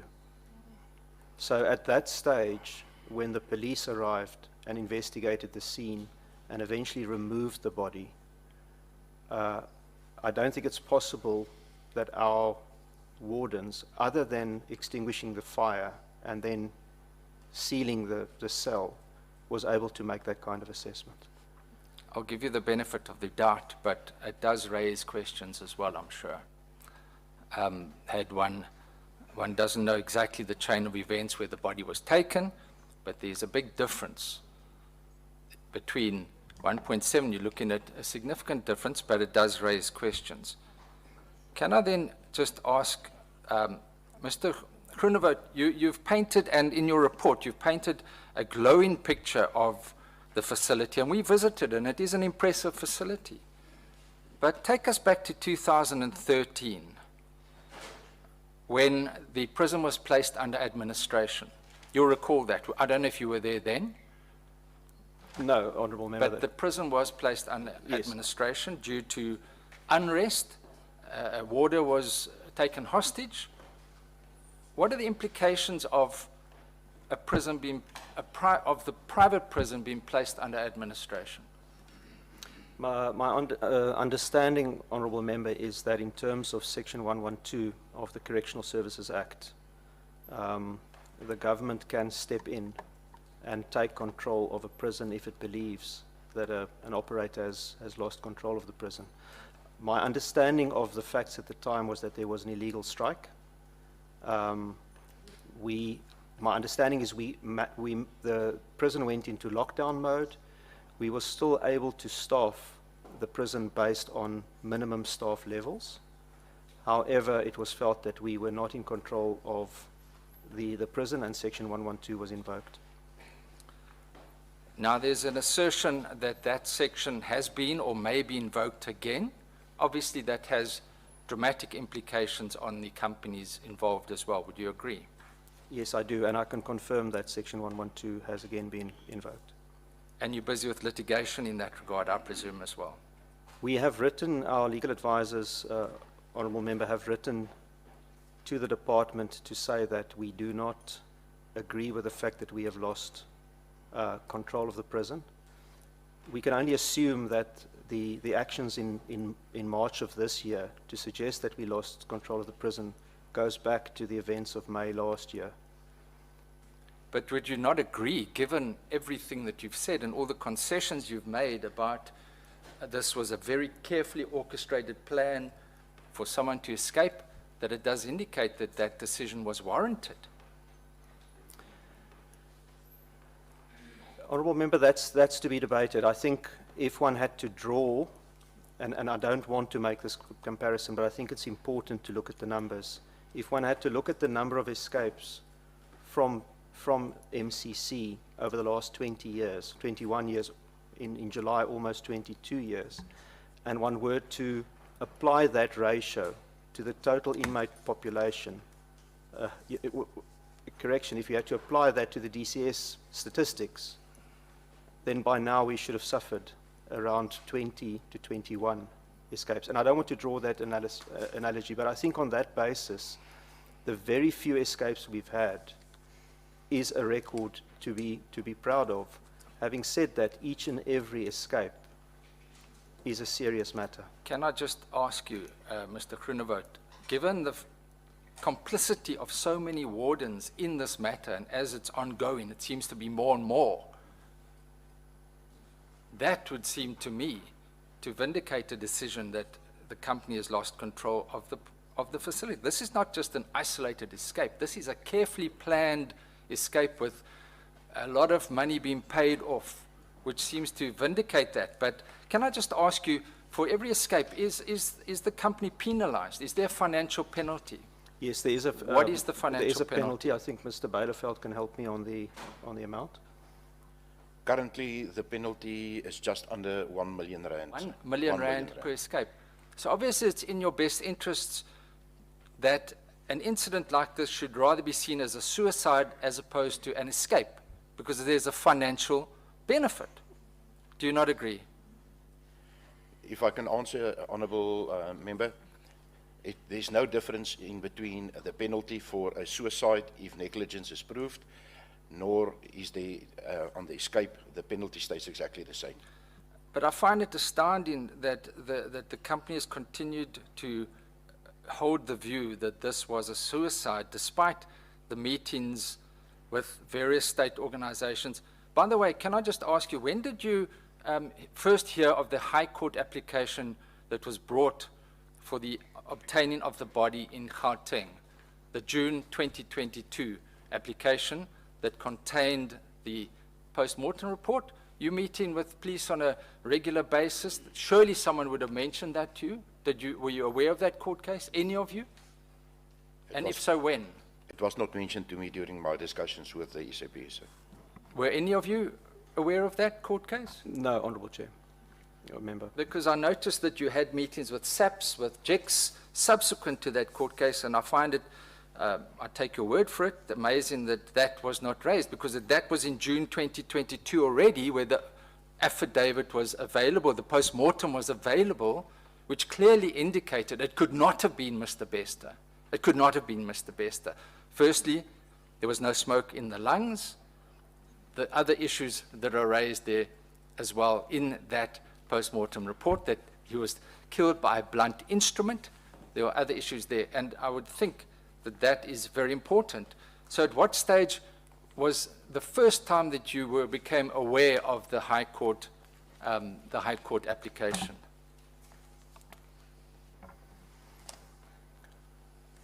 Honourable Chair, I can't recall the exact date, but it was recently that I became aware of that application.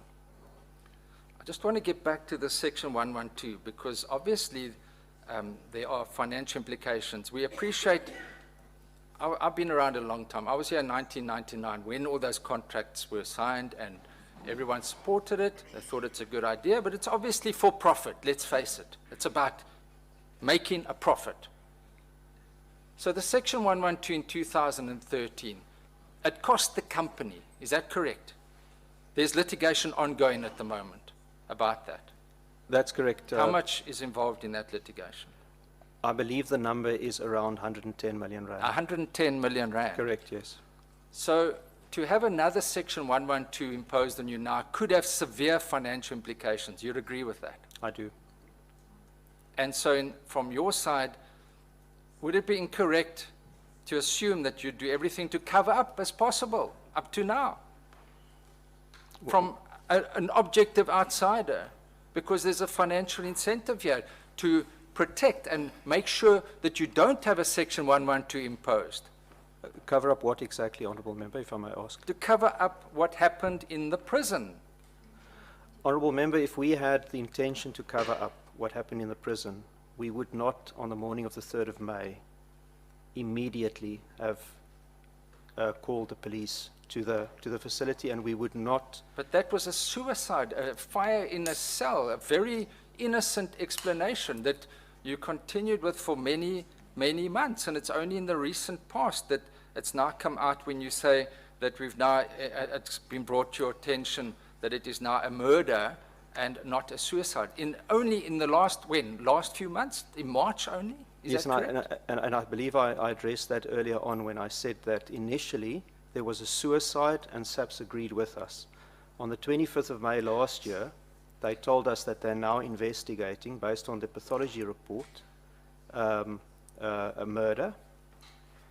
We asked for the pathology report, as I said, on the 1st of July 2022.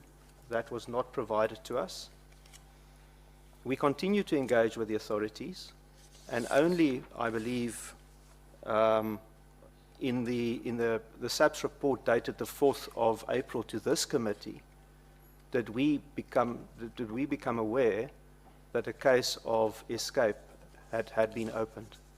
Prior to that, JICS did mention to us, I believe it was during the meeting of the 2nd of February, that they were investigating a possible escape.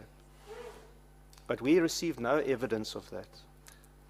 The wardens and officials that are at the private facility are paid well when compared to their compatriots across the road. Would you agree with that?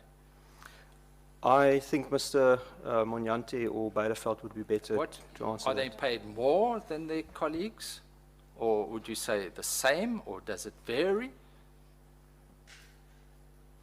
Honourable Member, I will say it vary, but it's more or less the same on certain levels, but there could be one of the other levels that's a little bit higher. While I'm on the opportunity to address you quickly is, I remember that on the 5th of May, we requested SAPS to come back. So if we wanted to hide something, when the accelerant was found, we wouldn't have informed the SAP to come back if there was a possibility of hiding information. Well, at that stage, you were certain that it was a suicide. If you look at all the circumstances around, all the coincidences, and at whatever level, where even the Honourable Minister indicates that at least the night staff seem to have a very close conspiracy, but as you are investigating, it's getting broader and broader and broader. The conspiracy to achieve this remarkable escape, not only an escape, but the person is then declared and thought to be dead. It's quite a remarkable achievement from his perspective. Nobody would be looking for him at all. And you don't have to report an escape with, I can understand the financial penalties might be the same between a suicide and an escape, but an escape is far worse for your reputation. I'm sure you'll agree with that, Mr. Groenewald. I would agree with that. You have 10 minutes. Just starting.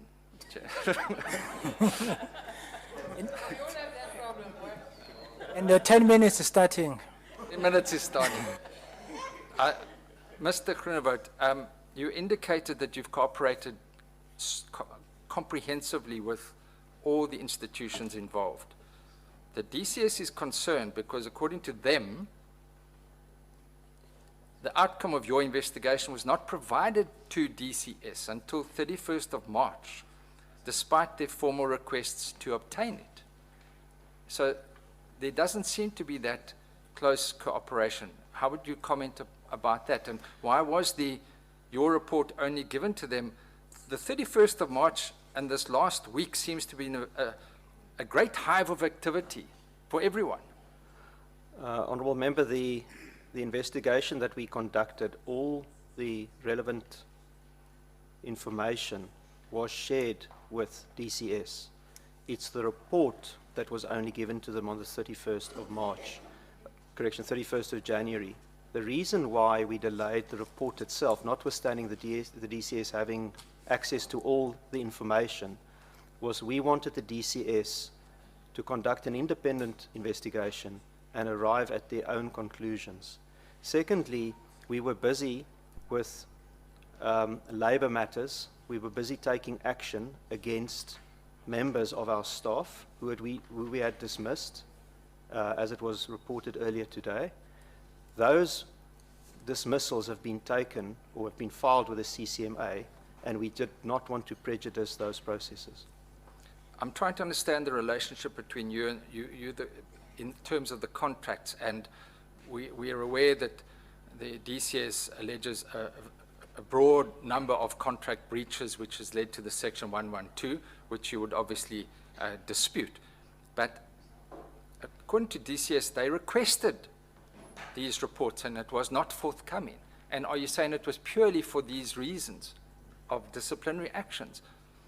To my knowledge, that was the reason. But as I say, Sorry, those disciplinary actions you've indicated are ongoing. There's CCMA matters, so that doesn't quite make sense to me because they could go on for years. How would that impact? we were obliged to give the report to JICS as well at the start of February 2022, which was 2 days after the date we gave the report from memory to DCS.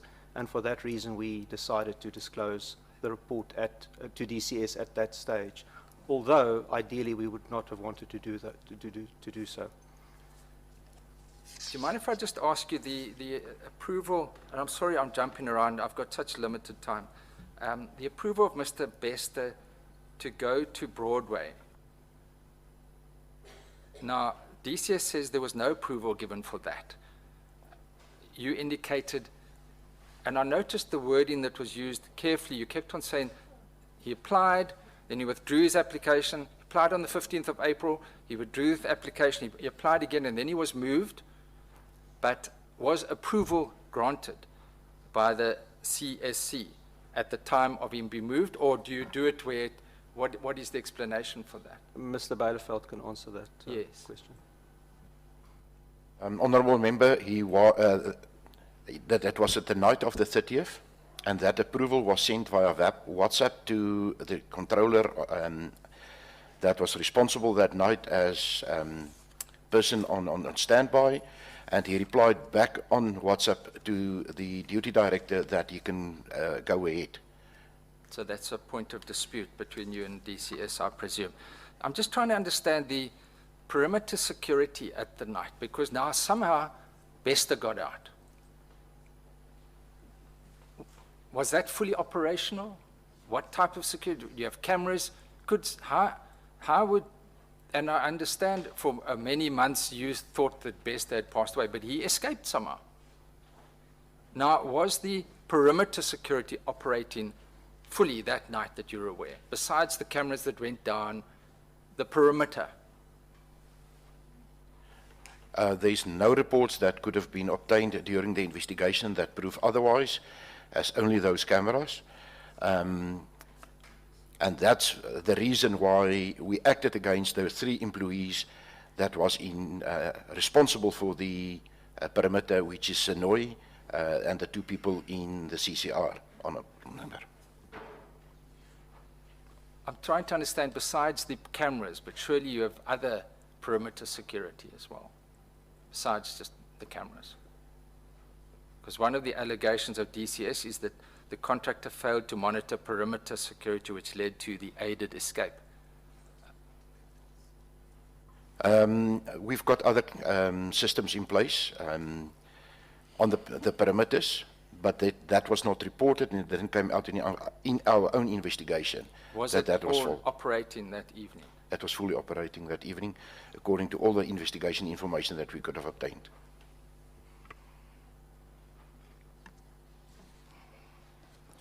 So there are a number of allegations, and I do appreciate that these are from the DCS's perspective. But what I find difficult to understand as well is how a cell 35, the fire could have started in that cell.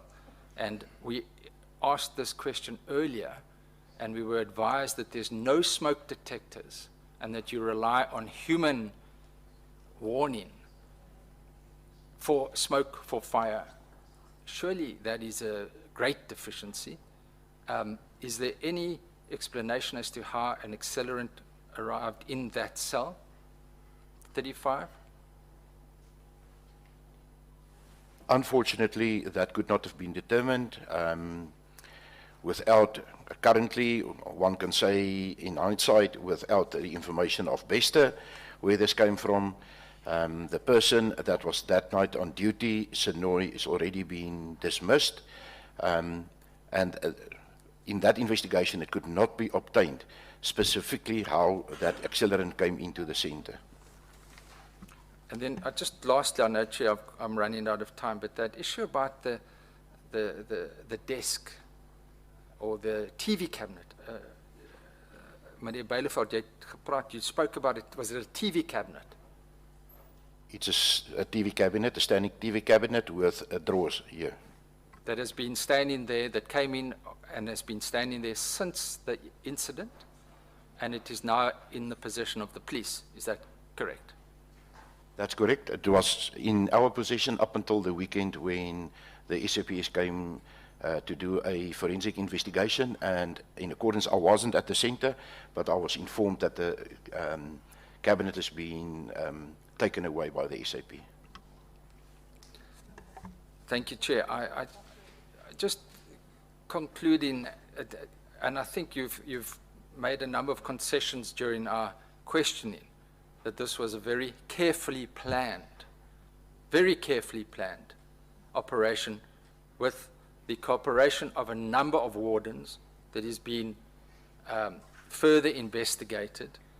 But I think had GCS taken greater care from the word go, or maybe a month or two subsequently, this whole incident would have come to light a lot earlier, and that it was damaging to your reputation and damaging to your finances that one could conclude resulted in you maybe not being as forthcoming with the information as you could have been. And it is only as a result of journalists that have investigated this that it has now come to light, and we owe them a great debt of gratitude. So we just wanted to express that, Chair. So that'll be all from me. Thank you very much. Thank you very much, Honorable Swart. Honorable Horn, you have 15 minutes. The other 15 minutes was taken by... Yes. Oh, no, I thought you did not raise your hand. Honorable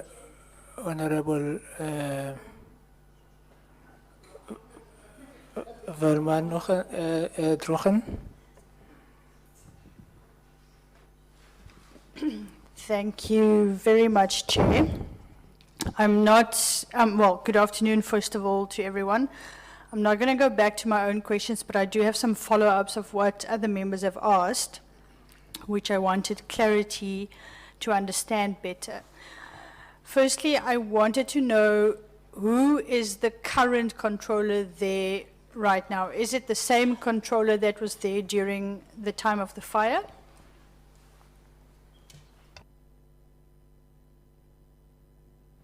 Honourable Member, the controller that is currently on site is not the controller that was there during the incident. So the one that was there during the time of the incident, where is the controller, that controller right now?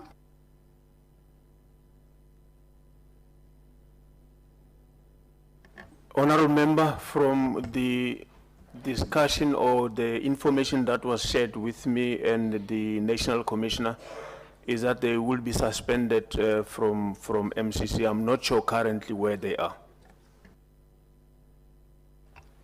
Okay, so they will be, you said they will be, right? Okay, then secondly, you said 17, you've got 17 single cells. Now, I just want to understand why was cell 35 specifically allocated to Bester during that time, and are the 17 that you have normally full?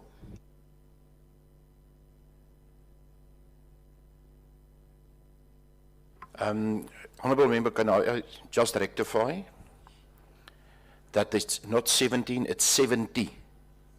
70. Okay, 70, yes. And are all of them normally filled, singly?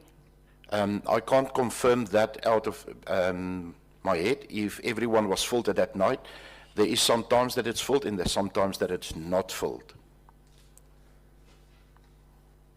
Okay, the reason why I'm specifically asking that is because Bester was specifically taken to a cell close to an emergency exit, so that is why I'm asking if during that time all of them were full, but be that as it may. Then just with regards to jigs, this is an unnatural death. So whether it was a suicide or whether it was by fire, whatever the case may be, it was unnatural. But Jiggs was only informed 6 days later. Now I'd like to know why it took some time before Jiggs was notified specifically that this was an unnatural death that occurred. Honourable Member, to answer that question is that we report to the controller. The controller on site is the reporting line to the National Commissioner's Office as well as to the Jiggs office. And therefore, I cannot say why it was only reported 6 days later. It was immediately on the same day reported to the controller's office.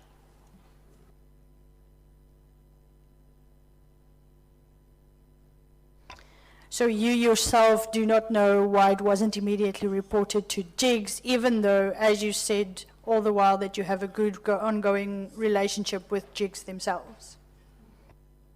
We do have a good relationship with Jiggs, but I can unfortunately not say why it was only reported on the 6th. Okay.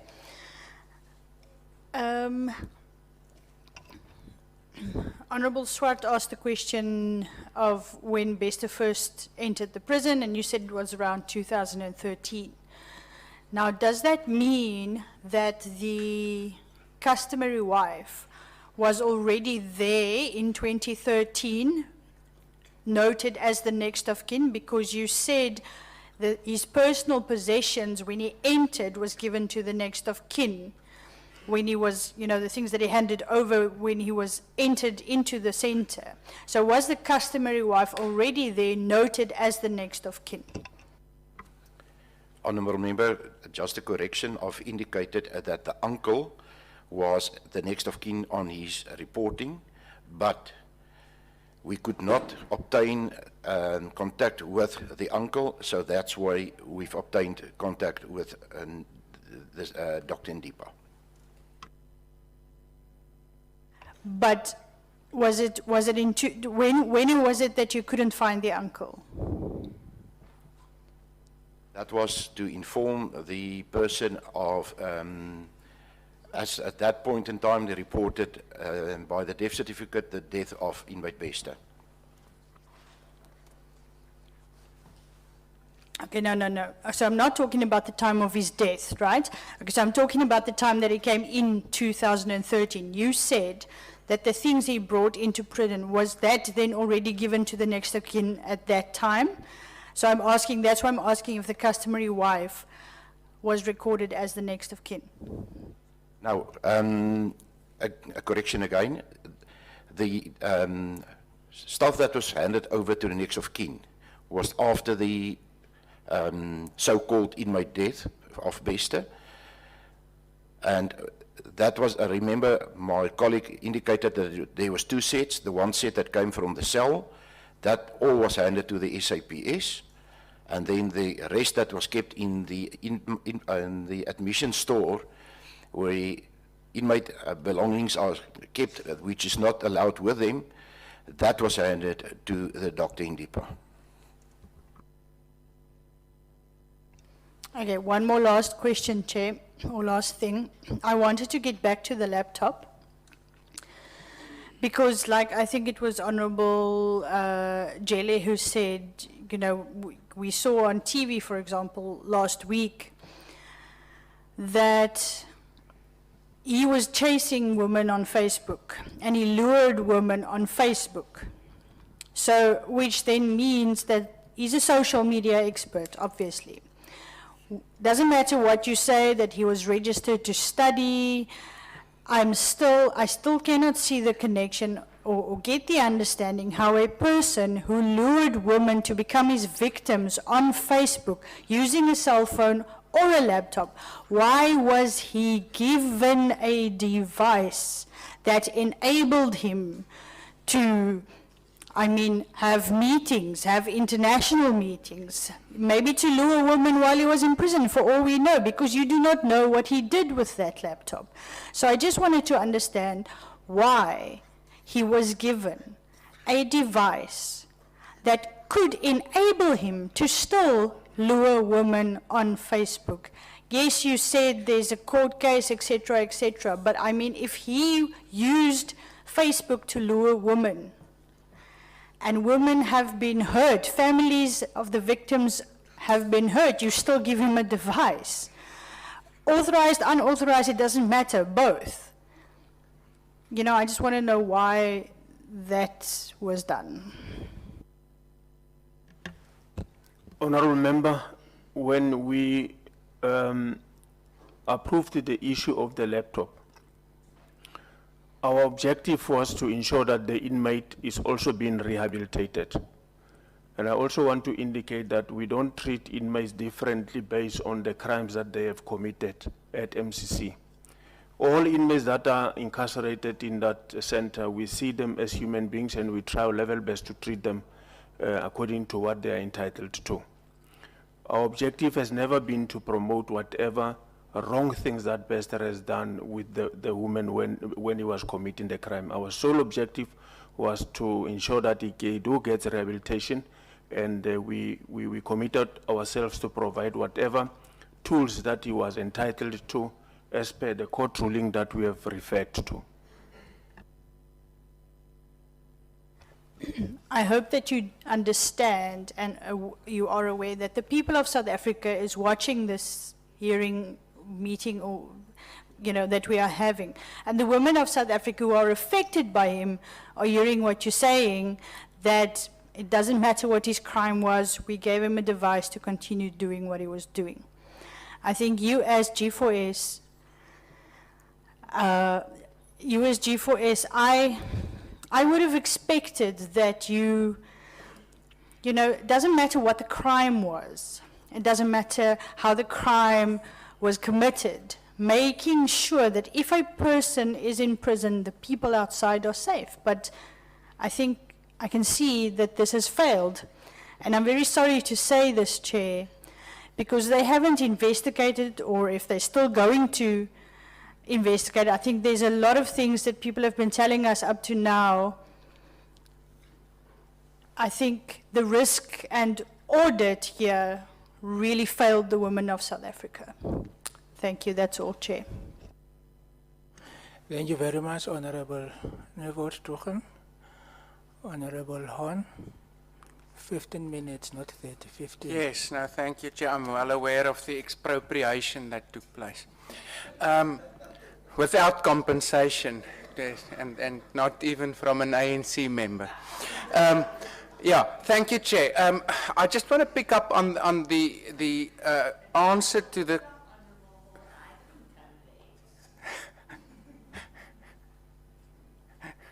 No, that's fine, sorry. I just want to pick up on a question, or an answer to a question asked by the Honourable Nivo Drachen just now. Is it do you confirm that as we sit here today, you're not aware whether all 70 of the single cells was in use on the night of the incident?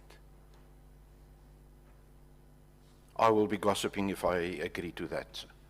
Yeah. So the question is then, I mean, a lot has been said about your own investigation focusing on systems and possible failure of your personnel and the possible involvement of your staff in this grand scheme.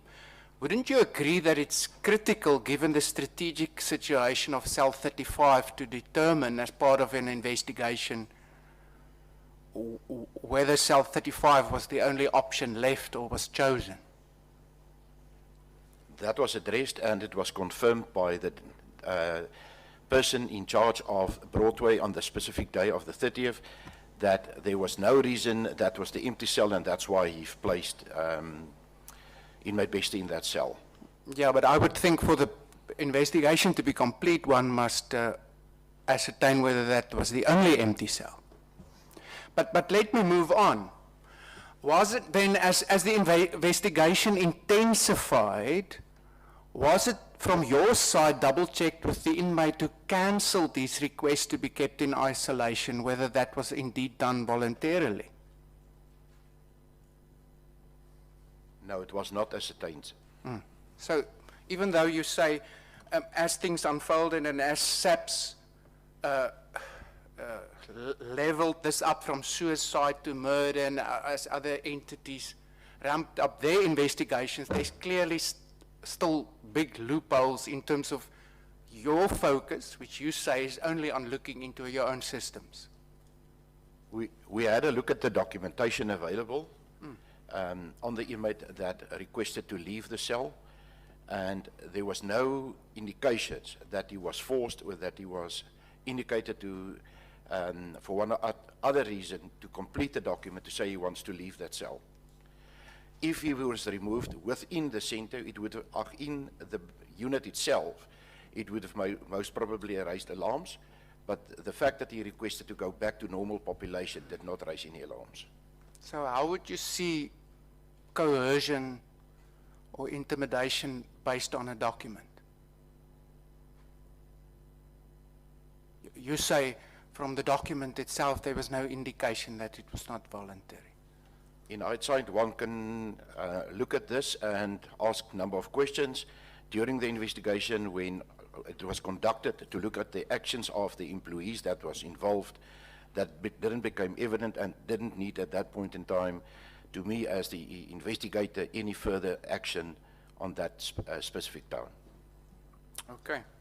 Let me move on to the approval of applications to be placed in isolation. Is there a document that must be filled in order for this to be finalized? That's correct, Honorable Member. And how often does it happen that this document is not used, but yet somebody is placed in isolation? Honorable Member, according to my knowledge, I haven't experienced such, because after the inmate is applied, we take that documentation, we give it to the controller's office, where they will capture the information on their computer system and then the printout that we get and put it on the door. So I haven't come across a case where the inmate was kept in the single cell without paperwork. So Honourable Member, if you allow me just to explain a little bit further. One should consider that the centre is on a daily monitoring by the Department of Correctional Services Controller and Deputy Controller, and these two people from GICS ICCV visitors on a daily basis at the centre during weeks, and they are regularly monitoring the Broadway section to ensure that it's not misused. Okay. But on your own version then, there was no consent from DCS to move Thabo Bester to isolation. Honorable Member, our version is that there was an approval. That is the approval we are referring to when you talk about the WhatsApp message that was there between the duty director as well as the controller that was on standby that evening. But you just now said that there's a form involved, and according to your understanding of how processes are adhered to within the center, the form is always used. That's correct, Honorable Member, because before the duty director contacts the controller that is on standby, he or she will have been informed by the application from the inmate. That's why the duty director will call the controller that is on standby and say, I'm sitting here with the form where the inmate is requesting to be kept in single cells. Okay, and WhatsApp is of course something that's backed up and which one then can extract from to a text level from cellular phones and databases. Have you, as part of your investigation, verified the existence of that WhatsApp? Yes, it's correct. It's available. Will you then provide that to us? We will provide it. Thank you. I move on to the role of the controller and the deputy controller. In a typical annual year, how many observation notices, or I think as DCS calls it, citations, are issued by the controllers in the controller office at MCC? Since the incident, we've received 3 notices from the Office of the Controller. The one was with regard to a psychologist that has resigned, and the document did not reach the controller within 72 hours, according to his interpretation. The second one was an escape from the hospital on the outside, which was discussed earlier. And then the last one was the vehicle that went in with a gate pass. That's the 3 that was received. And let's say before the incident, how many typically in a year? The previous year, there was also 3 issued. Okay. And is it so that towards the end of the tenure of the previous National Commissioner of Correctional Services, G4S complained to the previous National Commissioner that they were inundated with violation notices by the then Deputy Controller who acted as the Controller? I've got no knowledge of that. I can't comment on that. Were you there at the time? I'm at the center for 22 years, yes, Honourable Member.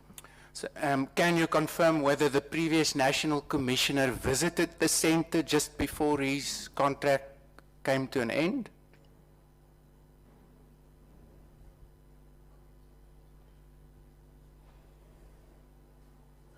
Honourable Member, if I understand your question, are you referring to Mr. Fraser? Yes. Yes, I can confirm that on his last day, because I'm the one that welcomed him with the team. He did visit the center.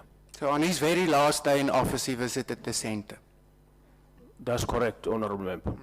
And is it correct to say that the Deputy Controller, because I understand there was at that stage not a Controller, was subsequently then moved by DCS in a lateral manner without a disciplinary hearing? Honourable Member, I really cannot confirm on that. But you were there. Surely you know whether the Controller was replaced, the Deputy Controller, after Mr. Fraser's visit. Yes, I do know, Honourable Member, but the reasons that informed that decisions were not shared with me. But you confirm after that visit there was a new Controller and Deputy Controller in place? That's correct, Honourable Member, because I know that the former Controller has gone on pension and the post was advertised because I saw the advert. And I took it for that the newly appointed Controller went through this application process, but I can really not commit myself to that. That's my assumption. And was it that Deputy Controller and new Controller and the Deputy Controller who came there after the visit of Mr. Fraser was still in office at the time of the incident?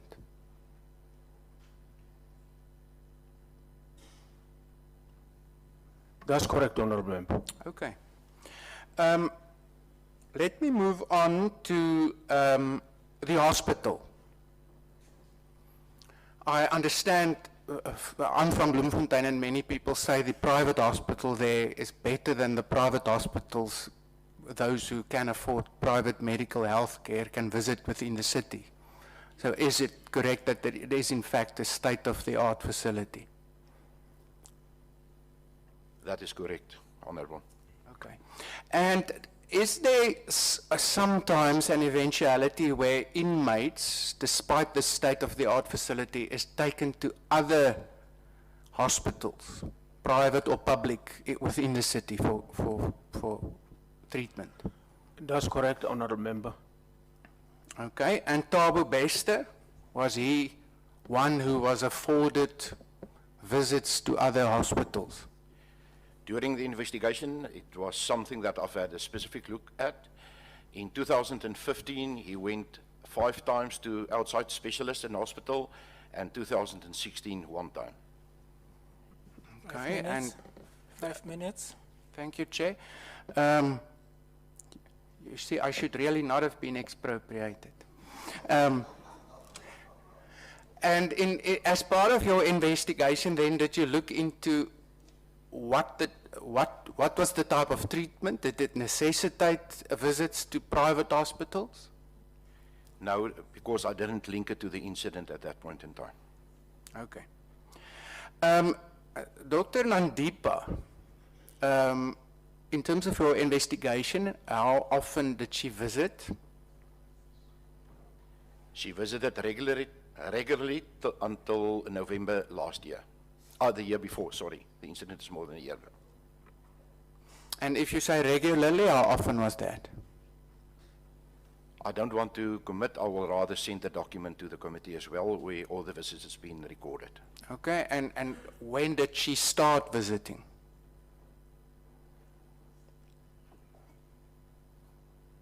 I don't want to commit myself, but I think it was in 2017.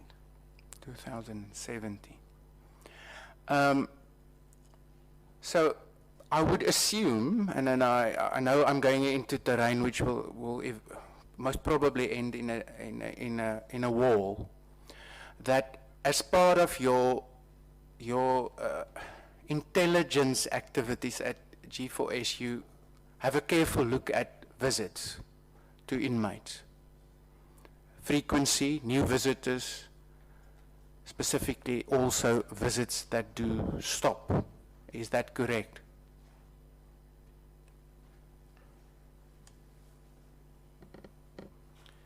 I need to answer that on behalf of the people at the center.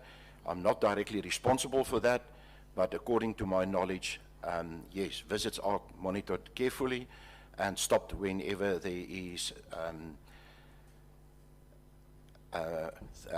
reasons to stop it, which is legal, and not just stop because of the nature of stop. May inmates be favored with, let's say, gifts or provisions or items they may need which fall within the protocol by visitors?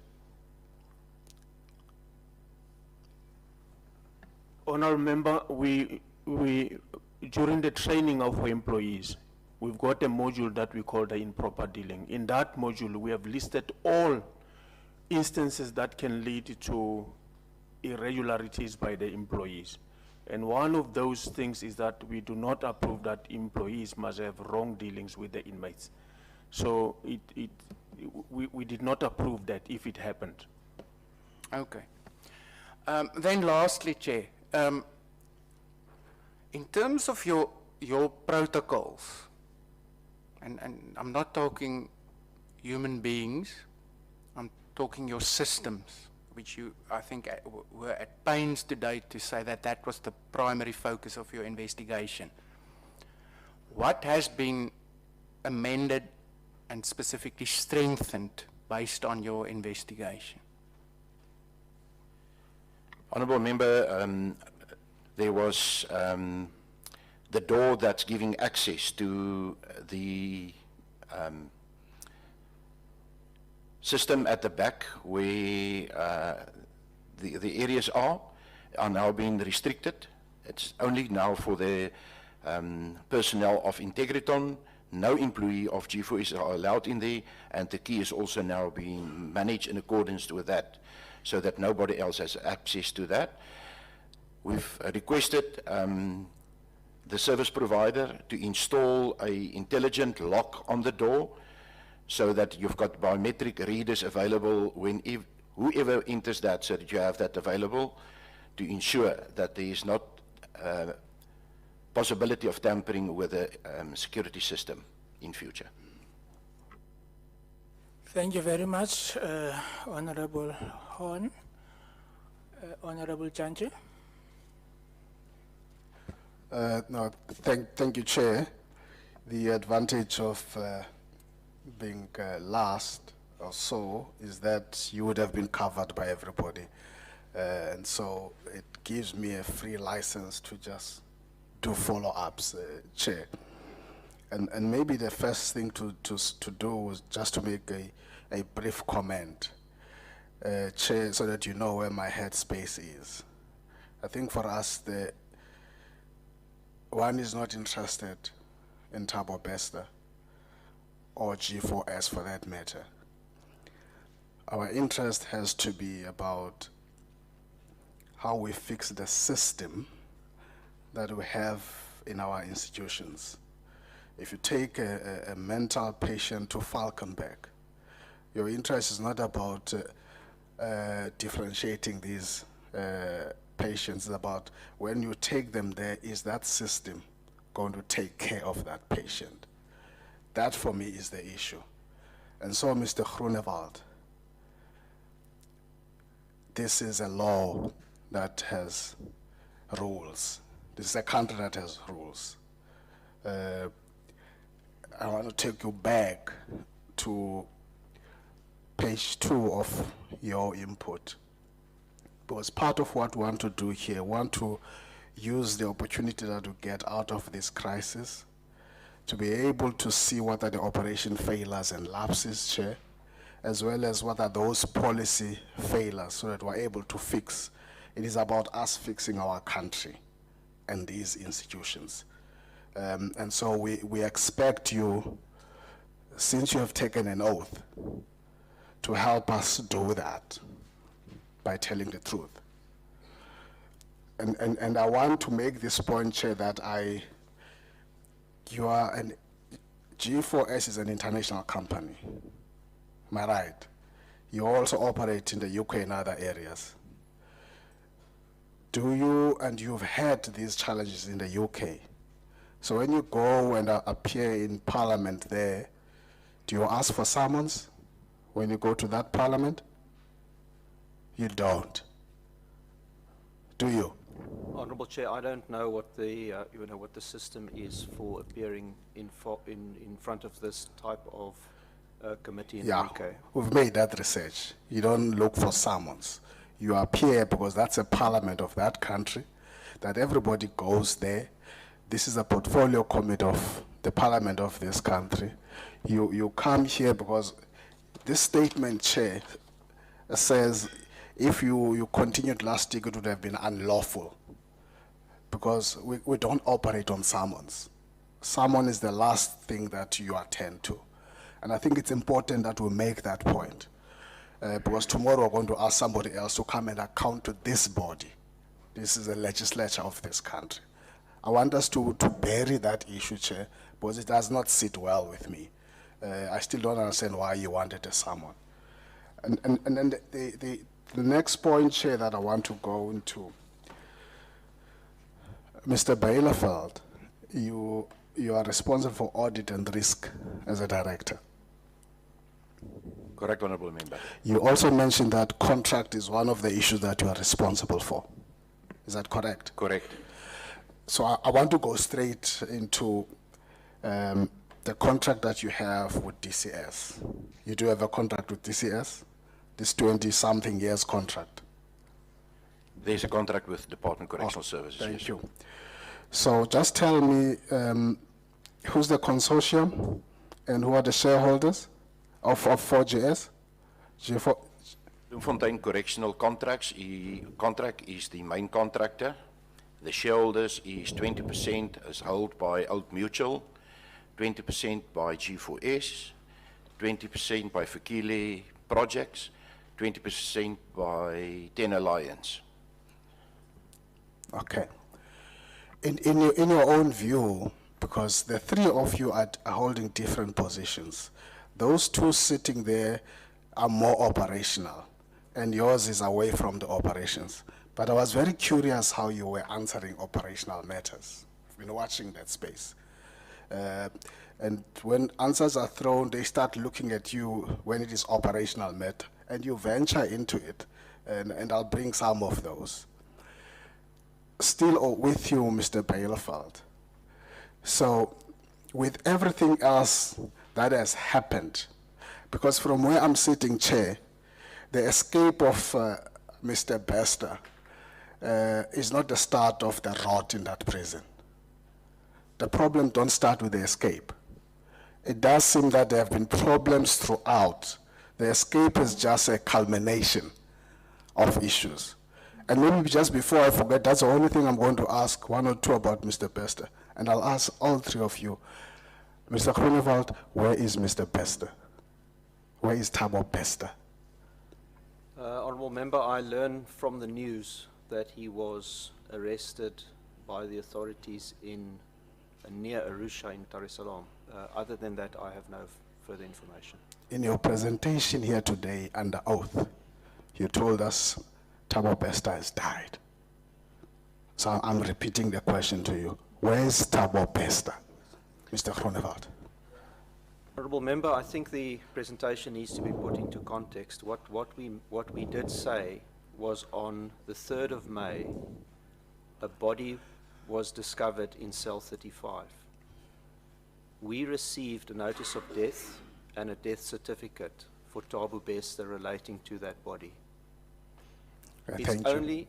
So that's the information we had at hand. I appreciate that today we're looking back with 2020 vision. That's the information we had up to that point. On the 25th of May, we were informed by SABC that it is not a suicide. This person died from blunt force trauma, and there was no smoke in the trachea, if I recall. That was the finding. You can pause there, because part of your report, you have not believed what you have been told by the other stakeholders. Mr. Bielefeld, where is Thabo Bester? I think my colleague has indicated that according to the information that we have, he's now arrested. And today, this morning, you said Thabo Bester has died. So which one must I take? My colleague has explained. I'm asking Mr. Bielefeld, not your colleague. I've indicated that my colleague has explained that the way that the presentation was done is on the information that we had during the investigation, and that the escape was only reported to us later in the beginning of this year. Mr. Minyat, two questions to you. The first one is, when all of this happened, who was the Mangaung Correctional Center director? Was it you? Yes, Honourable Member, it was still me. Everything happened under you? That's correct. You are still the director there? Not current as we talk. Have you been dismissed? No. Why? No, I did not commit any misconduct. When everything else happened under you? Yes. Wow. Okay.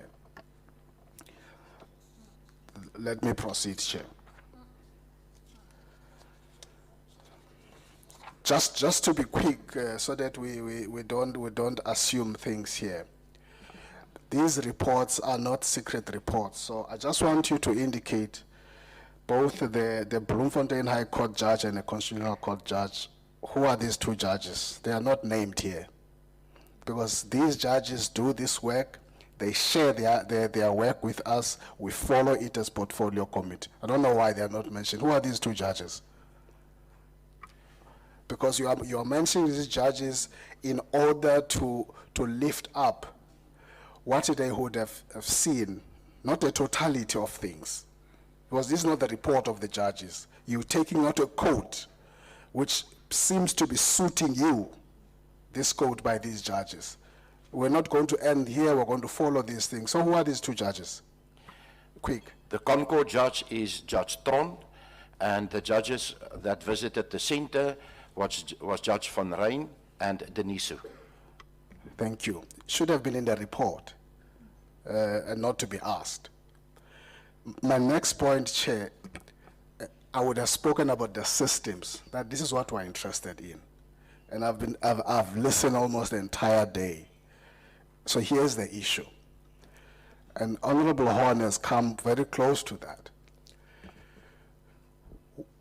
In this center, and this is a heads up to DCS, because we're going to have to deal with this thing with them as well. Do you have a risk assessment that you do of the inmates when they raise these issues? Let me start there first. Do you do risk assessments? When an inmate says, I don't feel safe here, is there a process where somebody assesses what this inmate says? Or you just do what the inmate says, as you did what Thabo Bester said to you, and I'll come to that point about him being transferred. That's the first question. Do you do assessment? Imagine a situation, maybe let me not proceed, let me answer that question first. And I'm referring to both of you about operations, not Mr. Groenewald. He would not know these things. Honorable Member, we don't do a recorded assessment, because if you were to ask me the records, I will not be able to give you any Okay, what records. assessment do you do? So it's not a recorded, what assessment do you do? If, for an example, the inmate has disclosed in his application, and then our security department will have followed that information. But because why I'm quoting this, because some of the applications, the inmate will say, no, I don't want to disclose. So if you have a situation, Chair, in St. Albans, 20 inmates come to you, all of them say we're at risk in that cell, or in the Mangaung Correctional Center, how do you move on that? Because you seem to be agreeing once an inmate says that, it must be done.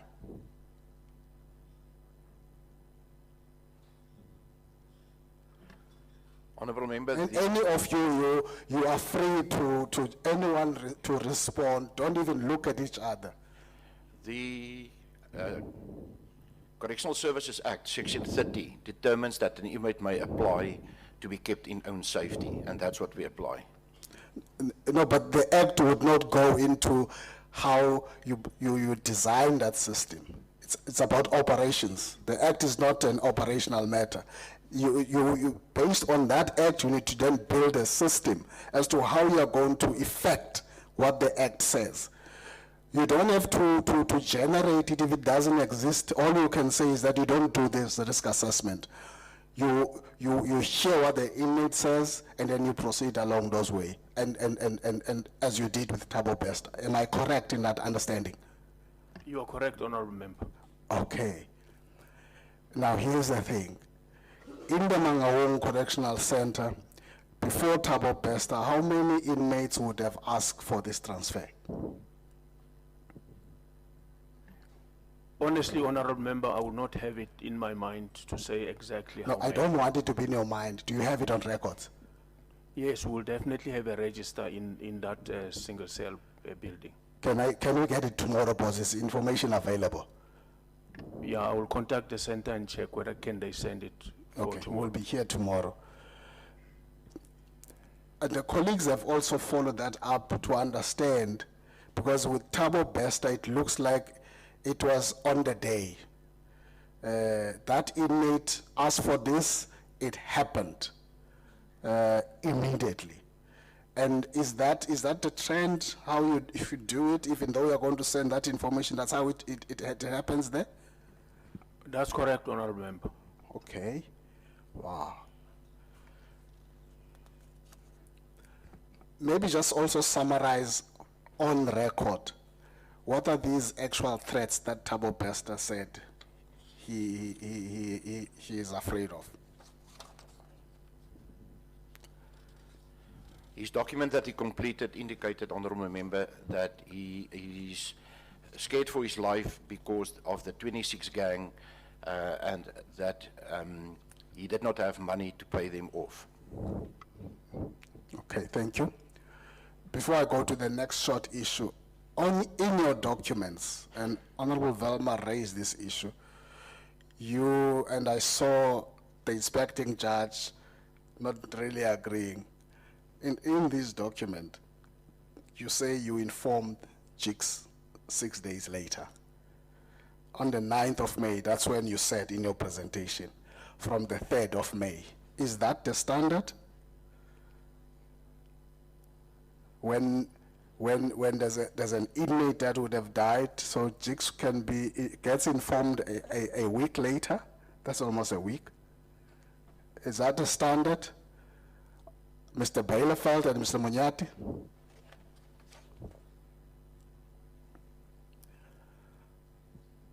Honourable Member, I think you are in competition of being silent. It's fine. Honourable Member, my colleagues have indicated that the responsibility to report, for an example, this particular incident is with the controller's office, not necessarily with our office. Our duty is to report to the controller on site. Okay. back to systems, Chair. Do you keep a visitors register and the footage in the Mangaung Correctional Center?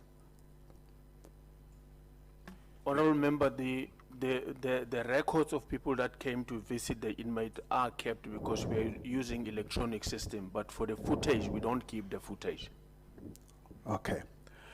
Can we get the records of visitors that would have been there from the 14th of April to the 29th of April last year, tomorrow morning, when we start, was this information available? It will not be possible. Why?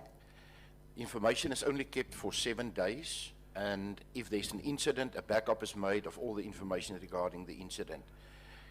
There's no record of every day being kept for the whole period of time, Honourable Member. There's no record.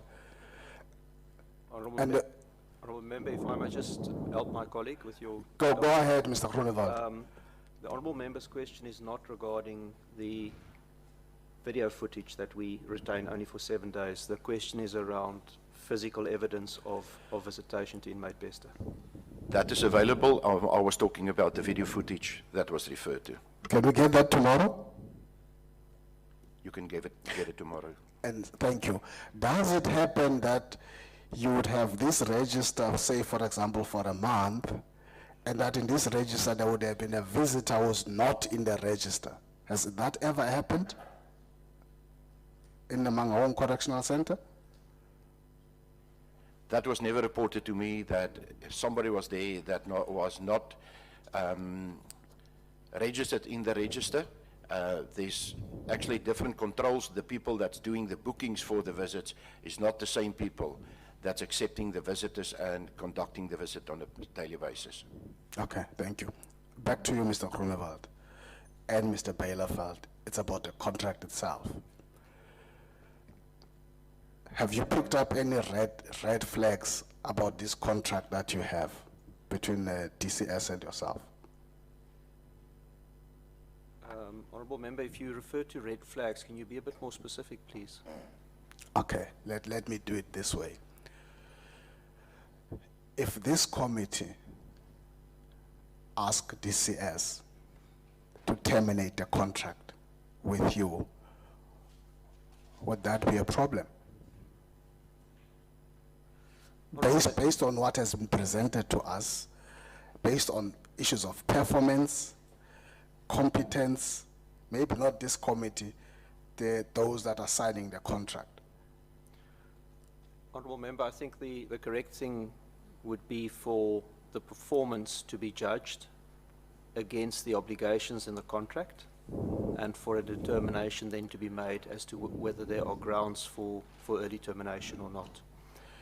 What we have witnessed throughout the day today, not just listening to TV, not social media, from your own presentation, the questions posed to you is that as I'm sitting here, my first inclination when we get to DCS, they have got to tell us why they cannot terminate the contract.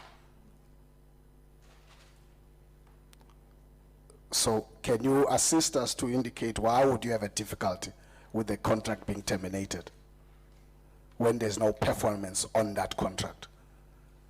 This issue, before you respond, it's a serious reputational risk, not to DCS, to the country South Africa.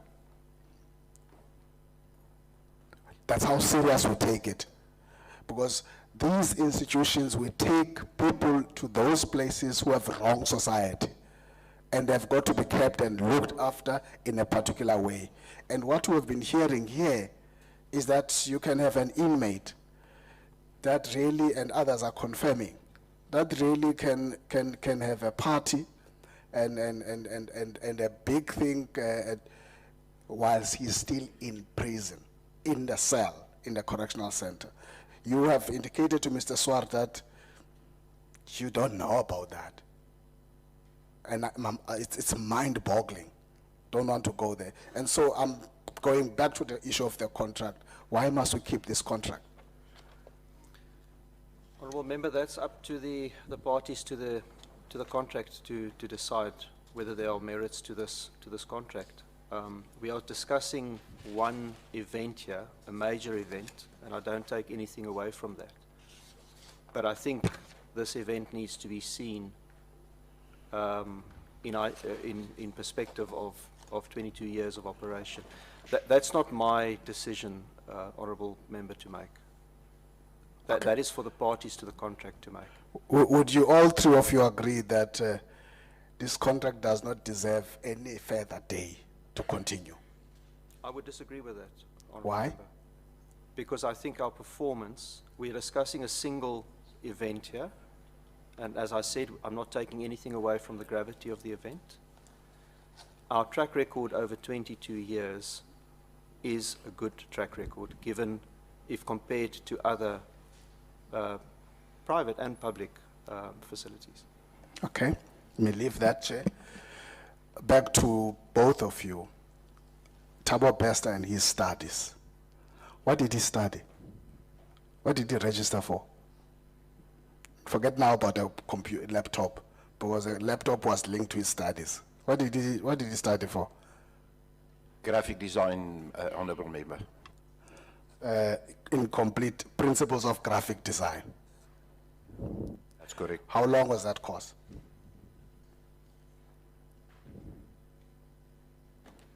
You can't say you don't know. How long was that graphic design course that Thabo Bester as an inmate registered for? That allowed him to have a laptop. Because the laptop has been explained here, that Thabo Bester was studying. And we've discovered now what he was studying. Principles of graphic design. How long was that? Honourable Member, honestly, I don't know, but what I can do, I can find out from the institution the term of that course. And that's your inmate? That's correct, Honourable Member. Now, here's information, so I want you to deny or confirm this, that this principles of graphic design, in terms of the schedule, he would have ended this in January 2021. January 2021. I don't know whether he passed or whatever, but that was the end of the course. So why would he have still had a laptop, okay, to do all of these kind of things?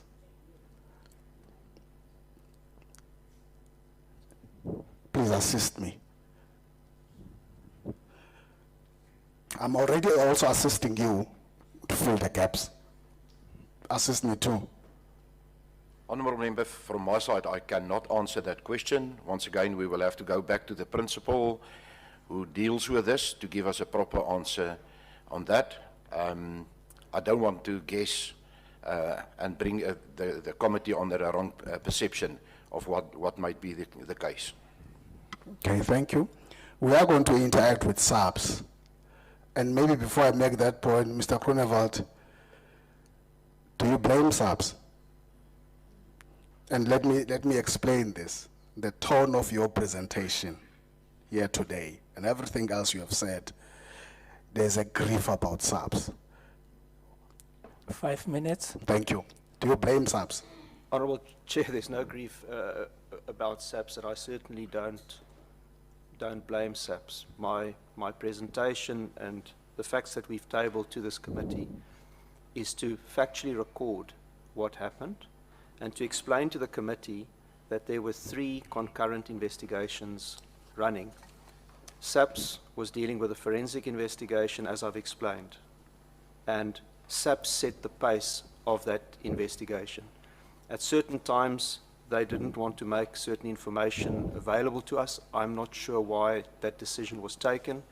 When they asked for information from us, 1st of June 2022, we submitted all information to them. And as you heard from my colleague, Mr. Bijleveld, earlier today, there has been, and still exists, I believe, a very good working relationship regarding this matter between ourselves and SAPS. I certainly don't blame them. Okay, that's good to hear. Thank you. The crime scene at the cell where the body will soon know where that person was bent, because we now know it was not Thabo Bester. Did you clean that scene before the police arrived? According to the information at my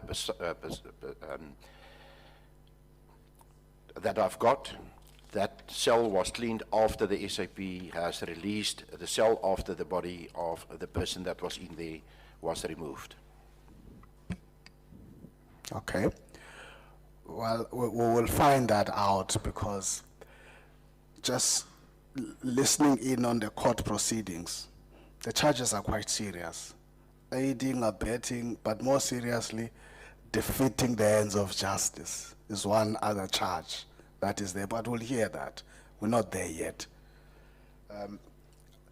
I want you to confirm this. You've made this point quite earlier and very emphatically. The issue of smoke detectors. And I want to walk slowly with me. Are you saying there are no smoke detectors there? Or are you saying they don't work? Honorable Member, there are no smoke detectors in Broadway. They don't exist. They don't exist. And if we do find that there are smoke detectors, Honorable Member, it will really be a shock for me, because I have never seen this smoke detectors in single cells. okay. Wow. Chair, thank you for now. Thank you very much, Honorable Janche. Just a few things. One, since you gave us your presentation today, we did not have an opportunity to go through your presentation. Can you assist us? Which part of your presentations are a contravention of the law or contract?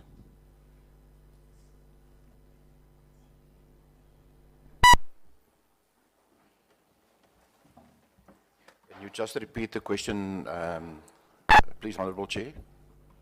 I'm saying that which part of your presentations are a contravention of the law or contract? Because you said one of the reasons you wanted to be summoned is because there are things that you did not want to violate contractual obligation or legal obligation. So now, based on what you have presented, which parts are a contravention of the law or contract? Honourable Chair, if I may answer that, and it's a very important point that I made this morning. We did not seek privilege to get immunity. We did not seek privilege because we were fearful that we would come here. Can you come close to the mic? We were not fearful that we would come here and say anything that would incriminate ourselves, and for that reason we wanted immunity. That was not the case. In terms of the Correctional Services Act, we are prevented from speaking to any third party without consent. And for that reason, we could not come here without a summons that allows us to speak freely here without that consent, knowing that what we say here will go into the public domain. Secondly, in terms of the contract between MCC and BCC, and between BCC and the department, we are precluded contractually from speaking to third parties. All information pertaining to the operations of the Mangaung facility has to be communicated through the Department of Correctional Services. And we would have breached that legal obligation on us had we appeared here without the summons. And for that reason, and I believe it should be seen in a positive way, we sought to get a summons so that we could appear here without breaking the law. It's a very important point I need to make. Had we appeared without that summons, we would have contravened the Correctional Services Act. We would have contravened the contract that we have with the department.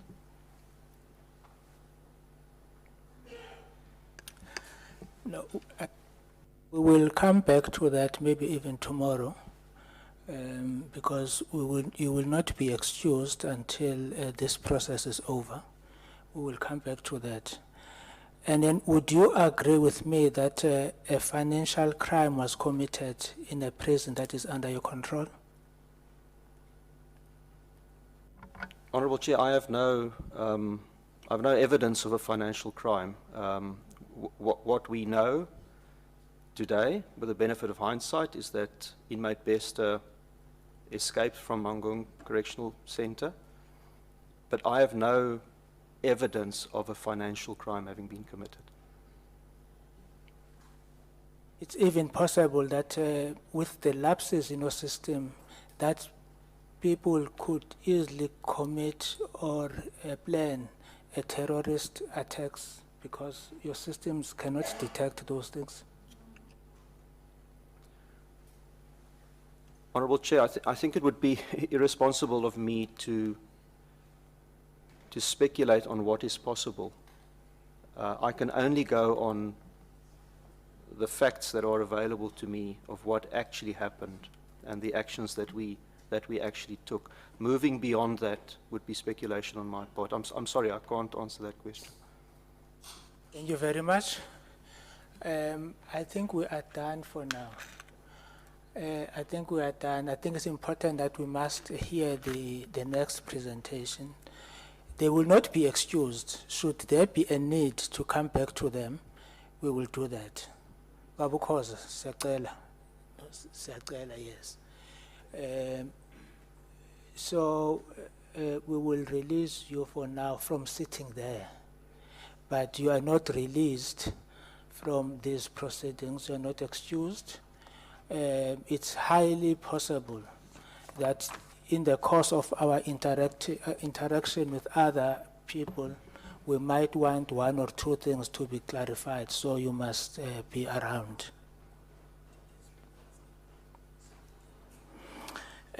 Can we have, is tea ready?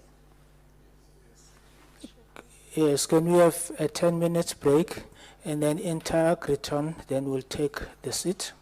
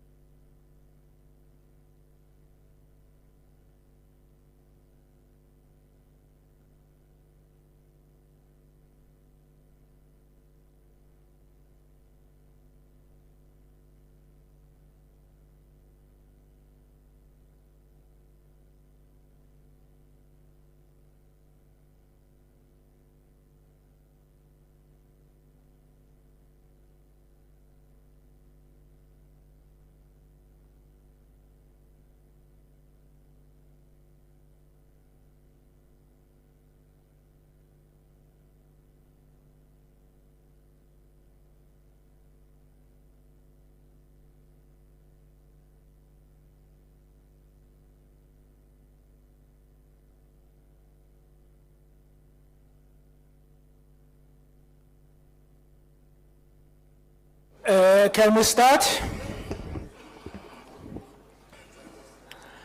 Yeah. Yeah. Now we will be receiving a presentation from Intergreton, but before they do that, I will hand over to the legal advisor to administer oath.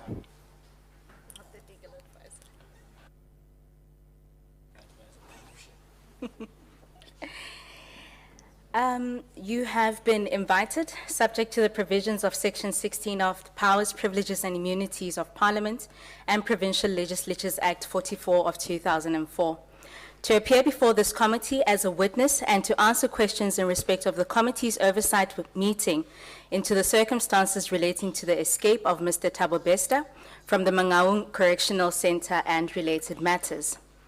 Please be informed that by law you are required to answer fully and satisfactorily all the questions lawfully put to you, or to produce any document that you are required to produce in connection with the subject matter of the inquiry, notwithstanding the fact that the answer or the document could incriminate you or expose you to criminal or civil proceedings or damages.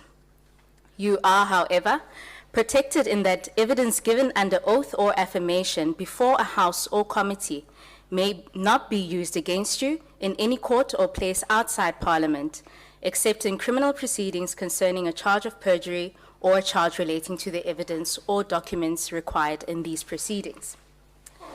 Please be aware that in terms of Section 17(2) of the Powers, Privileges and Immunities of Parliament and Provincial Legislatures Act, a person who willfully furnishes a House or committee with information or makes a statement before it which is false or misleading commits an offence and is liable to a fine or to imprisonment for a period not exceeding 2 years. Could you kindly state your full name and designation for the record, please? Letitia Pedro, a Director of Integratron. Thanks, Ms. Letitia Pedro. You're required to take an oath or affirm that the evidence you're about to give is truthful. You may choose to take the oath or the affirmation. Which do you prefer? An oath, please. Please raise your right hand and repeat after me. I swear that the evidence I shall give I swear that the evidence I shall give shall be the truth, shall be the truth, the whole truth, the whole truth, and nothing but the truth. and nothing but the truth. So help me God. So help me God. Chair, the witness is duly sworn in. Sir, please state your full name and designation, please, for the record. Dylan Williams, Internal Legal Advisor for Integratron. Thanks, Mr. Dylan Williams. You're required to take an oath or affirm that the evidence you're about to give is truthful. You may choose to take the oath or the affirmation. Which do you prefer? The oath, please. Please raise your right hand and repeat after me. I swear that the evidence I shall give I swear that the evidence I shall give shall be the truth, shall be the truth, the whole truth, the whole truth, and nothing but the truth. and nothing but the truth. So help me God. So help me God. Chair, the witness is duly sworn in. Thank you. Thank you very much, ma'am. You can now make your presentation.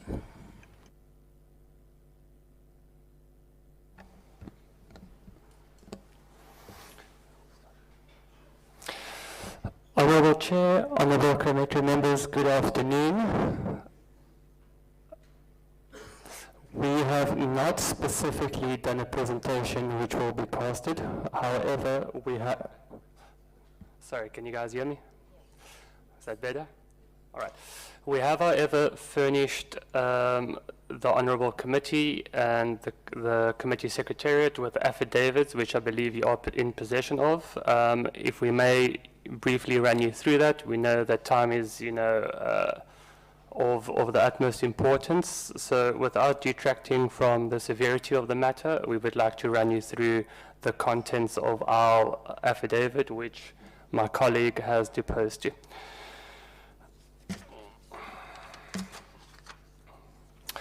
So, seen in light of the recent developments and media publicity which has come to light, we received a notice from the Department of Correctional Services on the 22nd of March 2023, requesting certain information which could aid the Department of Correctional Services and, of course, the committee in the investigations. I wish to place on record, or at the outset, that it should be noted that Integritron was merely contracted by G4S to provide qualified technical resources in order to maintain the security installation for G4S at the Mangaung Correctional Services. With that being said, the management of the system is done by G4S. Integritron is not contracted to manage the system, rather maintain the system.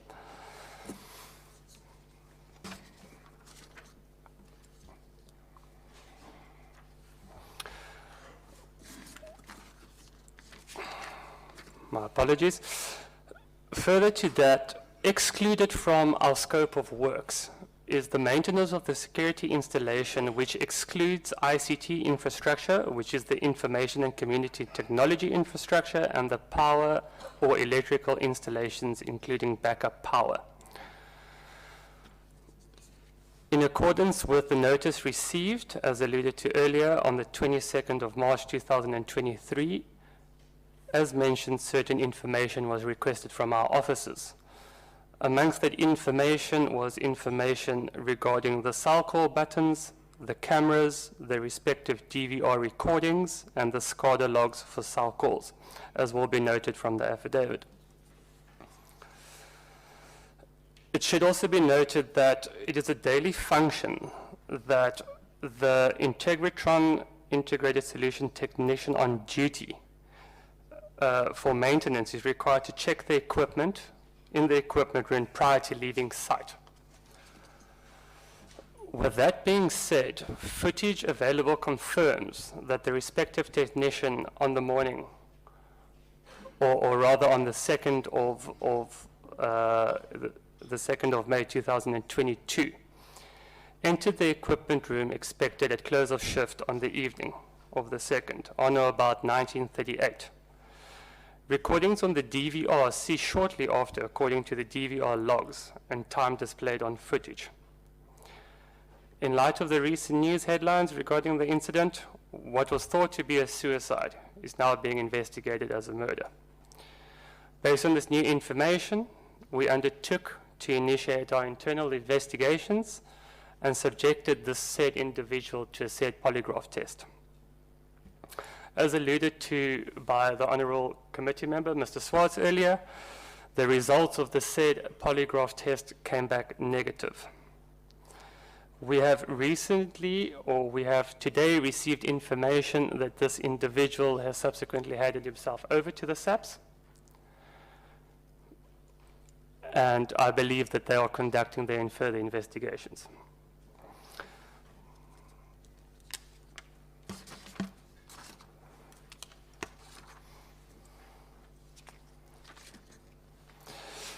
Further to this, there were 4 individuals from Integritron Integrated Solutions who arrived on site on the 4th of May 2022 to conduct their respective investigations into what had transpired and the subsequent escape of Thabo Bester. These individuals who were on site on the day conducted their respective investigations, and it was found that all the systems were operational and everything was in working order. With that being said, when the DVR systems went off at 1938, they only appeared the following morning at 4:11. During that period is when the incident occurred.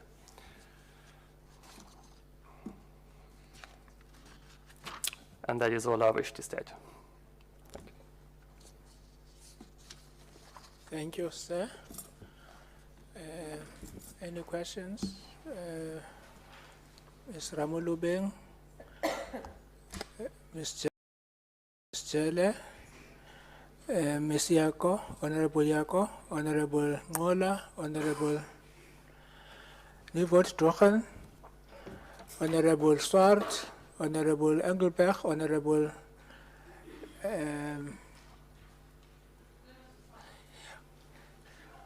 yes, no, it's glitch. Honorable Glenis, in that order. Oh, Honorable Horn, and then Honorable Himadot. Honorable Judge. Yeah, no, it's long in the night. Over to you. Thanks, Chair. Good afternoon, colleagues. And we welcome the presentation, even though it's not flagged. Chair, who has resigned from the Integriton? Is it Van Tonder, or maybe I got the name wrong? That's correct. It is. What was the reasons for him to resign? He had other opportunities lined up for him as per his resignation. Could you speak a bit louder? We can't hear you. My apologies. He had other opportunities lined up for him as per his resignation. When was the resignation? In August last year, 3rd of August. When did you start conducting investigations? We started the investigations on the 4th of May, so he was part of the investigation team. 4th of May, 2022. That's correct. And then he resigns in August. There's nothing on him. Well, we can't really look into him. At the time, we didn't have any reason to. Did you try to look into him? At the time, we did not have any reason to. In this time, did you try to look into him? He's out of our employ, so. The guy that did the polygraphy test, it's cited in one of your, there are a lot of affidavits here. In one of the affidavits, or the person that was conducting the polygraphy test, that somewhere his answers were evasive or not conclusive. And you got that report. What is it that you have done? Since I've recently read that you still kept him, regardless of that. Even though the polygraphy test would have said negative, but there is a remark on it. So what we subsequently undertaken to do, we have subjected him to disciplinary hearings. We have suspended him. As earlier mentioned, he has now handed himself over to When did you suspend him?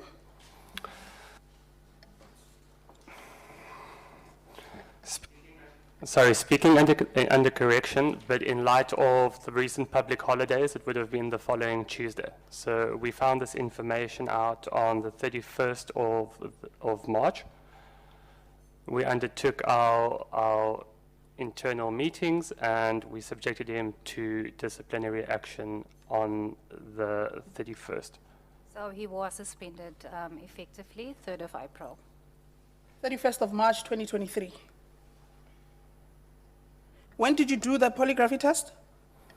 So the polygraph test was done on the 31st. Let me clarify. So that following Tuesday, upon receipt of this and taking into consideration the respective public holidays, his disciplinary was held on that Tuesday and he was suspended immediately. Okay.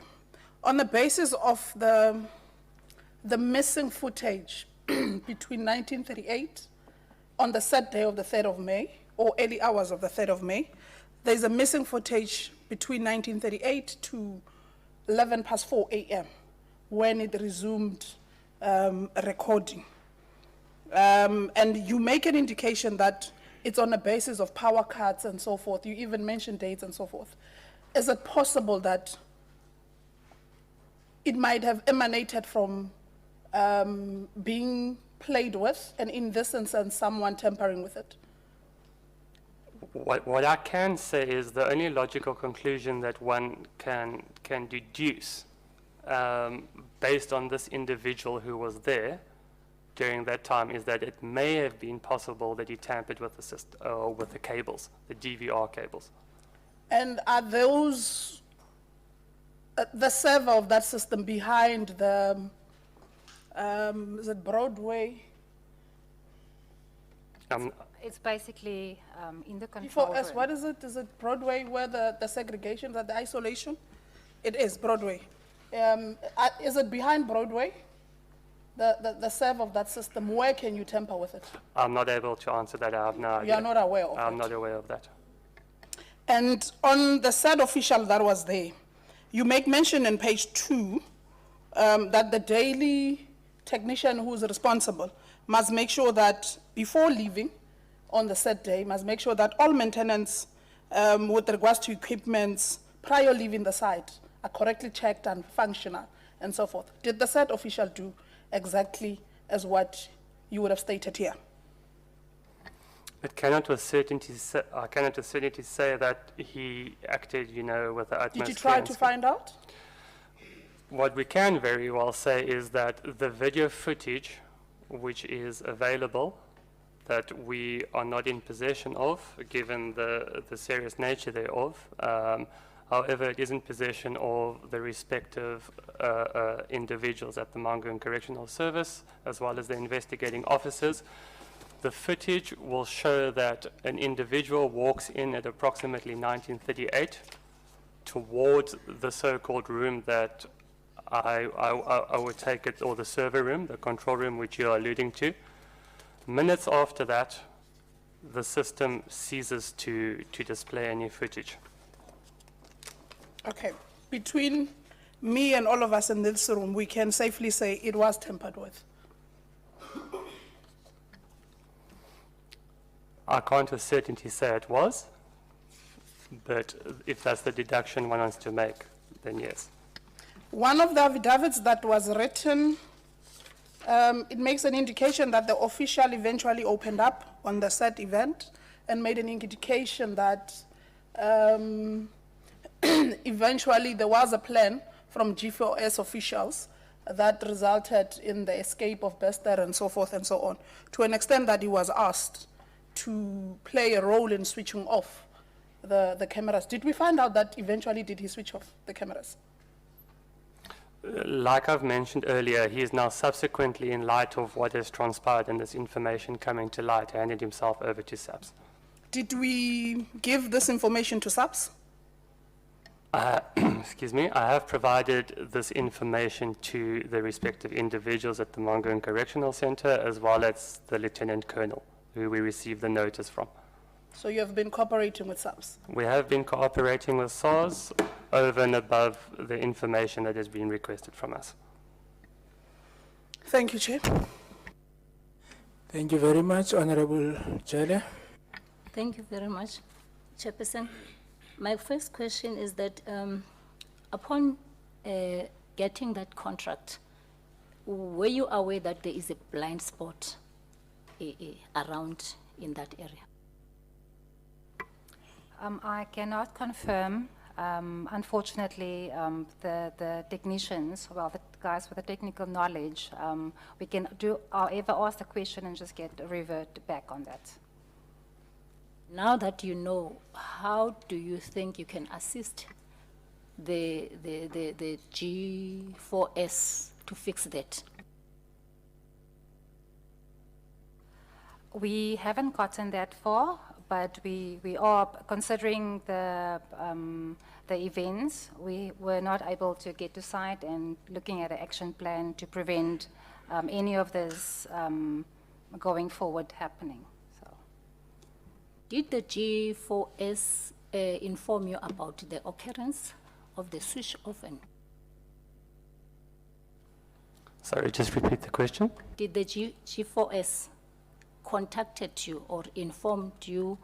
When did they inform you about the occurrence? I can't with certainty say when we were informed. I'm speaking under correction, but we came there the day after the incident to conduct our investigations into the specific cameras, the DVR recordings, the SCADA logs, and the SARCall buttons. So no one informed you, you just came as a routine? So we were informed, and I speak under correction, it's either the 3rd or the 4th that we were informed, but we were on site on the 4th. So it could have been the 3rd. How many days?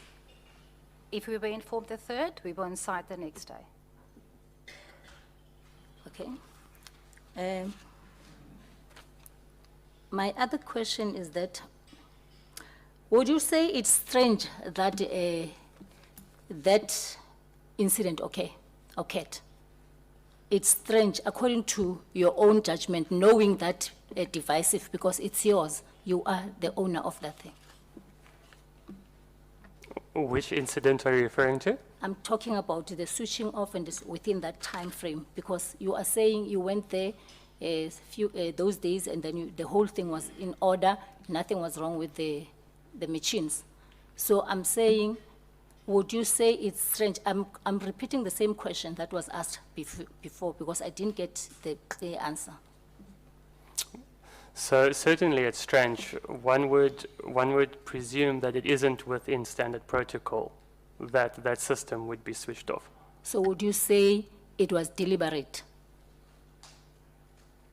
Like I said, it's definitely not within standard protocol. Will you say it is deliberate according to your own observation? I cannot say that it was deliberate. What I can say is that this respective individual has handed himself over to SABC, who was involved on the day. Were you informed, or maybe this question won't be right for you, because according to the observation that we did, that place where cell C is, it's not clear. It's not clear, you know, when you are in control, in the control room, when the cameras, when the person who is there watching there, it is not clear. Hence, you can see that there is that blind spot, and also it's not clear. Were you aware? Because I think when you were inserting those things, you would have maybe did some work before and see if maybe this will be, it will help the situation as you were supposed to do for security.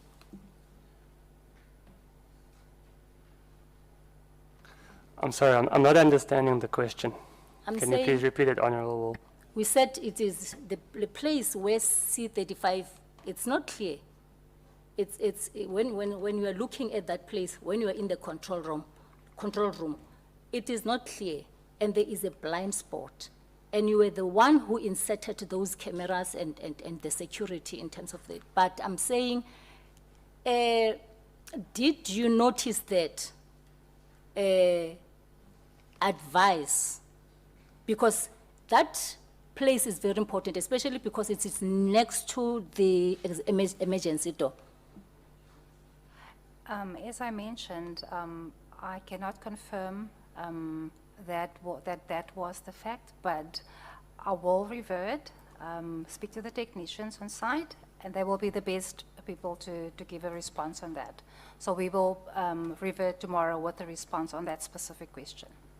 I saw your reaction on the issue of Mr. Venter when you were asked that Mr. Venter is, can we get information from him? And then you said he's released. And then I saw you when Honorable Ramalubedi was asking you that, can we get information, something like that. And then you said, what was that meaning? It means you don't have any control, you will never assist in terms of that, in making sure that we get information from Mr. Venter, who is gone, who is released by you. Oh, you mean Mr. Van Tonder? Van Tonder, yes, not Venter. No, my apologies for that. By all means, I will try and get information, but as I mentioned, he's not under our employ, so hence we've mentioned him in the report for SABC to take this further if they see fit.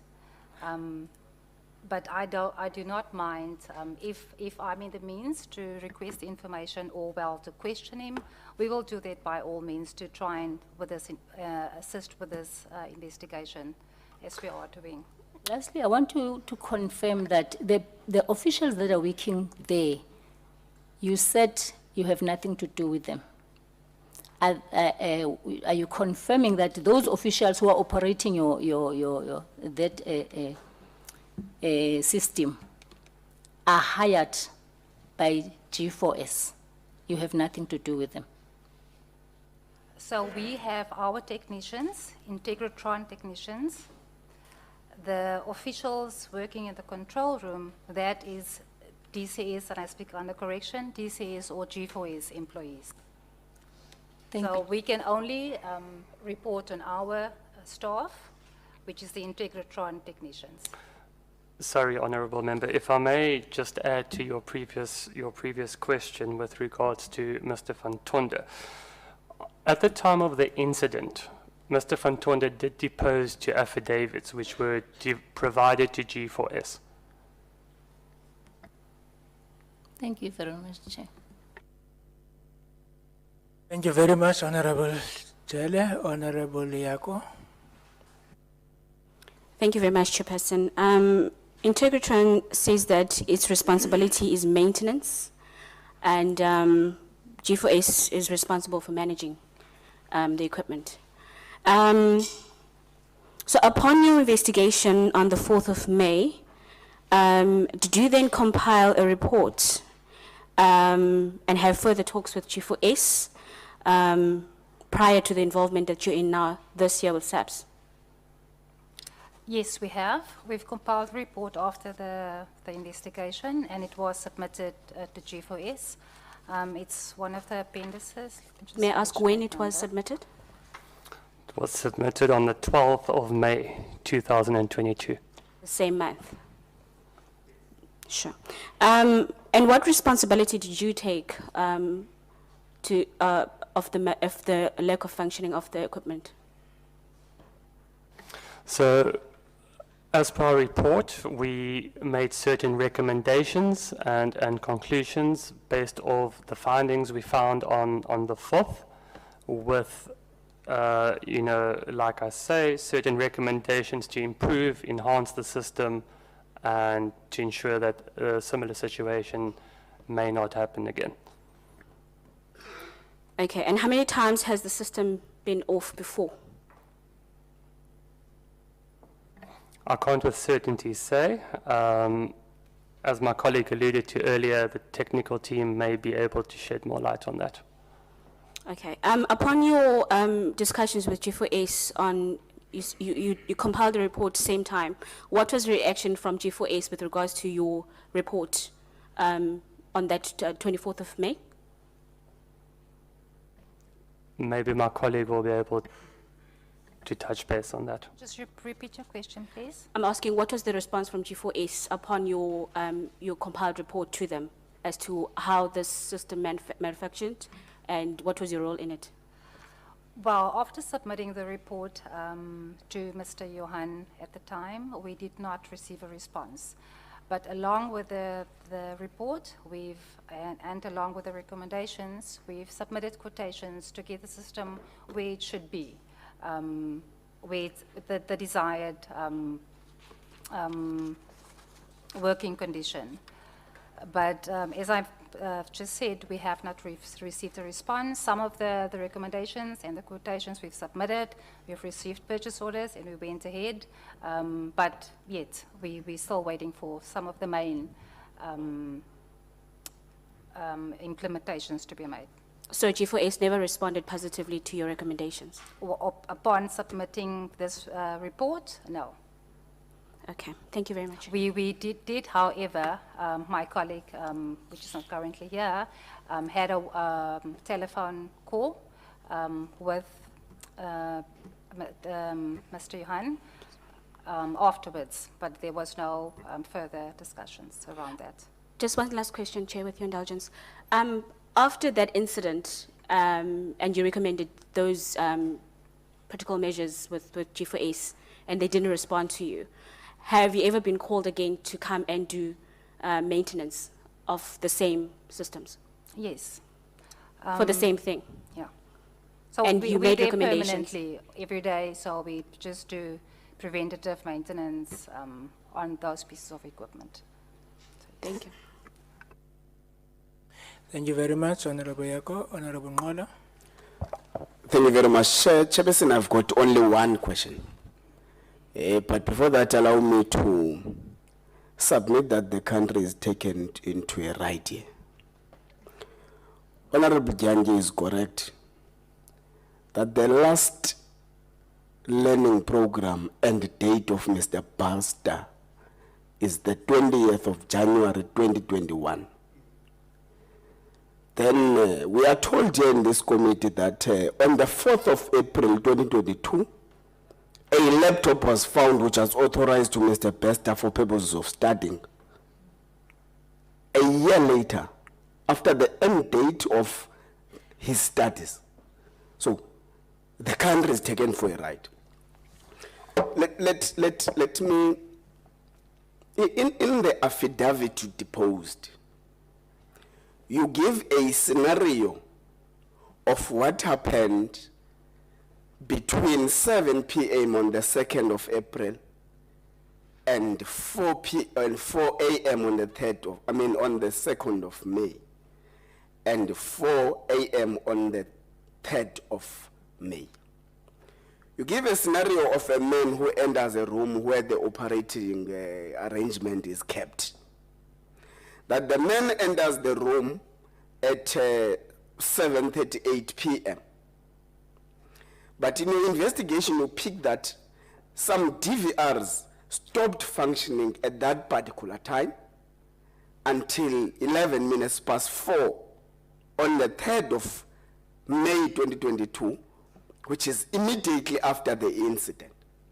But you equally explain to us, people who know less on the ICT profession, that usually when such malfunctions happen in the system, they directly report to the operators in the operating room.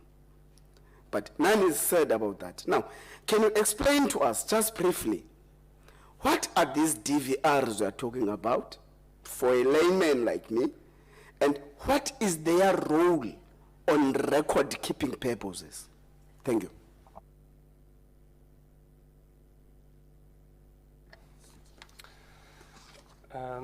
Letitia?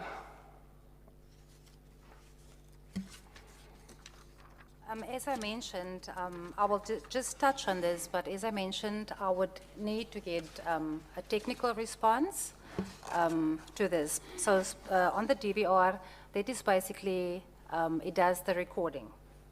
So as we mentioned in the report, the DVR was still recording. The recording was available because the footage was available afterwards for that period of time. And immediately as he entered the control room, so the server room, excuse me, the recording was offline. And then the recording went back online the next morning after 4. Understand? Chair, that is enough. Thank you. Thank you very much. Honorable Nuvod Trohan. Thank you, Chair. Some questions for myself for clarity. I want to know, you were talking about your technicians. You said 4 of them. Do they take turns within a 24-hour service? So, as I understand it, and speaking under correction, there was a technician there on the 2nd of May, 2022. The remaining technicians that I speak of were dispatched upon the incident happening. I am not entirely sure how many individuals are there on the said day. So just clarification, the 4 technicians referred to in the report, they were assisting with the investigation. So 3 of them, well, 2 of them were dispatched from head office, and one of the senior techs assisted telephonically. Normally we have 3 guys on site, and they do take turns on the 24-hour standby. Okay, so on 24-hour standby, right? So you have that. So when there is a switch off of your system, does nobody notified? Or didn't anybody know that the system was switched off? So if you refer to the recommendations. Unfortunately, there was no heads up or indication that the system was offline or, well, did not record. That was one of our recommendations for the system to alert the officials that the recording has stopped. Because I'm not talking about the recommendations, I'm talking about the day of the fire, day that the fire happened. We are told the system was switched off, so I want to know from those of you, well, who are not in the control room, but outside, is nobody, I mean, if you are the director of the company, none of your staff picked up that the system was off? Nobody? No. So he was the only one. He was about to knock off after 7 that evening. And as I mentioned, and again, in the report that was submitted to G4S, we made the recommendation that we should implement this in order for the superiors or the officials to be alert or notified when the system is not recording or the system is offline or the cameras are offline, etc. Okay, so that's only in the recommendation. So on that day, nothing like that happened. So now, when was this report given with the recommendation? When was it given? On the 12th of May, 2022. So 12th of May, 2022, and you said there was no response except the telephonic response. When was the telephonic response? I cannot recall. My apologies, but I cannot. But it was still in 2022? Yes, it was. So I'm asking because May 2022 up until today, 2023, you've had no response on the recommendations that you gave. I'm assuming you still have a contract with G4S? Yes, we do have a contract. We are in talks with them, so there are emails, correspondence in terms of updating the quotes. So they are looking into upgrading the system or getting the necessary measures in place to avoid what happened. So they are looking into following their recommendations. Okay, but there wasn't response for something to be implemented 1 year later or up until now, nothing to be implemented, no response with regards to something that needs to be implemented. Well, there was, like I just mentioned, there was a telephone calls and the quotations were submitted, but nothing was finalized at the time. Okay, so now with all of the load shedding, a lot of load shedding that's been happening, and G4S telling us that the electricity for that box failed, your investigation into why the electricity failed on that box, what does your investigation say about that? Well, at the time, as per the report, it was a power failure, but that has been resolved up until now, as I'm aware that the UPSs has been installed. Okay.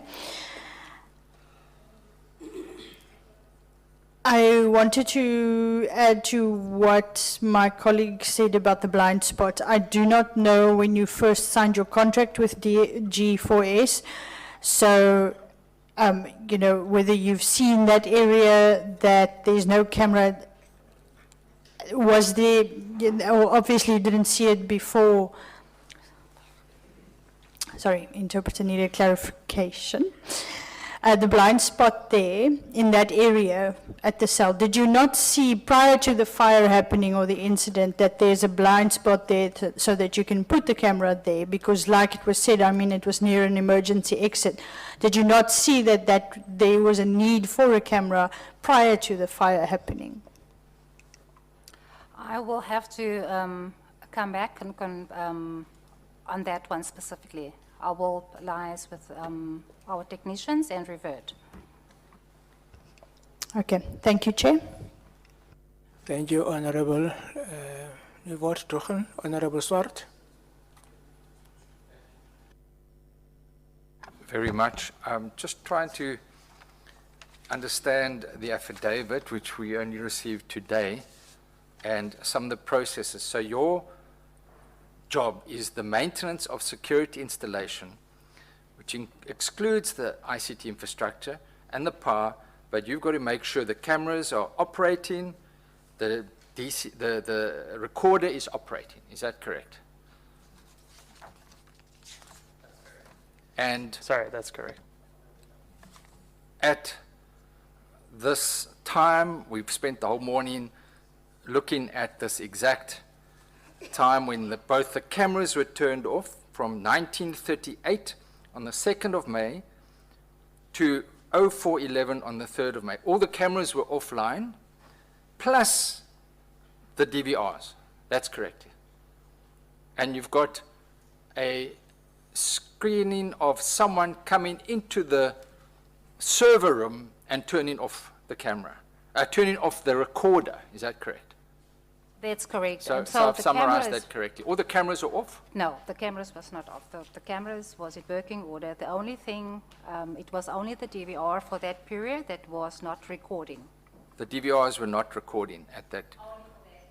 That's between Okay, that but time we know frame. that the cameras for that specific cell 35 were too far in the distance. So that is the critical part is the DVRs. But I'm trying to understand this whole thing about your letter, which is first in May last year, where you indicate your initial report. I mean, we are living in 2022, and we're still dealing with cassette recorders and VHS tapes. It's beyond comprehension. Can you explain as a company how you make use of VHS tapes that are re-recorded and reused multiple times in this day and age of modern storage of information? I'm referring to 17 May 2022. You've got the duration of the recording system at G4S. The system uses video cassette recorders with VHS tapes. 2 tapes were used per day, 12 hours each, and reused multiple times. The tapes were removed from the CCR. What I'm trying to ascertain, firstly, the antiquity of the system, but secondly, the fact that 6 months later, we've got a challenge trying to get hold of tapes if they are reused, obviously.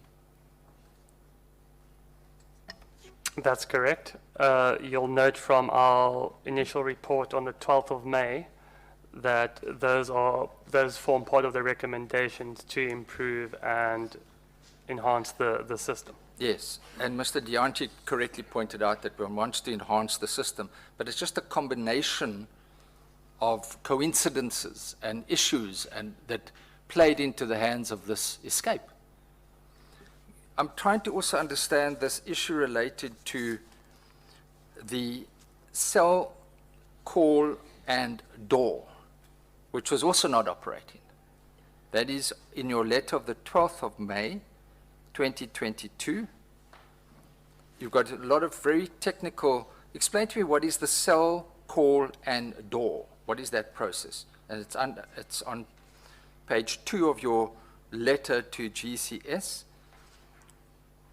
And there's another error. There's another error with that, with the SQL database. Can you follow that and just explain that to us?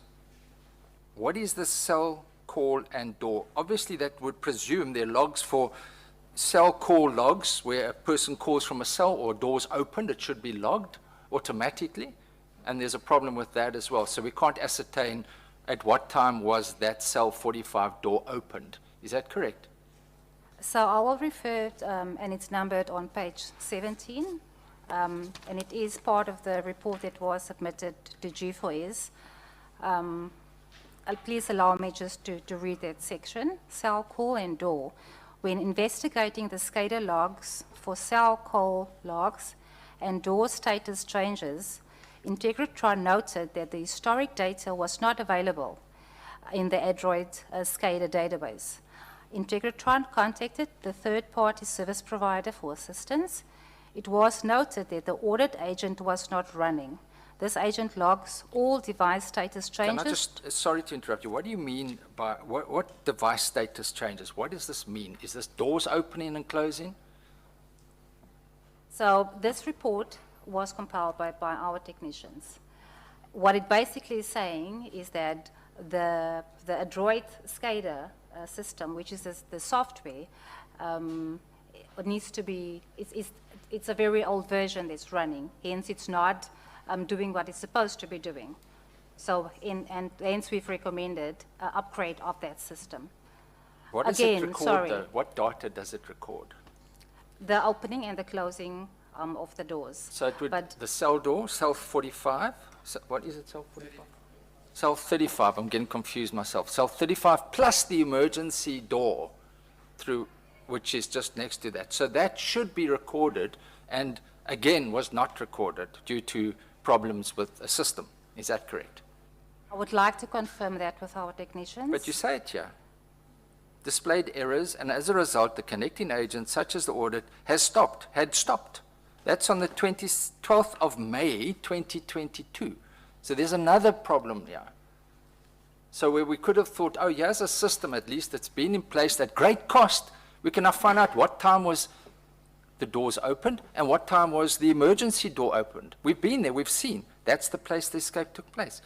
So here's another challenge that you're faced with. So you make wonderful recommendations. The failure is due to an unexpected error in SQL, resulting in the connection being suspended. And that means the data and the information relating to the opening of the cell door, the opening of the emergency door is not recorded. Is that correct? It's not rocket science, there you've said it. Is that correct? I can't with certainty say. Well, look, you don't have to say it with certainty. You've already said it in your letter. You're recommending an upgrade of the system. And here you say, it was noted the database displayed errors, and as a result, the connecting agents, such as the audit agent, had stopped. This is afterwards. So you're looking now, you want to find out, and that's just the one part. That's the opening on the doors. That's a great system, but it wasn't operating the same period. Another coincidence. So we'll leave it there. I'm trying to understand this issue of the power breaks now. You also make great mention about that. And I appreciate that's not your responsibility, the power outages. Of course, when your own technician goes and unplugs it, then it is your responsibility. Wouldn't you concede that? I mean, assuming, and all probabilities indicate, does everyone have access to the server room? Only your technicians have access to the server room. Is that correct? Excuse me. Yes, that is correct, but the server room at this moment is not. I'm not talking about now, I'm talking about then. No, so they were not the only ones. So I'm sorry? The controllers in the control room, they also would have access to the server room. So it's either the controllers who are supposed to be sitting at their control room, but where is the, do you know, it's not the same place, as I understand. No, it's like one room, and then you have the controllers viewing the screens, excuse me, and then there's a doorway, and that's the control room. So on the assumption that your technician went in, you see that someone comes in and unplugs it, and that same person fails the polygraph test. There's a high probability that it was your technician. Do you not agree? What we can say is that all evidence seems to suggest. Yes, thank you. Sorry, my time is limited, but can I just ask on the power system? I'm intrigued about all the power breaks in your letter of 12th May, where the DVR logs, and this is your system operating, power outages, 14 April, 15 April, 16 April, 19 April, 28 April, 29 April. That is when the power outages were for the recorder. Correct, that's on 12th of May, your letter 12th of May, second last paragraph. You say, at those times, the recording was out. And you say the UPSs that supported the equipment in the event of power loss and protect the equipment are not operational. So in other words, there's no backup for all those dates, all those, whatever happened on those dates, there was no backup system, the DVR system did not work. Now, but I find it astonishing that you as a technical group come in and you're supposed to maintain the information, and yes, the power outages are not working, but all these dates, the power is out, so all your system is down. Do you not agree? Isn't it not astonishing? That's just for 1 month. Do you have data for the March, for January, February, March of that year? Can you provide that data for us as well? Because it will probably be the same thing. So not that I'm aware of, but I can request that. And Surely, make it available if you it as is maintaining available. the system would have brought this to the attention and say, look, it's not my problem, but our systems are being affected by the fact that the power is down, therefore our system is worth nothing. Do you not agree? Do you not agree? Like I say, I can't answer to what the technical team has. I'm sorry, what technical team are you referring to? Your own technical team? That's correct. But then who must? Director, please, Ms. Pedro, you respond on behalf of your technical team. You're indicating here severe breaches of power for the month of April. We have this massive incident on the 2nd of May, and now we're all wise after the event. But what happens if the whole place burnt down or something like that, a far worse situation?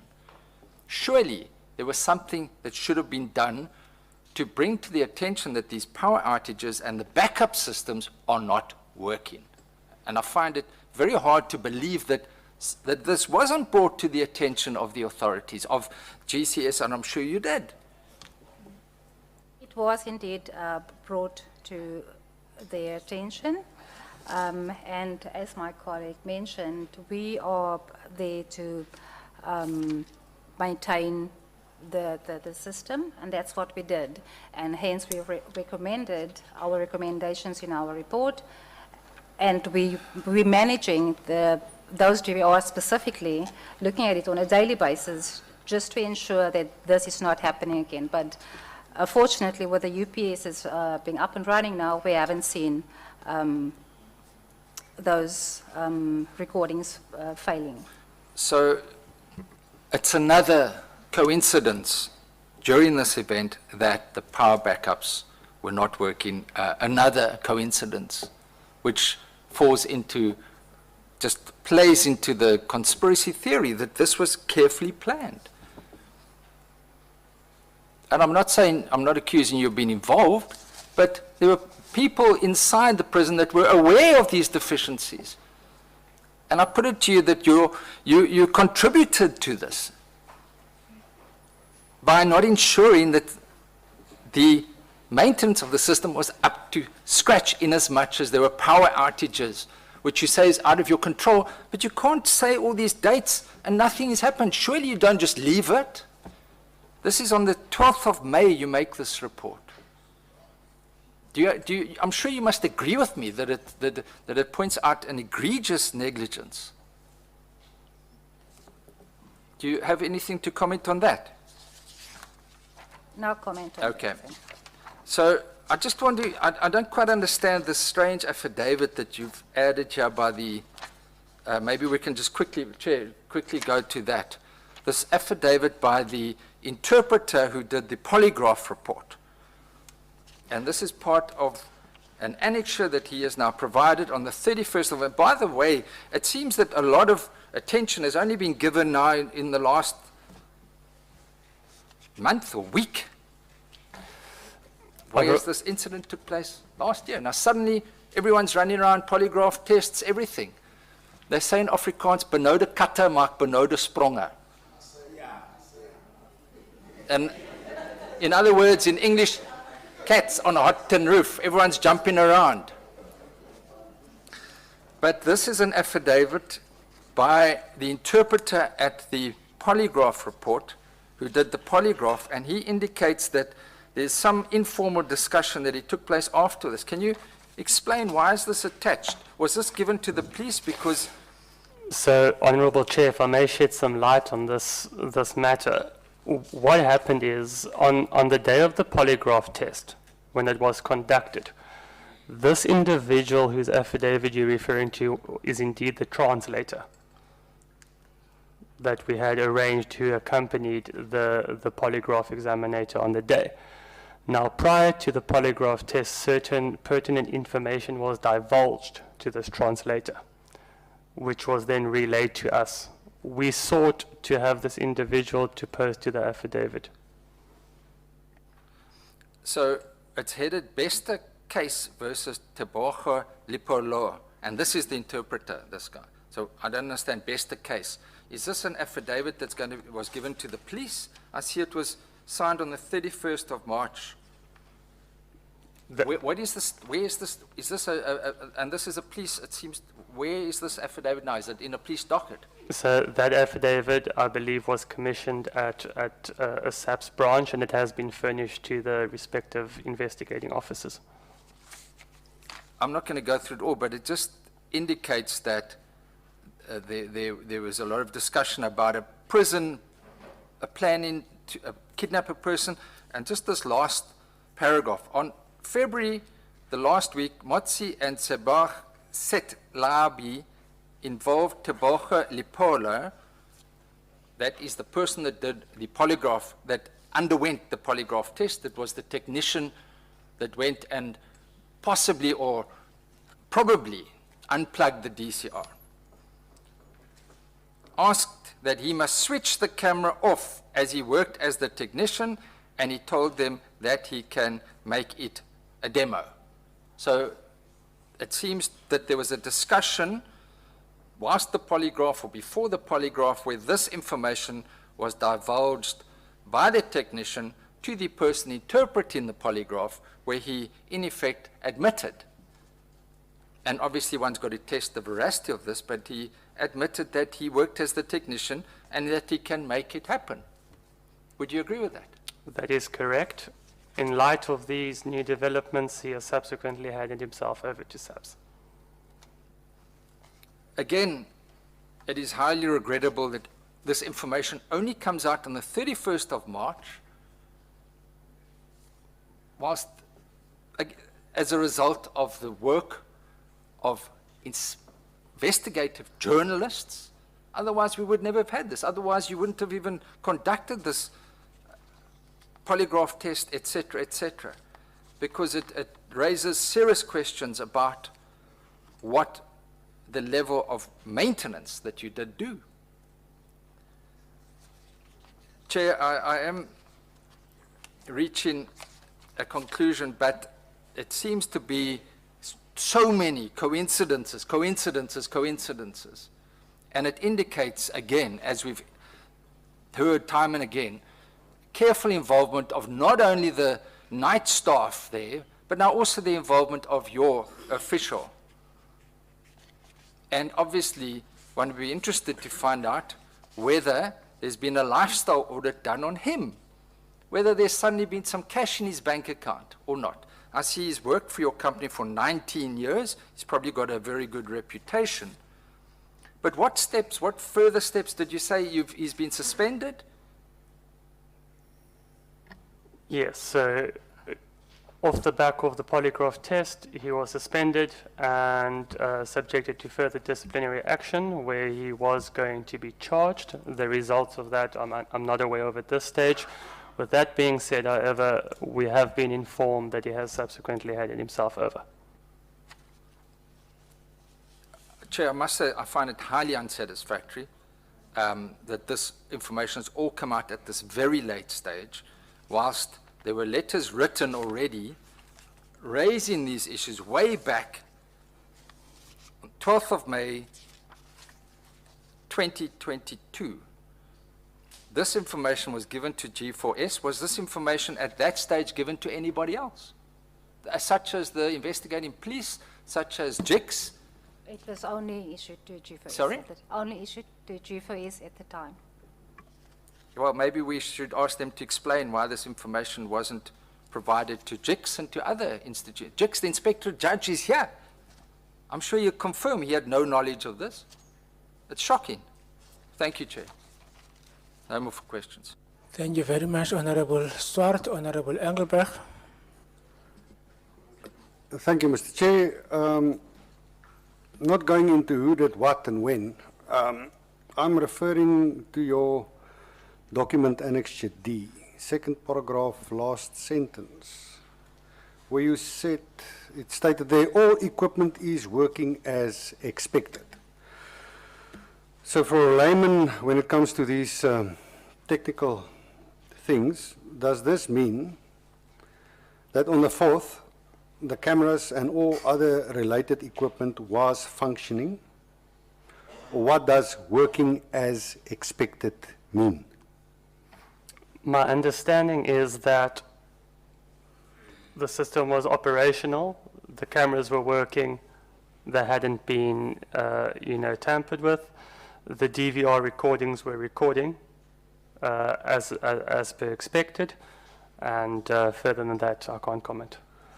Okay, so the power fluctuations, the malfunctioning UPS was no longer an issue the morning after the incident occurred. That's correct. So if I can just add to that, my understanding is that the system will reboot and then everything would come back online and operate as expected. Okay.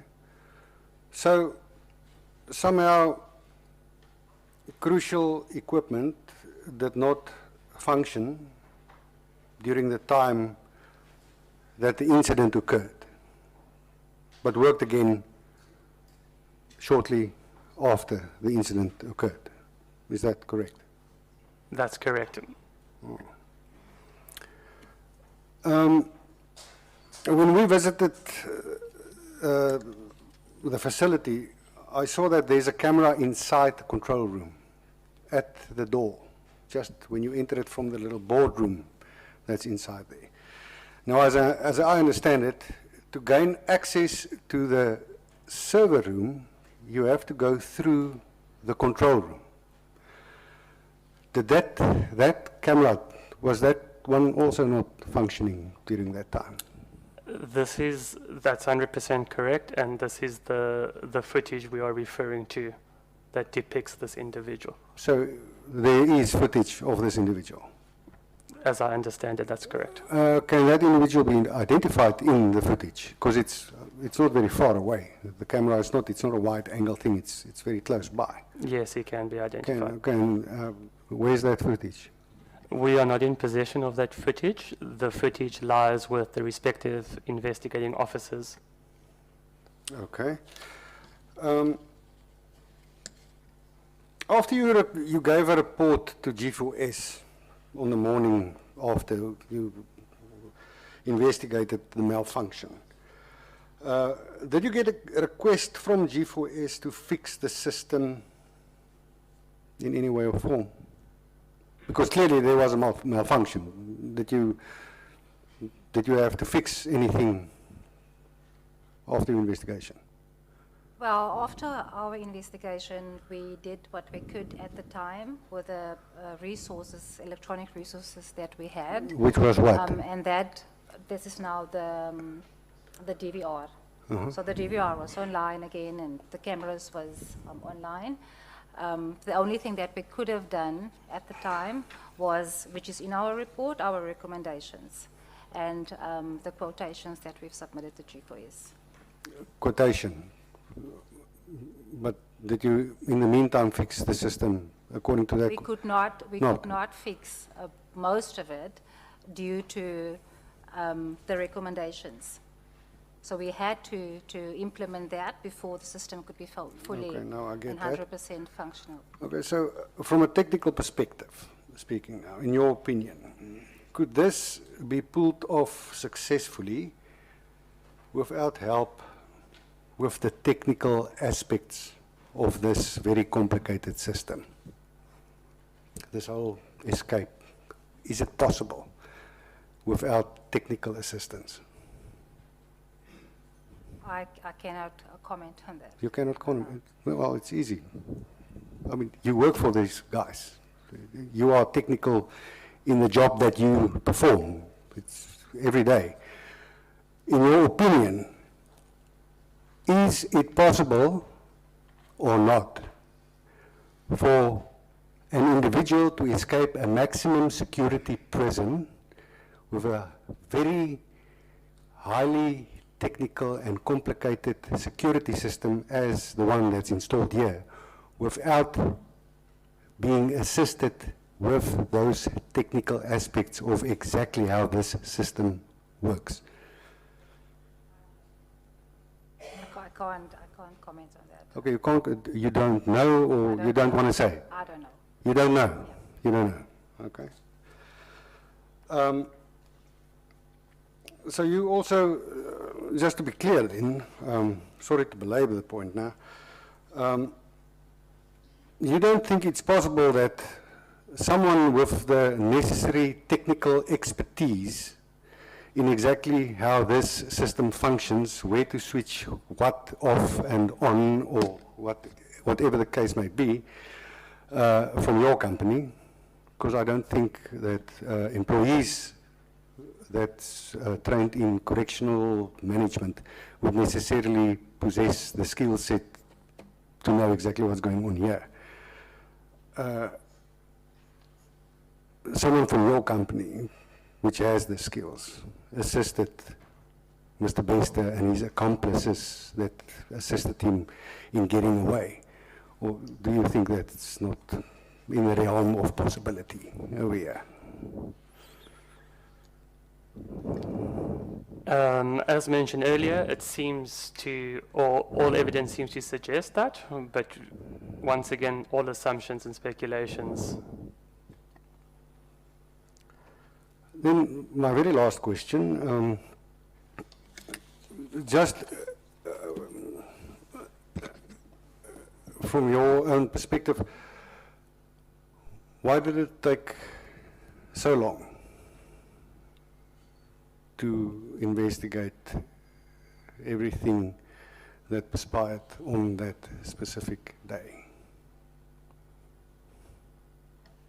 So if from a technical point of view, in terms of the system failures and the recommendations, and all of a sudden, as Honorable Swart mentioned now, you know, polygraph tests and interviews with a whole variety of people, since obviously there was proof that, you know, something is amiss over here, but it was done a week ago or 2 weeks ago. So it's only recently come to light that this has now moved from suicide to murder. Since the recent media uproar, we've, conducted our internal investigations, acted with due diligence. Like I've said, from the outset, we've been open and transparent. We've provided all the documentation that we are in possession of to the relevant authorities and respective investigating officers. Thank you, Mr. Chair. I have no further questions. Thank you very much, Honorable Engelbrecht. Honorable Breitenbach.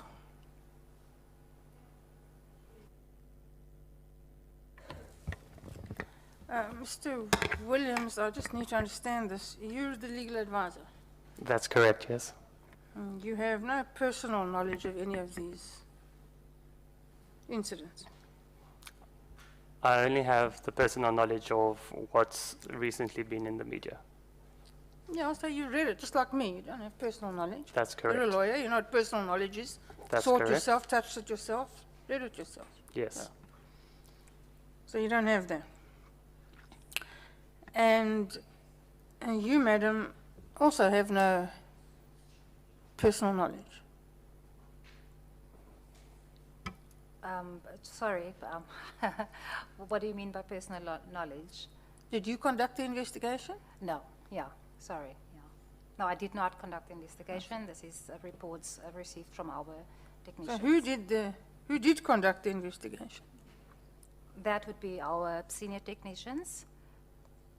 And why haven't they deposed to an affidavit? They do confirm.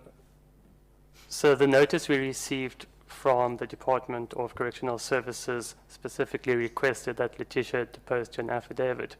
There are confirmatory affidavits of the technical team that were there on the day confirming. So the person who wasn't there deposes to the affidavit, and the people who were there deposed to confirmatories. It's a little odd, don't you think? You're a lawyer. That's what was requested from us, and that's what we have provided. No, that's not the question. The question is, don't you find it a little odd? You're a lawyer. Do you not normally use the best evidence, and the best evidence is the person who conducted the investigation? Those individuals' report has been disclosed. Does form part of the affidavit, and they confirmed that they were there on the day. Mm. So would they not have been the best people to be here today to tell us about what they did there, what they found there? Not to say by all accounts, by all reports, possibly, maybe, could be. In fairness to you, neither of you were there. You didn't do the investigation. You're sitting here answering questions that you actually can't answer because you weren't there. I suppose so. And where are these people who did the investigation? I can't answer to that. Yeah, well, perhaps you can, madam. No, they are in Johannesburg. They're in Johannesburg, a small flip away from Cape Town. So you could actually bring them here and they could come and give us first-hand evidence. The best evidence. You could do that.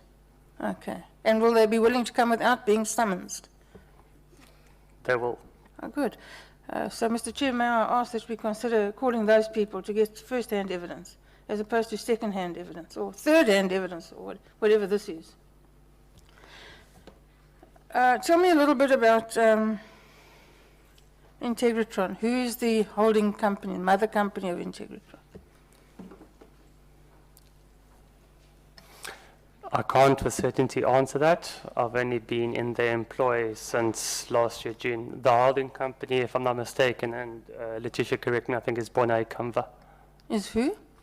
Bona Ikamva, if I'm not mistaken. I see. Are they involved at all with SA Fence and Gate?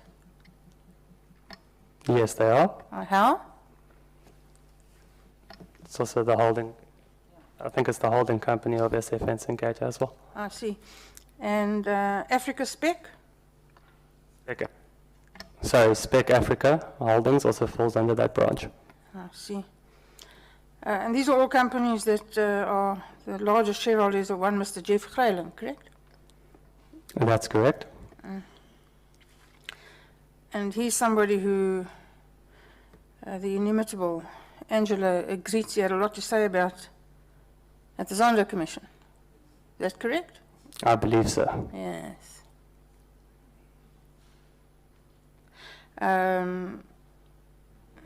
Also a member of the Progressive Business Forum of the ANC? Not that I'm aware of. No, well, I can help you there, it is. And quite a big donor. So, moving on swiftly. You said something that intrigued me, Mr. Williams. You said the only it intrigued me because you're a lawyer and it's an odd statement to make. You said the only logical conclusion that you could reach from the video footage of this person going into the room and then the footage, the recording function being switched off, is that it may have been possible for him to have been involved. The only logical conclusion is that it may have been possible. I mean, it either is or it isn't. It's not a maybe situation. So you have the footage. Have you seen the footage yourself? Have you watched it? I have seen the footage. Okay, so you can tell us about it. Did anybody else walk into that room after him? No. Did anybody else walk into the room after him and before somebody went to restore the function, I presume, from your office? I can't with certainty say. The video footage is approximately how long? It's only a snippet of that specific incident. Well, where's the rest of it? We are not in possession of that. Who is in possession of it? The investigating officers. Yes, but you were initially in possession of it. So we are only in possession of a snippet of the individual entering the room. Why? Sorry? Why? Why are we in possession of that? Why are you only in possession of a snippet? So we were instructed that we may not remove the footage because that is the position of G4S as I understand it. Yeah. As such, the respective video footage is with the investigating officer of the Mangaung Correctional Center. So if we want to, we can watch the footage and we can see how many people entered the room between switch off time at 7 o'clock till come back time at 4 o'clock in the morning. I suppose that's possible. Good. Perhaps we should do that. You say that you supply qualified technical resources to maintain the security installation for G4S at the Mangaung facility. That's correct. Those are your words, not mine. Not your words. So, Sorry, Honorable Breitenbach. Sir, you are told that you are too close to the mic. You must not speak directly to the mic. You're disturbing sound. My apologies, Honorable Chair. Thank you. So if you're supplying qualified technical resources to maintain the security installation for G4S at the Mangaung facility, how did this happen? How is it possible that there's no backup system, that this intervention by humans is possible and is not able? Why is the system not able to be overridden? How are you supplying qualified technical resources to maintain the security installation when if somebody walks in and pulls the plug out? I don't have an answer. I cannot comment on that. Well, the answer is very simple. You're not supplying qualified technical resources to maintain the security installation. Because if you were, you wouldn't be able to walk in and pull the plug out. Because that's what happened, right? Somebody pulled the plug out. And it rebooted and came back online when somebody pushed the plug back in. I suppose that was one of your suitably qualified technical resources who plugged it back in. I'm not a suitably qualified technical resource, and even I can push a plug back in. So I don't know what job it is you're doing, and I don't know how much you're getting paid for it, but it sounds unbelievably dodgy to me. That somebody can walk into a room, have access to a room of that sensitivity, and whip the plug out the wall, and boom, no more recording. And there's no way to see that. Why is there not a function that warns you that the recording has stopped? Why can you not see on the screen that those people are sitting watching, that the recording has stopped? Why isn't there a backup for that? What kind of qualified technical resources are maintaining the security installation? They're just not. You want to comment? No, didn't think so. So all of this happened in May or last year. At least by October, at least by October, everybody should have known that that Bester was no longer in prison. But you knew immediately after the incident took place, whether you thought it was an escape or a suicide, you knew that somebody had unplugged the security system, the recording system, because you had a movie of it, and you knew who it was. Or you should have known. You should have a very good idea. Yet you waited a year to start investigating it, take a polygraph. Why? What was the reason for that delay? So that footage doesn't necessarily show the individual pulling the plugs off. For argument's sake, the individual walks through the door, like you've mentioned, into the control room, and then it's there on the other side. The footage... And then, sorry. Excuse me. The footage just depicts the individual standing there. It doesn't necessarily show the individual entering past that point. What kind of a camera doesn't show you walking past it? How does it miss you walking past it? Picks you up standing over there, but not coming there. I can't answer to that. You know, there's so many things that both of you can't answer. With respect, and I'm not blaming you because you were sent here by your company to be the fall guys for this inquiry. I really think you need to bring your technical people who did the investigation, and so they can come and answer this. They can't say, we can't answer that. They must answer it. Because if they can't answer it, then what you need to do is you need to repay GCS for every cent they've ever spent on you because you're not doing the job that you're supposed to do. So I think that you should really bring those people so that we can question them. Because in fairness to you, you don't have first-hand knowledge. And so you're here looking a little silly, and it's not your fault. So nobody can blame you for that. It's your company. They shouldn't have sent you. They should have sent the real people. And to send them who have no first-hand knowledge of this entire escapade is quite frankly, I don't know what it is. I think you should take it up with them. I'd consider other employment if I were you.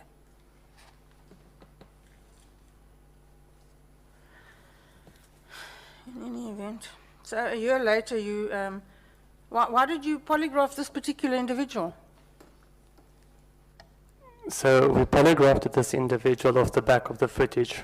I see. So a year ago, you knew it was him, but nobody investigated. Nobody asked any questions. He walks into the room. He stands there looking like a banana, and the footage goes off, and nobody makes that connection. And lo and behold, as soon as the incident in the prison is over, the footage comes back on. Nobody investigates. Nobody asks him any questions. For a year, he was in your employ doing whatever it is that he does. Lord alone knows what it is if I look at this mess. And now you investigate a year later because Ground Up did an investigation and says he escaped on your watch. Am I correct? I suppose so, yes. Yeah. No, it's really unfair for me to continue questioning you like this. You can't answer and it's not your fault. So we need people, please, who can answer. And Mr. Chair, I would request that we make time to talk to the people who did the investigation, and they must come and answer these questions. It's unfair for you to sit here like this. Thank you. Thank you, Honorable Breitenbach. Honorable Horn. No expropriation now. Yes, thank you. I hope you will behave. Yes. Thank you, Chair. Since when have you provided this service to G4S at the Mangaung Center? Speaking under correction, but I believe it's from 2004. Okay, and did you provide the systems that you now maintain? No, I speak under correction, but I don't think so. So the equipment, no, we're just maintaining the equipment in the system, yes. Okay. And picking up where the Honorable Breitenbach referred to the fact that you to assist the maintenance of really, well it said here security installation, but I would think it refers rather to ensuring that as part of the security operations at this prison, there is an uninterrupted, as far as possible, video oversight of what's happening. Am I correct in saying that's ultimately the purpose of your service there? You can say that. Okay. So initially, did you see the interruption on the night of the incident different to the interruptions caused by what you call in your affidavit the power interruptions?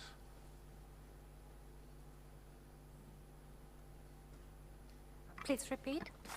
So you refer to your affidavit that in the month of April preceding the event, there was a number of power interruptions at the center.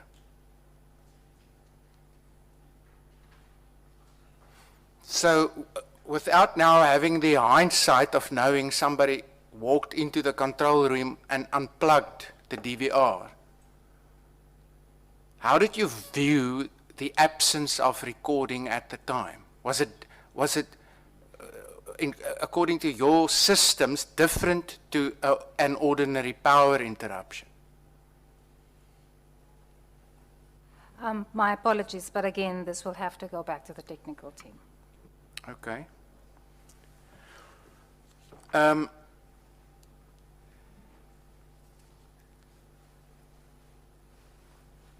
Was there previous incidences where the recording stopped for a period? Not that I'm aware of. That, again, for the team, and we can draw logs to confirm that. So, your report of the 12th of May, in which you then make some recommendations about improving the systems, and I think in answer to what the Honourable Nivo Drachen asked at the beginning, say to build in certain alerts for future happenings. If this was the first incident of this nature, why did it necessitate this type of recommendation?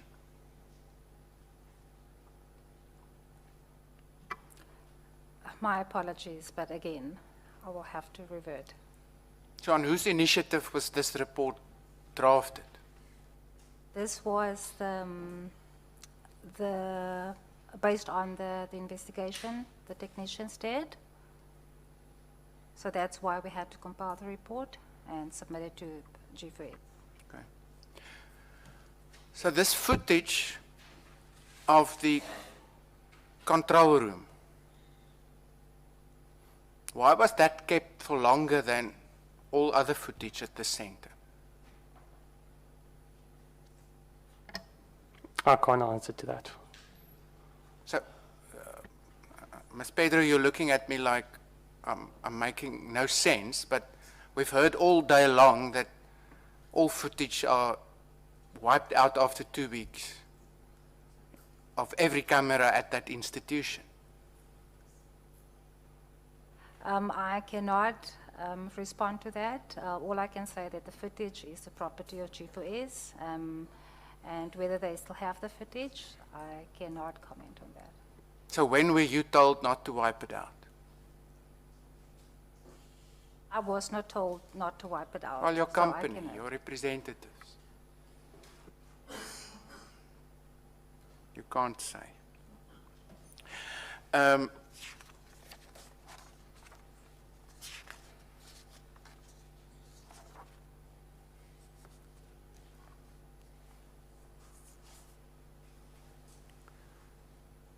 So in terms of the paragraph 7 time frame,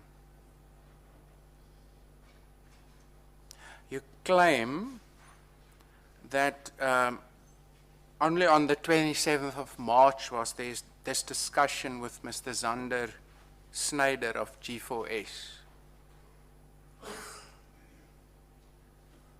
And there it transpired that the cables had been unplugged.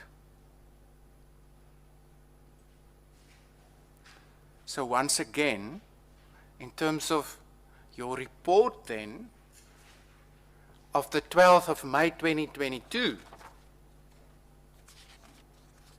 how could you have then known that the cables was unplugged and that some sort of alert is now necessary to be built into the system? So paragraph 7, there is a technical explanation for that, and I will highlight that as well for the team to give a proper response on that one. Or under.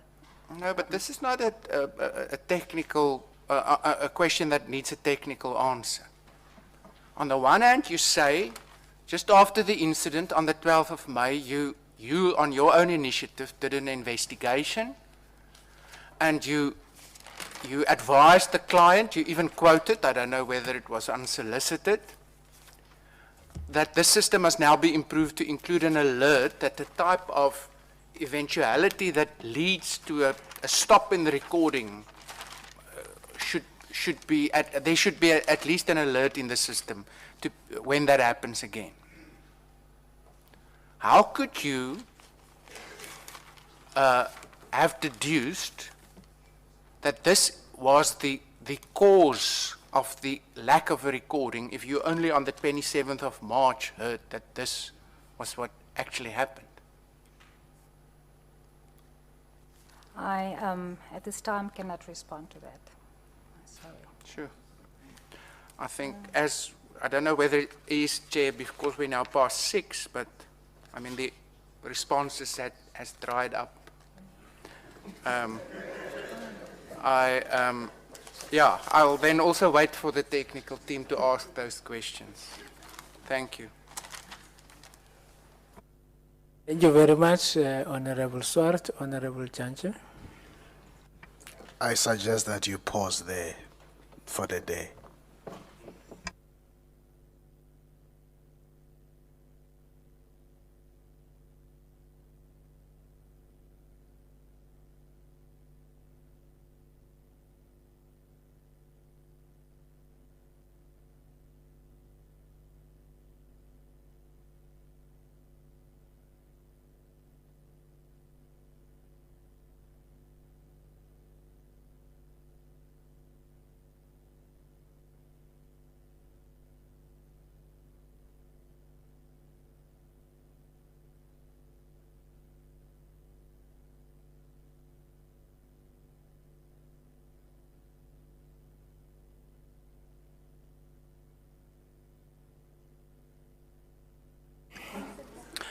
Colleagues, before we adjourn, a few issues. One, I will ask the committee secretary to read the documents or information that was asked during the course of the day that needs to be provided to the committee. I think certain members asked for certain information to be given in writing. Just to remind everybody the information that is required, I will ask him to take us through that.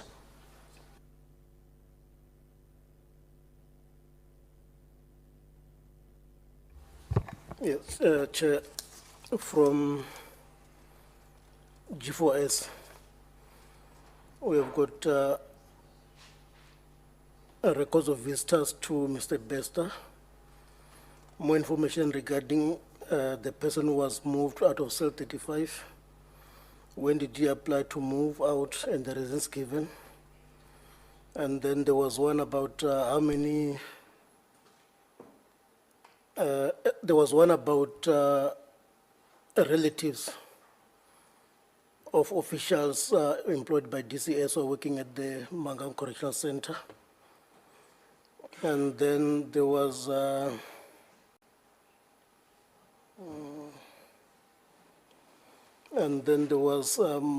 details on transfers and I'm struggling to read this in writing. I think it's transfers and dismissals related to this matter. And then we also wanted all programs offered at the center and the contractors involved. Yeah, that is what we managed to capture for G4S. The details of contractors at the center and the nature of services that they are rendering. Before you move from here, I know we're concluding, but there's a very important reference here to an affidavit in this affidavit, and I wondered where that could be. And this is the affidavit in paragraph 12 by Vickers van Tonder, because that seems to be a very critical one, whether you've got it or whether we can ask G4S. And it is provided here. It's a very important affidavit. Would that be remiss of me to ask for that as well, Chair? Can you repeat your... It's the affidavit of Mr. Vickers van Tonder, who was the senior technician and on-site maintenance manager. He resigned, but at the time of the incident, he provided a sworn affidavit to G4S for their records. This was provided to Rudy Mattia, who presumably is the G4S investigator. Maybe we can try to get that affidavit if it is available from G4S, or if it is available, I don't know. Thank you, Chair. Okay, and two more requests. I think it's Dr. Nandipa's visitation records to the center. And then there was one about the duration of Mr. Bester's studies at, is it Damelin or? Yes. Honorable Yako? Sorry, Chair, I'm just a little confused with the process that we're on now. Are we then asking any other questions we would have wanted to ask so that he can note that if we want documentation on certain things, or we're concluding now on what we've already discussed, because tomorrow is another day for us to actually have more questions posed to G4S and other entities. I just want to have clarity. Are we going to keep adding to what is on that list, or tomorrow are we carrying on with the new day, having new questions to ask? No, we are making a summary of documents that were requested today. Yes. Is that all? Any addition, members? Not something that you're going to ask tomorrow. Issues that you asked today that were not captured by the secretary. Let's start with Honorable Neboto, and I'll come to you. Sorry, Chair, maybe I didn't catch that, but the integritons, the recommendations that they made in their report to G4S, I would like to see the recommendations made, please. I don't know if it was mentioned, but yeah. Okay. Honorable Ramolube. Thank you, Chair, and thank you for correctly pronouncing my surname. I'm having difficulties with people referring me to Ramulobedu. It's Ramulobe. Chair, I wanted to say a similar thing from Honorable Velma, but the second one, Chair, on what would have noted the request for G4S. Part of my follow-up that I wanted to make was on the basis of the inmate that was moved from cell 35 on the actual day that Bester was put in. The name of the inmate is Mukulu Sebatan and was actually moved on the 30th March 2022, and he was quite unhappy with that removal from the cell to a point that he cancelled. He was angry. He cancelled his own safety because if he went in on the basis of safety, he cancelled it, and he was moved to Port Phillip. If G4S can confirm all of this for us on the basis of that report. Thank you. Okay. Honorable Ngola. Chair, the important learning program of Mr. Bester from the beginning to the end, a record on that. But you did not ask, did you ask that? We did. Honorable Janji did, I did as well. Okay. It was not myself alone. I did numbers when I did that. Okay. Okay. Yes. That one. Did you get that? Okay. Honorable Maseko Chele. I did give some names of those officials with the surnames that I could not pronounce.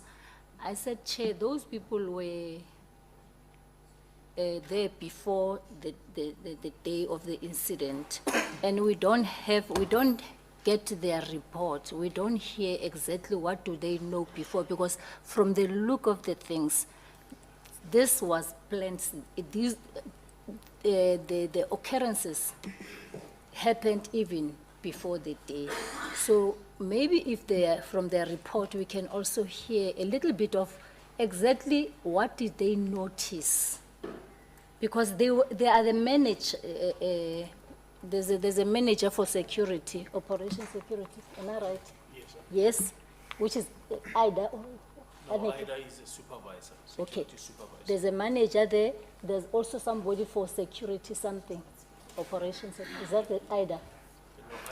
Can you okay, speak but to the those mic? names, Chair, I think he got me.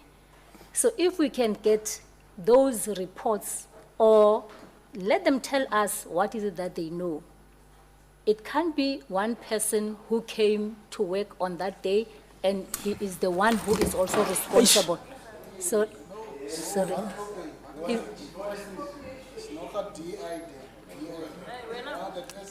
I think I'm done, Chair. He understood me. The report of those managers, the ones that I mentioned their names. Did you get that? Okay. Now, I think we are done. I think we are done. Tomorrow we are starting at 9:30. Yeah, maybe it's a good suggestion. Maybe let's start at 9. Yes, let's start at 9. We are starting with jigs. I think we are done here with the proviso that was made. In fact, the request that was made by Honorable Breitenbach, supported by Honorable Horn. Maybe we'll take it out of this meeting as to what we do with that. Maybe we might need to recall the company again, but that will be discussed. So tomorrow we're starting with jigs, followed by SAPS, followed by DCS.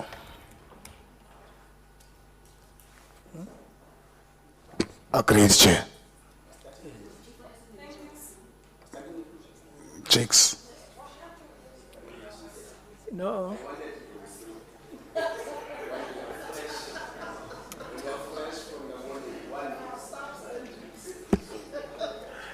And then, if members would want to recall any company, we will discuss it. Yeah.